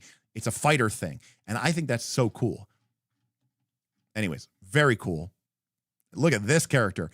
They have 3 weapon slots, a main, and a heavy. Here is their limit break. Cycle weapons. You repair all of your destroyed weapons. You reload all of your reloading weapons, and you regain all of your phantom armory profiles. You may also make an attack with every weapon you have, including any ones that are slow. And you get to do this in phase 5. Normally, you can only do this in phase 7. Arsenals combine a nearly limitless number of weapons to their souls, but manifesting them causes strain. The more weapons an arsenal summons, the greater the strains. To get around this, skilled arsenals rapidly switch between weapons, dismissing one as soon as the attack is finished, using the momentum to summon a new one and flow into the next attack. Arsenals can customize their playstyle through their equipped weaponry. Their weapon slots, phantom armory, and flex weapon allow them to equip more weapons than any other class. Arsenals usually seek out interesting weapons from other classes and a handful of passive skills to support their intended strategy. By the way, rank 1, so those are all the job abilities. But then we also get these abilities which we can then lock in. Here is one that, for example, we can equip, the Gunblade. Anyone can fuse a gun and a sword together, but making it functional and useful is an art form. Shout out to the Gunblade. By the way, you get this at level 1. They did their math,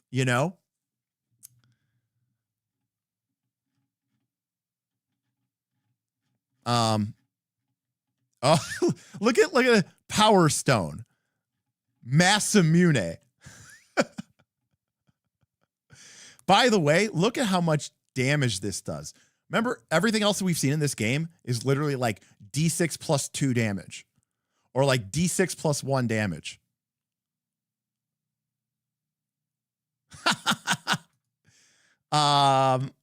Whenever you roll a 1 on the damage die while attacking with this weapon, take 1 stress and roll it again.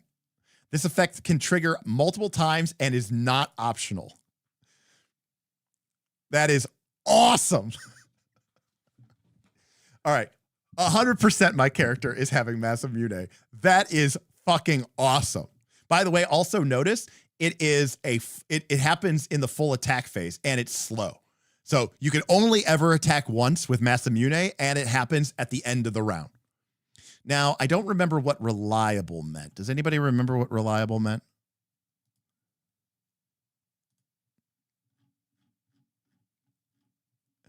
Okay, reliable. Abilities with this tag always deal at least X damage, even if it would miss or deal less than X damage. Reliable damage inherits the ability's damage type and tags, but reliable damage does not count as a hit and doesn't trigger anything that would need to hit. That means that even if you miss with this attack, you deal 6 damage. So if you miss with Massamune, you do 6 damage. which is which is like more than everything else that basically does on a full hit. Yeah, basically, even on a miss, it deals as much damage as most weapons do on a hit. Yeah. That's awesome. But again, the class isn't only just weapons. It also has like Disarming Strike, which, takes up 2 slots of memory. How much memory did the Armiger get? I'm assuming they don't have that much. Maybe they do. I don't know. They have a lot of slots. Oh, 5 armor. 5 memory's not bad. I mean, obviously it's no 7 or 8, but still pretty good. We got an Assassin, a Striker. Ooh, look at them. 11 dodge, 7 aetheric defense. No mana. Good memory. Decent, but man, look at that dodge and speed. Pretty good mix of weapons. Slots. We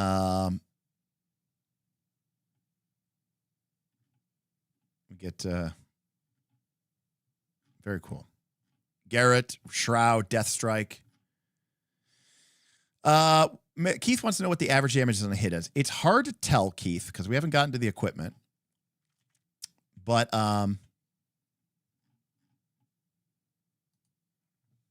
here is the basic weapons. So like a rapier does 2 points of damage. A sword does 1d6 plus 1. A whip does 1d3. A maul does do 3d6, but it is inaccurate, which means that you get a penalty d6 when you attack, I believe.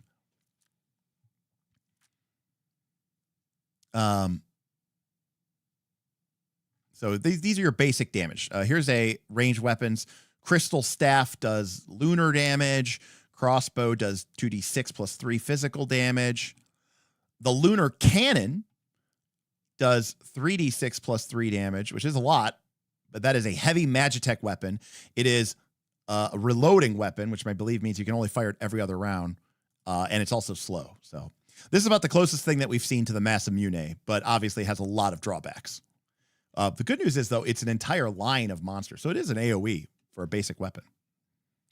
And here's some of the support gear, like armor, caltrops, battering ram, aquatic gear, mana potion, poison. By the way, these are the consumable things that the alchemist can really do well equipped to. Resistance potions, healing potions, a shield, explosive materials, tower shields, thieves' tools, smoke charges, sun rods, stone skin potions. And then these are basic techniques, which I'm led to believe everyone can take at any time. Is that how I'm supposed to read this? Like, these are always available for people to take? Is that how I'm supposed to understand basic techniques? I mean, there's not that many of them, but like, right, everybody can take endurance. Now, it looks like maybe you can only take it once. You can't equip it multiple times. Is that what I'm assuming that's what unique means? But it basically gives you 2 HP, but it takes 1 memory slot. But everybody always has access to that. So even at level 1, you have a fair amount of customization that you can do to your character. Actually, a fair amount at all. I have never been so interested to go into these classes. Like, look at like our assassin. They have 8 hit points and 3 recovery. Our Aegis had 6 hit points and 3 recovery. The Berserker has 16 hit points and 6 recovery. That is almost triple what the Aegis had. That's really nice. But they get 1 MP, and they only have 4 memory. But they can recover from their wounds really well, which makes sense. You can basically go full reckless. You can go full relentless, and you get a halfway decent amount of slots. So the Berserker seems pretty simple.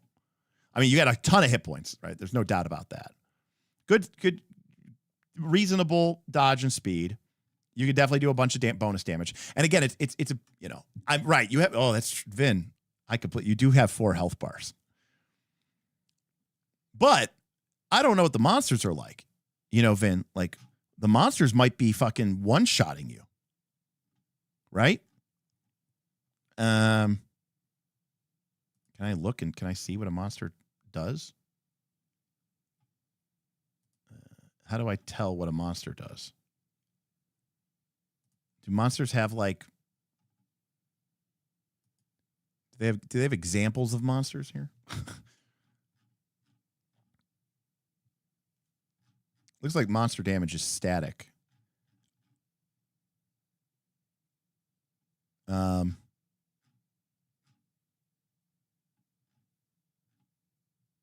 Okay, here we go. Electric Whip. It does 4, 5, or 6 damage.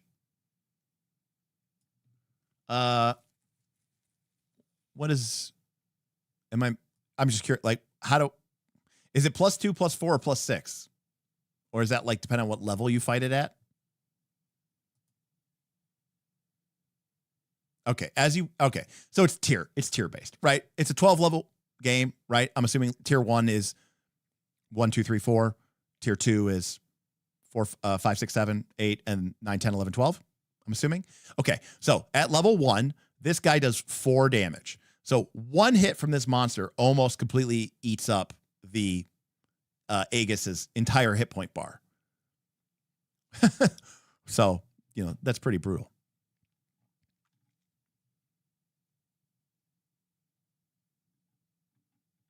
All right.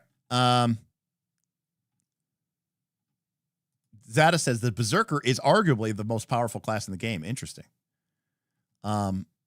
Zada also says, one of the best things about this system, though, is how customizable the jobs are. For flavor, one of my players played the Arsenal. He was a literal swarm of bugs in a coat forming weapons from them. So what Zada is describing is the biggest advantage, which I think some people fail to understand, of mechanical first gaming. When the game is mechanics first, and we don't care about the fiction because we're never going to be able to use the fiction to bullshit our way into breaking the game. Now, I understand some people really want to they want to break the game. That's why they play RPGs. They play RPGs so they can come up with crazy, zonky abilities that bypass the game and to win the game. Understood. But one of the fun things about mechanics first gaming is that because the fiction doesn't matter, you can kind of say whatever you want, and it doesn't matter because you're not going to be able to use that for an exploit. Like, there's so many times in games where it's like, you want to tell a player, yeah, that's a really cool idea, and we should allow you to do that, but you're like, but you're going to figure out some way to break the game, and it's going to be a real problem, So I appreciate that about fiction first gaming. So I do want to go back to this Berserker since apparently it's OP. So the stats look good. Obviously, a lot of hit points. We can't argue with that. Now, I probably wouldn't have had a good respect for this, but this lets us do an additional D6 damage. And again, everyone will get a bonus to hit us, but an additional D6 damage is a fair amount in this game, right? For sure. And then once around, if you critically hit, you can make an additional attack. So potentially making 2 attacks for free. And this doesn't cost us anything. And then our limit break, Primal Strike. When you hit with a melee attack, you can activate this limit break. All of the attack's damage dice, including bonus dice and extra sources, are treated as if it was maximum. By the way, you can also get this from our Drive-Thru RPG link. It's in the description below. It's $25. And if you get it through our Drive-Thru RPG link, Knights Last Call gets like $1 kickback. So if you do want to pick it up, also, my understanding before you do pick it up, although you may still want to pick it up, somebody told me that they are doing a Kickstarter soon. Is that right? Are they doing a new Kickstarter, or they're like doing a expanded Kickstarter, or maybe they're doing a new release? Got it. The player information is all free on itch. So if you do want to pick it up on Drive-Thru RPG and use our affiliate link, that'd be awesome. It's $25. That gives you an extra 200 pages of all the GM stuff. Berserkers are extremely dangerous when they critically hit and can lean into this aspect of their playstyle by finding abilities that make them more likely to achieve this. such as things that increase their bonus to hit, or that do more things when they do critically hit. So basically, they are crit fishers. That's cool. So let's take a look at some ability. We can pick up a charge technique, or skill, whatever. So it happens during 7. It's 2 memory. It takes a point of stress. You move up to your speed in a straight line. As long as you move at least 3 spaces, you can fight or shove as a free action at the end of your movement. So basically, we can move. It's basically sudden. What is it? Sudden charge from Pathfinder 2. Armor is DR. Limit breaks are once per quest, which sound like they might be once per session. So maybe once a session. Yeah, armor is DR. It goes from 1 VIN to 4. I think I read is arm. I think the maximum armor rating you can have is 4. And again, this is not magical equipment. This is basic equipment. If we look at the support item, heavy armor gives you +3 to your armor, -1 speed, and -1 dodge. Light armor is just +1 armor, and medium armor is +2. And basically, they're all support items. Light armor takes a light slot, medium armor takes a main slot, and heavy armor takes a heavy slot. Why they didn't call that medium slot, I don't know why, but so on base, that's what you're probably going to be working with. So like your Berserker, could pick up. Does he have a heavy support slot? No, your Berserker can't wear medium or heavy armor. At least that's written. I mean, there might be other ways to gain support slots. I don't know, but if you are in the Berserker job, you can't do that. Whenever you defeat an enemy or give them a wound, you gain temporary hit points equal to your grit +2, or half your level +2.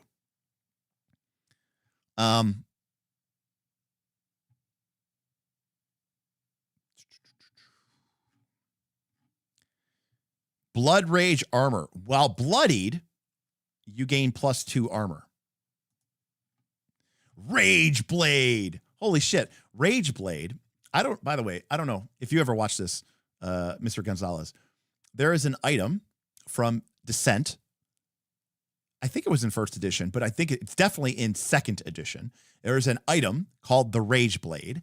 It is a really awesome item from Descent. It's a very powerful magic item.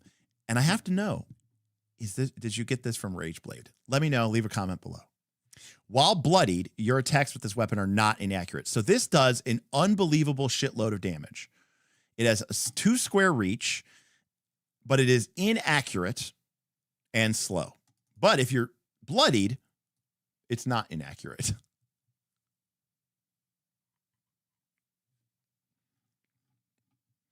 Correct, Zada. So what I described to sudden charge in PF2 basically lets you move twice and attack. You know what? We're already crit fishing. Let's do bonus damage on crits. And remember, in this game, you crit on a 20 or higher. Right? Regardless, question mark, of the monster's defense. Is that right? Chronomancer. Here's a controller. Okay, here we go. They get a very high DC, the highest DC we've seen so far. A very good balance between dodge and defense, aetheric defense. Fair amount of memory.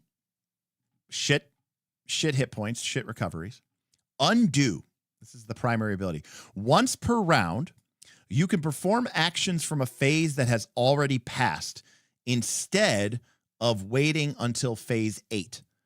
You take 1 stress for every phase that has passed. For example, you could defend in phase 5 and would take 4 stress. I have no idea how powerful that would be because I have no concept of how the game would function. I have to imagine there's some way that you can break that. You also get the Pluck the Threads of Time trait. Oh, it's a spell. And you get it for free. Once per round, you have a spell, which is Arcing, takes 1 mana. A character within your scope makes an attack roll, a save, or a check. Could be an ally, or I'm assuming a character is also an enemy, and you can force them to reroll. So basically, it's a debuff or a buff. Correct, says Zeta. A total of 20 or more on your roll after you've applied all your bonuses and penalties is a crit, regardless of their defense. That's very cool.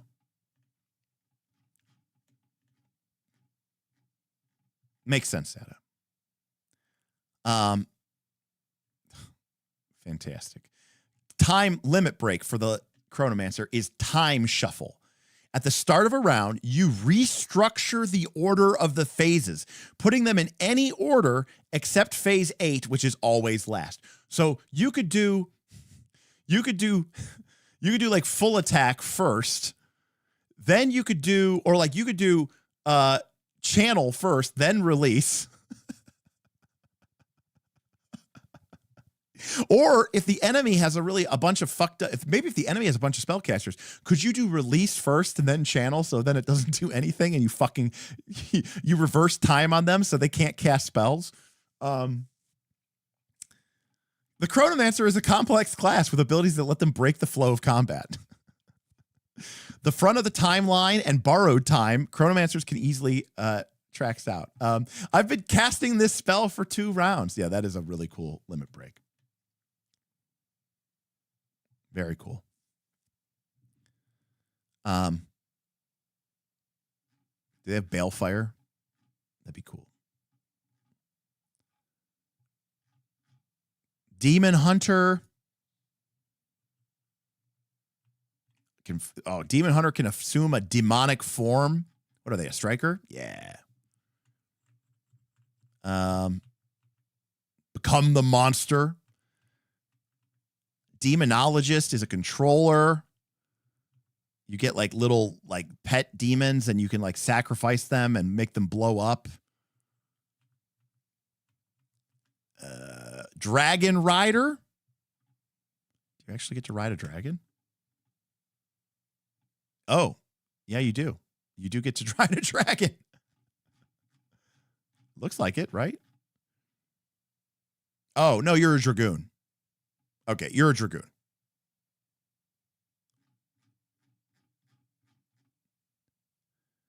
But as a limit break, you can summon your dragon. Okay. Awesome. Fantastic. What is this? 4th edition plus FU? Yeah, it's 4th edition plus FU plus Final Fantasy Tactics. But then the not combat part of the game is D20 PBTA, as far as I can tell. That is how I would describe this game. 4th edition, well, actually, 4th edition plus Lancer plus Fabula Ultima plus Final Fantasy Tactics in combat. Outside of combat, it is D20-based PBTA.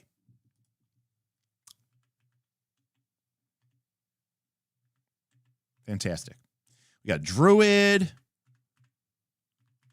Wow. I could have fun going through all of these. I mean, oh my God. I mean, how many classes and characters would you be? The Witch? What's the Witch? A controller?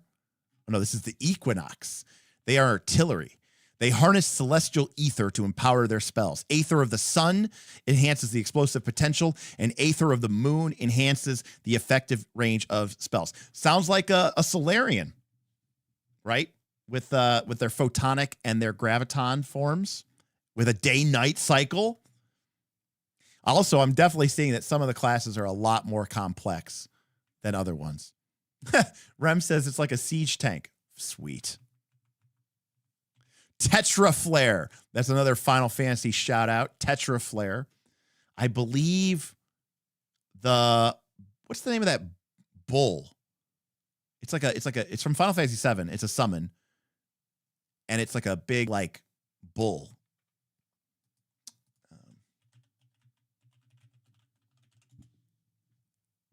Oh no, it's Bahamut Zero.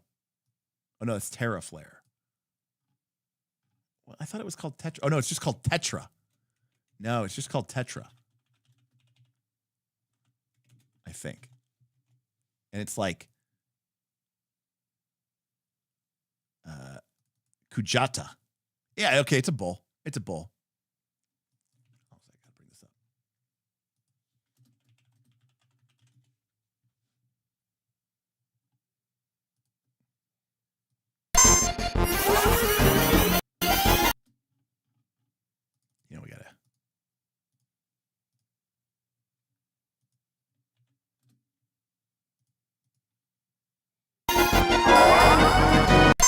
Sorry, it's called Tetra Disaster.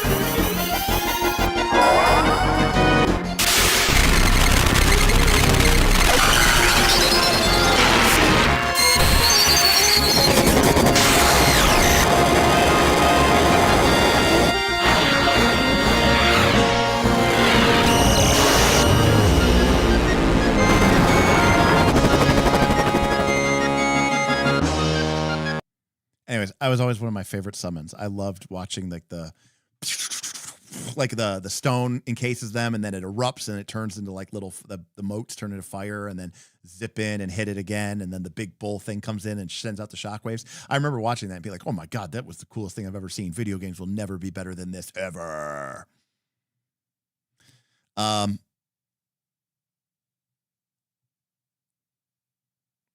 are you already like making builds or something?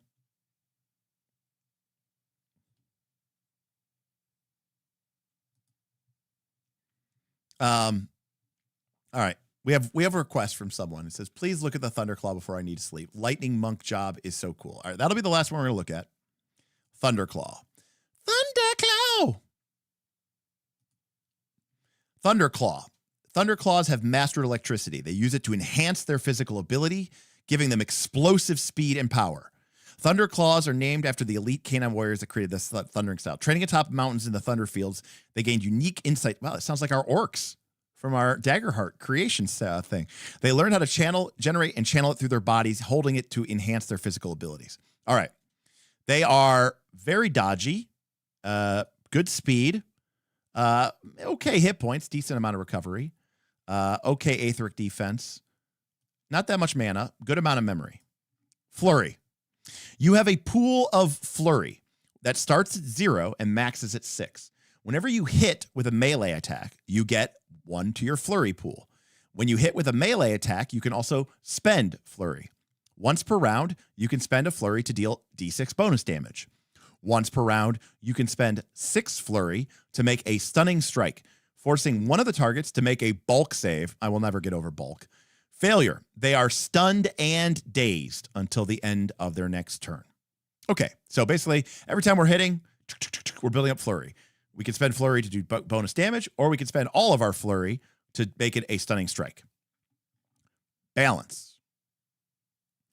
Once during each of your turns, you can convert any amount of flurry into focus, or vice versa. So we can build up our flurry by hitting people and then convert it into focus. And focus, remember, is our sort of tanking resource. Focus lets us intercept for our allies. It lets us make retributive strikes.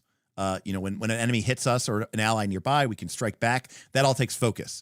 And focus is kind of hard to get. So this lets us attack, build up flurry, and then we can use our flurry and turn it into focus. Fast as lightning. This is a minor action.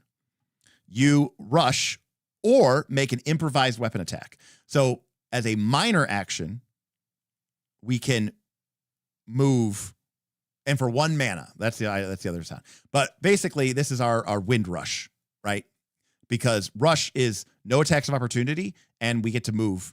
So but it's a minor action. Normally to rush, it's your full action. It takes your whole turn. So, or I guess it's called wind rush or key rush. I don't know what to call it in 5th edition. We have a twin-linked light weapon slot. We have a main weapon slot, and then we have a light and a main support slot. Our limit break is living lightning. We channel lightning directly into our body, pushing past our physical limits, and immediately gain 6 flurry. Until the end of the scene, our fast as lightning trait doesn't cost MP. And if we spend 6 flurry to make a stunning strike, the target automatically fails. So, what do we get for being a living Thunder Claw?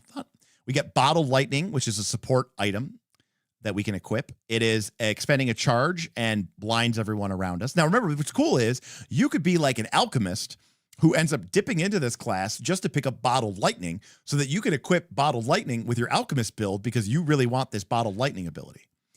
We can also equip a Chakram, which gives us a thrown weapon that is arcing and deals more damage the more it travels.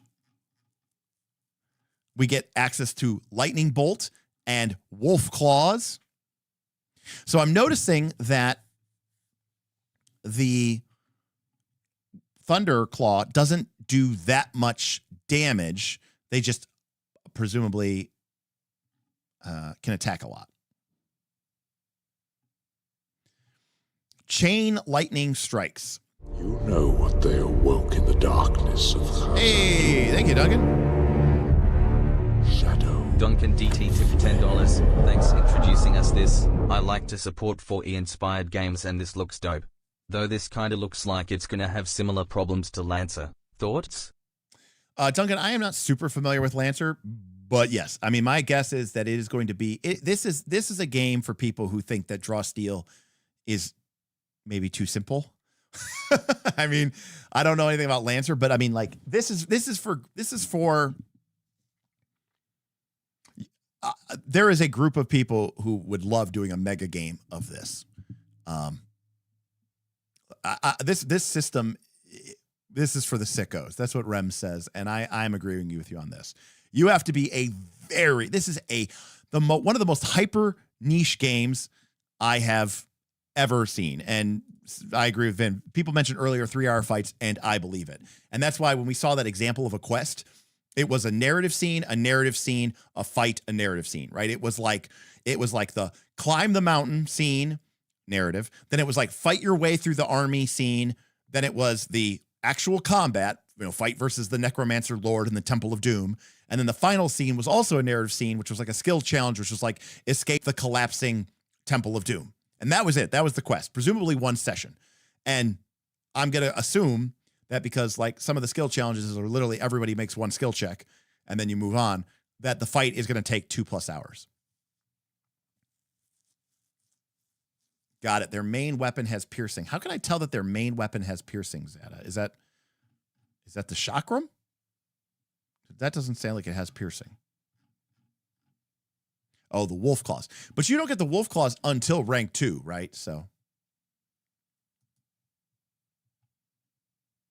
still, them being piercing is nice. I love games where like the damage is low, but they have piercing. And so it's in a weird way. They're not that good against lightly armored targets, but they're really strong against armored targets, which is really, really cool. Zipper Fist. This is probably one of those games, much like I said with Draw Steel.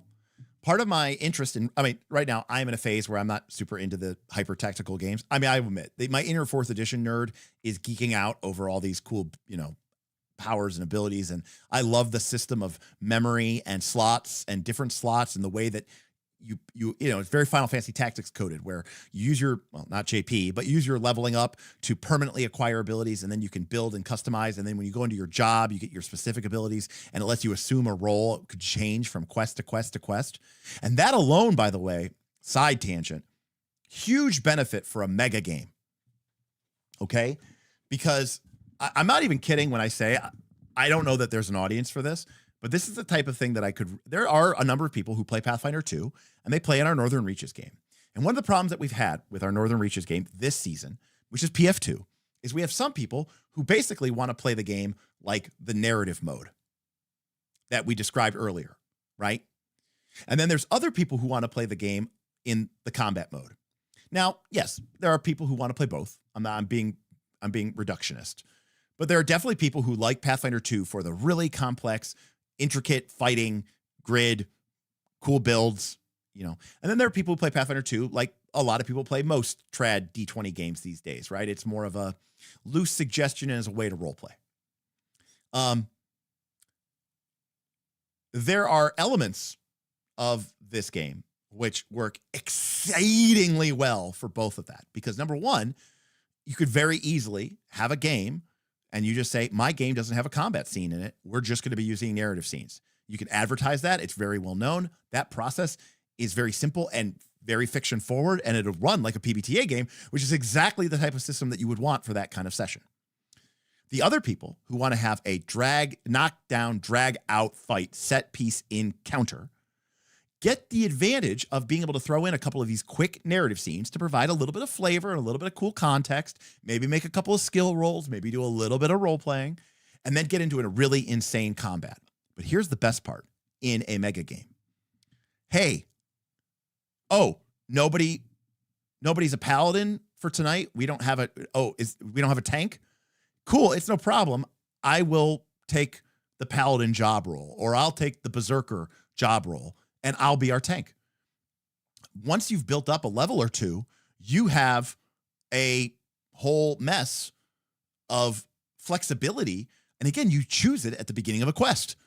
So it essentially allows you to put on a different hat, right? Or a different dress sphere, if you want to use a Final Fantasy X2 term, and fill in whatever role you need to be. And because there's no death, like GMs who are playing that kind of hard mode extreme can just go and crank. And yeah, it's going to take you a couple of hours, but hopefully it has a great Foundry support. I don't know if it does. But what I said about Draw Steel is I'm not necessarily interested in playing that type of game right now, but I would play it if I had access to Codex. Draw Steel is the kind of game where I probably don't want to track all that in person. This kind of game might be a lot easier to play if I was playing it on, a VTT for sure. Yeah. Well, this is awesome. I mean, I don't love, honestly, I don't love that the game is, number one, there's some parts of the game which are just so obviously mech coded. It's even I'm a little bit like, and like treasure chests on the battlefield, which you have to meet. Oh, should I loot the treasure chest or should I keep, should I fight? That's very Gloomhaven coded. But the game is unapologetically what it is about. And it is super hyper tactical. The split between narrative and combat mode is so discreet as to give even someone like me whiplash. But if that serves your need, which is, I just want to have really cool, awesome tactical fights with a really gritty, strategic and tactical combat minis game. But I want to apply a little bit of, narrative PBTA bullshit around it to give that battle some context. This is the game. Again, I have some of the druthers with it, but for the most part, it seems like the game would be very feral, have a lot of really cool abilities that are going to feel really neat. The class, forget all the mix and matching of the classes. The class titles are really compelling. Tidecaller, Aegis, Shadow Dancer, Life Weaver, Hexblade, Dragon Rider, Chronomancer, Arsenal. These are not just fighter, cleric, druid, these are some really interesting and fun and Phoenix. Artillery. Phoenixes conjure fiery destructions from afar, inflicting burns upon their enemies. This is it's very in your face about it, The Rhyme Guard has 1 hit point. It is a defender with 1 hit point. But they use temp HP. So you're living right at the edge. And apparently they can, probably they can keep, you keep regaining your temp HP. Exactly, Vin. So I'm right there with you. The class design is awesome. I mean, I don't know enough about the game to criticize some of the decisions. Maybe something's broken. Maybe something's not broken. But the class design is through the roof. Oh, Zipperfist, this is past the boundary of the stuff I want to track during a game. At least for me. At least during these days. But to be fair, so is Draw Steel. And also, to be fair, so is 4th edition. I don't want to track that otherwise. Someone mentioned about the Lich being a class. It's not a class. It's a talent. Anyone can take Lich. Remember, each level, you gain a class. You also gain a talent. And you can get a new talent or you can keep leveling up your talent. So like Lich. When you take level 1 in Lich, you get Soul Vessel, which is a support item, and you always have it equipped for free. It is a consumable 1. You expend a charge and summon your full Soul Vessel. While it's in play, you gained a reaction called Reformed. you would take damage or stress from another character. It's negated, and you immediately teleport to your soul vessel, which is destroyed. But then you can raise your Lich from soul vessel to demi-Lich.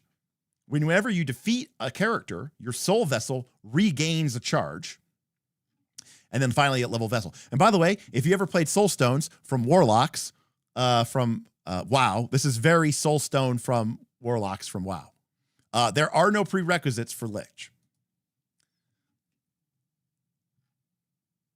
You could be a ley line walker, you could be a magic technician, a savage fighter, but this is all on top of all of your classes, by the way. So this game might have the most build equity that we've ever seen. This might be more than, Shadow of the Weird Wizard, and this might be more than Draw. Draw Steel doesn't even allow you to multiclass. This is like Fabula Ultima multiclassing if the classes were on fucking crack cocaine. Anyways, there's a lot going on here, but I'm going to say this. What is this game about? This game is about incredibly complex, balls to the wall combats with extremely hyper complicated, and I'm going to say it like it is, over the top anime coded classes that allow people to build insane builds that sound absolutely over the top like an anime. Like that is probably the most, is that the most anime coded thing that we've ever seen on this channel? A Berserker Lich who fights with a gunblade. Now, I'm not an anime person, nor am I 15 to 21 years old anymore. So this isn't as cool of a deal for me. But Bob and Tim would be losing their minds right now over a Berserker Lich who fights with a gunblade. Now, this game is absolutely going to ask a lot from your players. Ironically, this game asks a lot from your players in two fashions, because you have this extremely hyper complex build heavy combat game that potentially could take hours. But then you also have a free-flowing narrative game where you're using PBTA and success with a cost and explain how your background and your core identity gives you a bonus to this role. Tell us about your approach to this adversity challenge. So it's actually asking your players to be exceedingly technical, is what I would say. Because I like PBTA, but I actually think PBTA is fairly gamist. The language of PBTA is fairly gamist. And so this game is gamist in the narrative, and it's gamist in the combat to a level and a degree that we've never seen. But this might be the most gamist game we've ever seen. Because it's even gamist in the non-gamist part. Really. Here's your moves, which have been PBTA-ified. Here is your adversity challenge. Here's your skill challenge. These are all game mechanics, gamifications, ways of gamifying the non-combat components of your game. This might be the most gamist game of all time. This might be like a 10. This might be like a 10, maybe a 9, a 9.5 on the game scale. It's like a 0 simulation. And it is like, is there any meta currency? Now, again, you have plot armor. You can't die. But I didn't see any meta currency. I don't know that this game has a narrative mechanic. Did this game have a narrative mechanic? Was there anything that like incentivized you to create a good story? I mean, there was that one thing that said you might fail because it'd be, it'd be good for the story, but that's not really a narrative mechanic. Yeah, it might be like, I'll give it like a 1 or a 2 narrative just because it's like technically, you can't die and all this other stuff. It's like 10 game, 2 narrative, 0 simulation. It is all game, no breaks, right? And if that's what you want, if that's what you're digging for, man, you have to do this. Yeah, I mean, this is awesome. I mean, they call them limit breaks, Yeah, I mean, and it's got a lot of 4th edition coded language correct. It's using the language the way I would want it to be used. They changed up dazed and stunned a little bit, but that's okay. Immunity isn't, partial resistance. They use simple things and yet some things are simple, like resistance, half, vulnerable, half, vulnerable, double. It's, simple. It's easy. It's coded. So does the game do what is the game about something? Yes. Do the mechanics support that? Yes. How does the game reward you?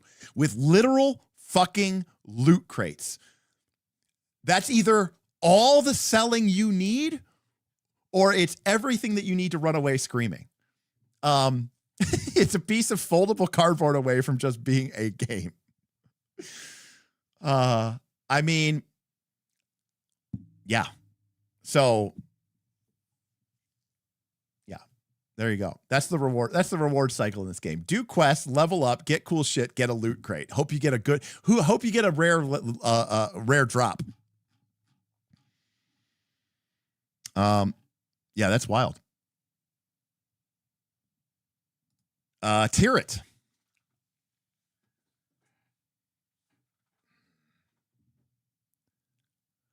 That's a great question. Is there shiny loot?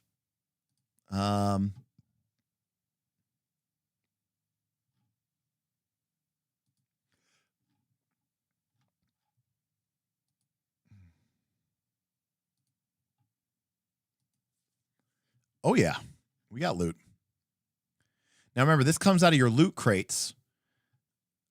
We have. There's a loot crate. Oh, they have a link to a loot crate randomizer. By the way, so we can bring that up. Loot crate randomizer. Maybe they don't. How do I get to the loot crate randomizer? Maybe it doesn't. All right. Well, apparently I can't. So, I mean, apparently there is. So the loot here is listed in alphabetical order, but realize that the GM can either roll randomly or manually pick loot. The tables later in this appendix arrange loot by type and rarity. Okay, so it gives it to you in alphabetical order, but then it also gives it to you in rarity and by type. That is awesome. So let's go. Yeah. Oh yeah. Oh, there's a lot of loot. Holy shit. All right, let's just randomly pick one. Okay, you got a rare Life Drinker's armor. So you have to equip this in your armor slot. It takes up a main slot, not a light, not a heavy. It's a support item. So it goes in your support item. It goes to support item. It's an armor type. You can only have one armor equipped. It goes in a main slot. So not a light slot, not a heavy slot, main slot. Although, by the way, you can put main in a heavy. You can always put lighter things into heavier things. It gives you +1 point of armor, but you gain the drink life reaction. Once per round, when you would take astral or lunar damage, you can spend a mana point and you gain 4 temporary hit points. If you spend an additional mana point, you also give all allies within 5 squares 4 temporary hit points. Right? Cue somebody, targeting their ally with an AoE that also hits them for astral, and they somehow drink it and turn it into an AoE temporary HP buff.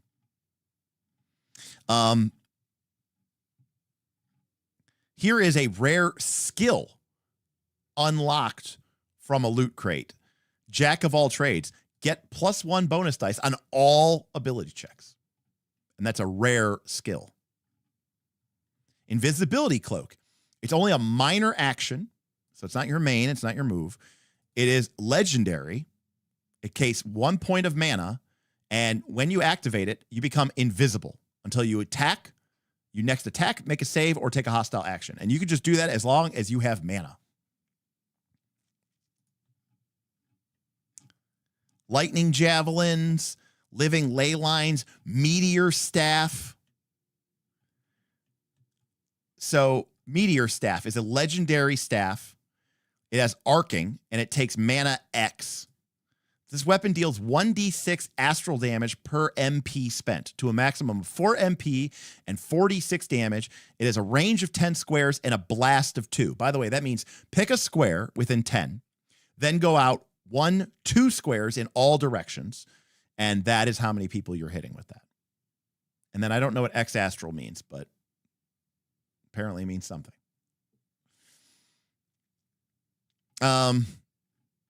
So yes, there is an insane amount of loot here.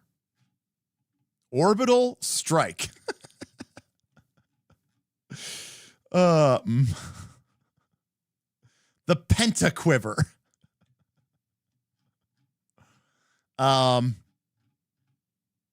Yeah, okay. Grading.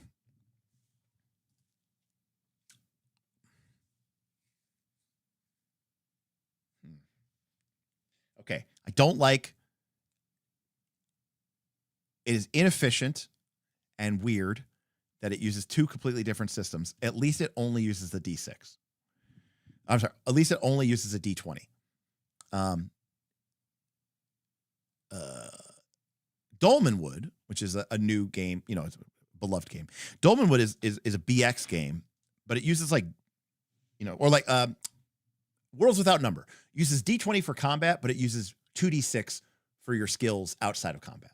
Or 2D6 for skills, but D20 for combat. That's weird. That actually bothers me more than this. Because at least it's basically like, look, you can't die anyways. The narrative scenes are mostly just so that we can roll dice and look cool and maybe determine if there's some like additional complications that might occur for the inevitable one set piece big encounter where you are literally going in and maybe it is even odds. It is 50-50. And then you're going to fight your ass out for 2.5 hours like you're sitting down to play a game of Warhammer. And then win or lose, your characters can't die, but you know that's going to obviously affect how the story progresses. On that level, so I don't like, you know, it's inefficient, but at least it uses the D20, but it works for that. I don't like Bulk. Bulk is a terrible name. Come on. Call it Might. Why isn't it called Might? It should be called Might. It would have been so much cooler called Might. Call him. I need to know this. Why did you call that Bulk? That is the worst. Is English not your first language? It's possible. I don't know where this person's from. You know, maybe they're from Italy. Every game's from Italy nowadays. Bulk, does it mean something different in a different language? I don't know. Bulk is the worst name I've ever heard in my entire life. It doesn't even really mean what it's supposed to mean in this game. But anyways, I got to give it an A. Not an A+. I can't give it the A+. But I honestly thought about, can I give it an A-? No, I can't. It's so unabashedly what it is. And it delivers on that in spades and kind of does it relatively well. I mean, I find this game easier for me to understand than Draw Steel with its edge, Bane's, you know, edge +2, but then it's +0, but then you don't get the tier increase and, you know, gain this heroic resource, spend a surge, but surges do something different. And I don't know. I feel like this game seems more cinematic. Yeah, I don't know. Of the games that we have looked at on this channel, this is definitely the most gamey game. So if that is our category, A. For me, it's A- because of the mechiness. Clashes a bit with the Final Fantasy vibe. Yes, Final Fantasy was never this mechanical. Even Final Fantasy Tactics was never this mechanical, for sure. So I can agree with you on that. But again, his inspiration was Final Fantasy and 4th edition and Lancer. And Lancer is very much like this. And Lancer, in some ways, is inspired by BattleTech. And BattleTech is very like, you know, I've got a missile pod here, and I've got my ammo stored here, and I got to reload the ammo and then track the heat. And BattleTech is very, very fiddly in that way. And even then, most of the people who play BattleTech are playing it online and having a computer do it automatically. But yeah, this was quite an experience. Well, yeah, A. I mean, I wanted to kind of come in here and shit on this thing, and I really can't. And even I'm not a build guy, and I'm kind of like, yeah, I could probably have some fun thinking of some wombo nombo combo builds. And the fact that the GM is kind of gunning for you, and the game is basically setting up, hey, every session is basically set around one big set piece fight. And you have no guarantees that you are going to survive it. I can get behind that. That's pretty cool. So I'm gonna give it an A. So, yeah, I mean, most of my gripes were choices, right? Like Bulk, or the fact that hit points go up, or sorry, hit points go down, but stress goes up, or the weird way that title was, you know, or the weird way that table was like reversed from the way that we did it. Yeah, reload. Come on, we're not all right. I get that you're derived from a mech game, but can we not call it reload? I get it. There's Magitech cannons in the game, crossbows. We do reload those things, I guess, but yeah. So, hey, I want to just say thank you so much to everybody. Cinnabus is not enough damage types. Oh, I love 5 damage types is awesome. That was sweet. Rem's giving us a quick shout out. What is this game about? So this is the GM thing, by the way. Avoid saying no. This is all PBTA stuff, by the way. Ask the players for their intentions, right? Don't just like fuck with them.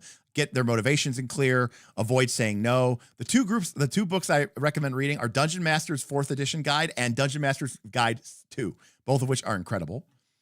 Be a fan of the PCs, ask leading questions, talk to the group, fail forward, borrow ideas liberally.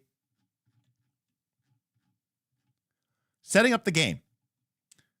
Before you play a game of Beacon, you'll want to figure out what sort of game this is. This isn't about the setting. This isn't about the characters, but about the type of gameplay that you're going to present to the player. So this is not about figuring out your collaborative world build or building your characters. It's about what kind of game are you going to play. High fantasy, action, interesting tactical battles, powerful player characters. It is not good for subterfuge or heist or intrigue or social manipulation or horror or quick battles. This doesn't mean that you can't have moments of subterfuge or interfuge. It can have those, but if those are the main focus of the game, play something else. If the type of game you want to play aligns with Beacon strengths, then your next step will be to sit down with your players for session 0, during which you'll go over the safety tools, set the tone, and design your setting. So it does encourage collaborative setting design. Session 0, building up your hub, lines and veils, tone, X card, designing the setting. What are your Aether Magic? Very fabulous Ultima here, right? Who are your beacons?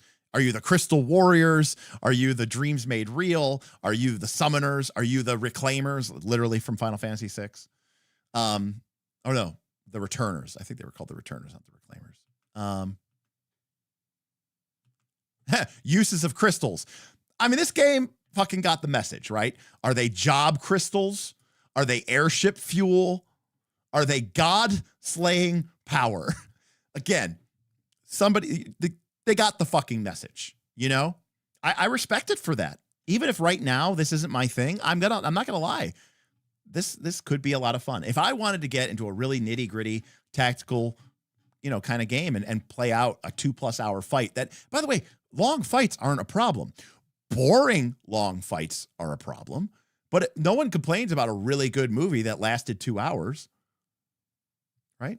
So, keep that in mind. So good shout out.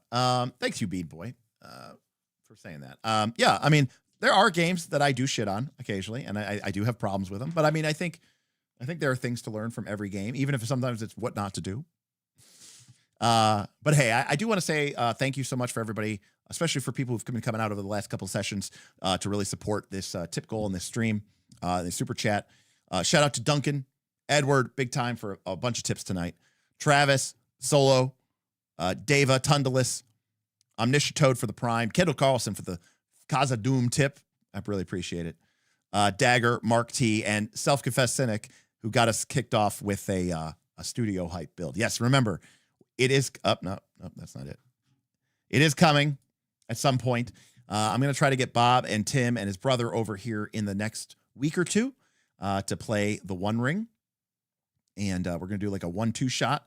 And eventually we're going to try to expand that into a Moria game for me solo. As for what game we're going to end up playing on this table eventually, they awoke in the darkness of Khazad-dûm. Remains to be seen. Shadow. Thaddeus tipped $15 to round out the first look fund. All right, I will officially move that over so that we can have that finished up. Thank you so much, Thaddeus. I really, really appreciate you. Additionally, just want to say that we're coming up on the holiday season, and that means that our mega games are going to be coming to a close here soon. I am going to be potentially looking to do some pretty significant updates to our gaming situation. For those of you who aren't aware, Night to Last Call is all about playing games and playing a lot of different games. So we have games of Daggerheart. We have games of Fabula Ultima. We have games of whatever playing. And I really try to provide resources to my community. We have been using the Forge, and I have found it to be a little bit lackluster.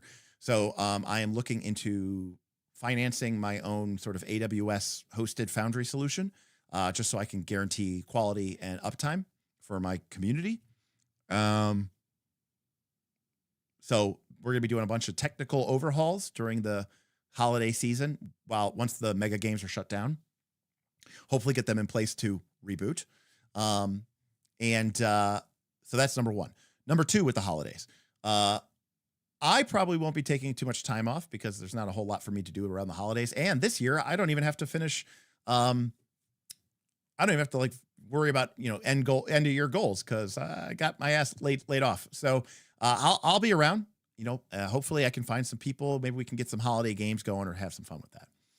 Will AWS be cheaper after a few months? Oh, for sure. I mean, if we set it up right and we do it right, it'll be a lot cheaper than what I'm paying. Because I had to contact Forge directly and set up a unique enterprise solution for what we do because we use Forge at a scale that no one else does. So, I mean, we're talking about 30 plus Foundry licenses. So it's just, they've had issues with their uptime and they've been trying to work on it and none of the solutions have been satisfactory. So, it is what it is. Okay. So down. Two, I'm hoping that we can finally do our re-update of the Discord. I've been wanting to make certain changes. I want to re-update the Patreon, really. I want to change the structure on the ticketing a little bit, figure out a way to reward people better for running games. I really want to switch in 2026 to a running games focused Discord instead of we could still navel gaze and talk about what is a game. Like the dumpster fire will always burn. But I really want to create an environment and a community where great players and great GMs can all come together and play a bunch of different games. Tickets, they're the thing that you have thousands of. So that's number two. Number three, during the holidays, I have historically given away a lot of prizes, Thaddeus. However, I am a little bit financially strapped. So normally, like last year we gave away, I think I gave away $1,500 in prizes. I don't have that ability, but I do have still a number of prizes. I have a Daggerheart set. I have a Torchbearer set. I have a Lord of the Rings set. I have a Old School Essentials set. I have some books that other patrons have donated to me to give away. So, there will definitely be some giveaways for sure. So we're going to do that and try to make it fun and try to have fun with that. And then lastly, I am going to try to organize with my patrons who have tickets and are, have been contributing, either through game mastering or through generous financial donations. Again, a series of campaigns that I'm going to be running or Bob is going to be running as we move into 2026. Games like maybe Daggerheart or The One Ring or Blades in the Dark. And those will be done remotely, and those will be opportunities for some of my higher tier patrons or even patrons who just have been around for a long time. I have a lot of tickets to get involved with. So, and try to figure out a way to get more people involved. So, and then lastly, I need to figure out a way to make enough money in 2026 that I don't have to go and, give up on all this and go get back to a job. So at some point, I will need to figure out something I can do in 2026 that can either greatly increase the reach of the Patreon or, potentially is a small scale Kickstarter or something that is within my wheelhouse that I can legitimately produce and get done in, say, 6 to 12 months. And that doesn't necessarily mean it'll be delivered in 6 to 12 months, but that there will be some sort of Kickstarter within 6 to 12 months that I can make, $20,000, $30,000 on and use that supplemental income so that I can, basically not have to be cash strapped and destitute. So those are 5 things that are going to be coming up and we're going to be working on. So that's that. Sounds like it was a great time to start up 2 games. Yeah, Z. I mean, we are going to definitely try to figure out ways to reward it. For GMs who are willing to run games, run different games. I want to figure out a way to. I wish I had infinite money because I never want to. It'll be awkward for me to pay GMs. but maybe there's like a way I could figure out to pay people in product or pay people in something to really make it valuable and worth their time, and figure out a way to do that. And I might start leveraging some of the connections that I have with some companies and actually start being, God help me, a like influencer and content creator. And maybe I can get, you know, Free League. If like someone runs an Alien game, I might be able to get Free League to sponsor us and say, hey, if you run a Free League game and you run at least, you know, 3 or 5 sessions, I'll send you, you know, the free hard copy book. Obviously you get the PDF for free, but I'll send you the hard copy. And again, if I had to buy that over and over and over again and ship it out over and over and over again, it would like bankrupt me. You know, I mean, like I said, I was happy to do it. It was awesome. It was a fun thing. But like, you know, I gave away a Daggerheart book to someone in Portugal and it cost me like $175 to ship it there or something crazy. It was like $140 or something. It was really crazy just to ship the Daggerheart book. So I unfortunately can't do that the way that I would like to do it. So if I can figure out a way that I can help game masters run games and reward them and incentivize them to do so, then I will. So that's a big part of what I want to focus on. Instead of just talking about games, I want to get more people in my Patreon playing games and running games. I want to see those servers full. If I'm going to spend all this money and time setting up these awesome Foundry servers or whatever, Owlbear Rodeo Studios or whatever you want to use, or Discord bots, God damn it, I want people to use them. So that's what we're going to do. We're going to play more games 2026. That's my hashtag. Hashtag play more games 2026. And that means for all of us and for all of you. So thank you so much for joining me. Thank you again to my incredible audience and my wonderful patrons for supporting me. It's been a lot of fun going over this game. So shout out to Darth Gorlock, who put this on the first look queue and bumped it to the top with his gold tickets. Really appreciate it. Thank you to everybody who's wrapping up their Northern Reaches and Dragontide games. It's been a lot of fun this year, and we have a lot to learn from and a lot to debrief. And we'll have some sort of fun streams coming up where me and Bob talk about Dragontide, what we learned from it. Maybe I'll get on with some of the Northern Reaches game masters and GM Council, and we can talk about some of the fun success stories from Northern Reaches, and of course, Moria coming up, right? Moria coming up. We're gonna figure out the rules for that on the Patreon. What can we do to make this completely fun and not completely degenerate? One Ring, 1 or 2 shot coming up in person. It's going to be a live debut. Again, we'll probably do it live for the patrons, and then we'll post the VOD for everybody else. But because it's going to be probably like a learning curve as we have to get all the new settings and all the new things set up. So I'm sure there'll be some technical difficulties. All right, everybody. Thank you so much. I really appreciate all of you, and we'll see you next time on Knights of Last Call. Good night, everybody.